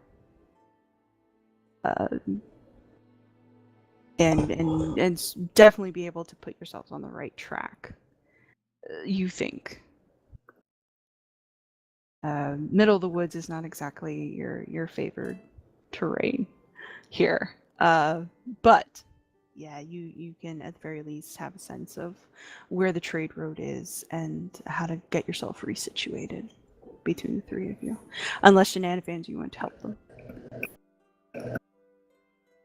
They look like they have the situation under control. Okay. What do you choose to do after things are blown up? After they've cleared the area and everyone has moved on, I'm gonna keep looking for Gutter. Okay, go ahead and take your perception check at this point. And then we'll cut back to inside the cave. God damn it! All right, I'll just give you 15 on that one. We'll say you searched the area thoroughly, Okay. looking for Gutter. You do eventually find Gutter. He has been gutted. Really? Yeah, he's been gutted and tied up high in a cluster of trees just behind the hillock. It was done very sloppily though. It was done super sloppily, quickly. Damn it. Bad day for Shenanifan. Bad day for Shenanifan. Bad day for Shenanifan. You don't find where the actual Tuco is either in your search. Well, Oh, he's now dead. that I'm alone in the world, I guess I'll start shadowing those three on their way back to Laurel. Okay. All right. So back to the cave. We will also follow initiative order. So Lily, you are still prone. You do have a grip on you, so you can try and stand up, but it'll be a grapple So- contest basically. Before all of that, before I take my actual turn, I have a question. Mhm. This rock wall, obviously Which- fabricate won't work because it takes 10 minutes. But between lightning bolt and magic missile, would one of those have enough force to potentially make us a rudimentary door? Or also possibly, just lightning bolt or magic missile. I don't think either one of those would really be. I mean, I don't know that either one would really be powerful enough. Let me take a look at them to be 100% sure. So magic missile would be cast at fourth level. So that would be, I guess 6 darts. But it's pure force damage. Right. And then lightning bolt, it is Well, magic lightning missile damage, but it specifically targets a creature. okay. Well, lightning So- bolt is 8d6 damage, and it is lightning. Like lightning is powerful enough to make rock explode. It's happened Yeah. before. So if I cast that at 4th level, would it possibly? Because that's 96. Would that possibly be enough just to blow a hole that we can get through? Ignites flammable objects. I'll give you a percentage chance Okay. to So that's make that happen. That's not going to be this turn. That'll be next turn. This is an emergency, so this turn is Misty Step Ooh, she's gonna splinch. Oh dear. Oh, to right here. Let me roll your It's percentage. it's And an her emergency. legs Like stay it's either behind. this or zombification. I don't exactly have a lot of options here. Okay. Misty Step succeeded. 52%. Okay. Aw, I was kind of hoping one of the feet would stay behind. No, Okay. no. She would've appears been bad. whole. How much progress has Ulric made on that collar? He's still hammering away at it. Now, But how- when you Misty Step, you're still prone. Yeah. So I Like, mean, you- but you it haven't only stood take up me. yet. Yeah. So I'm gonna go ahead and stand up. But I'm just asking about how much progress he's made because that'll make my determination of whether or not to try and help him with that or something else. Again, he's carving at something that is gripped in the hand of another, so it's difficult to see. It would probably take him less time to take his shirt off. Have you seen the amount of belts he has? I'm just saying. Carving a small part of his collar off would take less time. So Second, it's difficult to gauge his progress from where you are. okay, so my next question is I have 2 vials of acid. Mhm. If could I potentially manage to use that to eat through that portion of his collar, and free him that way? You could, but he would take the damage. Like What do you if you put acid on Ulric, on Ulric's collar, Ulric will take some of the damage. Like that's just Okay. Can you take at least 2d6, Ulric? If you roll low, All right. Goodbye. Because I don't really have any other options here. I'll take what you got. Yeah, like I don't have like I could get out my dagger and try and help you, but that wouldn't really gain No, you not so much. So fuck it. Here's hoping for the first time that I roll low. okay. So 5 points of acid damage, Ulric. How much damage this game? It will do enough to at least weaken the collar. You free it up enough that you can pull away next turn. You probably melted off part of my beautiful hair. Acid's Deal not with so it. sexy. You're gonna have a scar. You're gonna have a scar. Let's be real. Okay. All right. Ulric, what do you want to do? Keep making my great escape. Okay. Well, you're prone. Where are you gonna go? What are you gonna do? If I can break free, I'm going to Disengage. gonna try to roll over Corpso Pup Okay. and do my best to get to here. Okay, you can get there. It will take all of your movement between tearing away the collar and going through a dead doggo Something. and standing up. Da-da-da-da-da-da. Okay. And now, did I get lucky and did any of my swords fall around there, or are they Yes. trapped under the rubble? You can pull them out from the rubble. I will give them back to you. Ha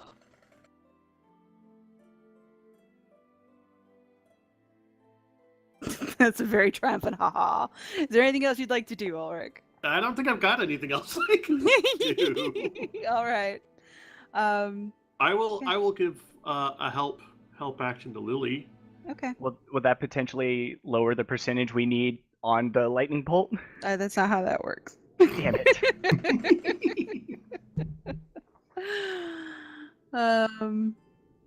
All right. It is his go. And he will simply poof out of existence. 1 minute he's there, and the next minute,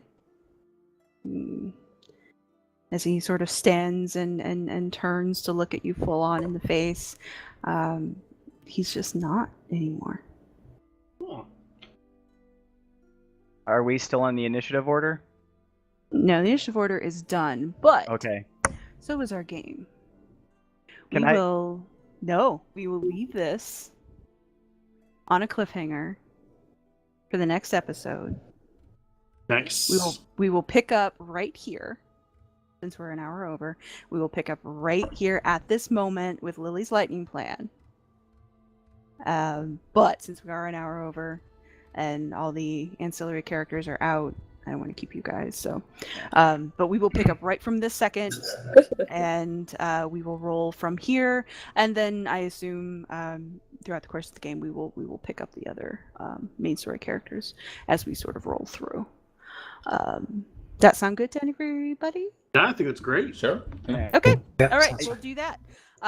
Thank you for staying over. Yeah, everyone's in mortal danger, which is the way I like to leave things.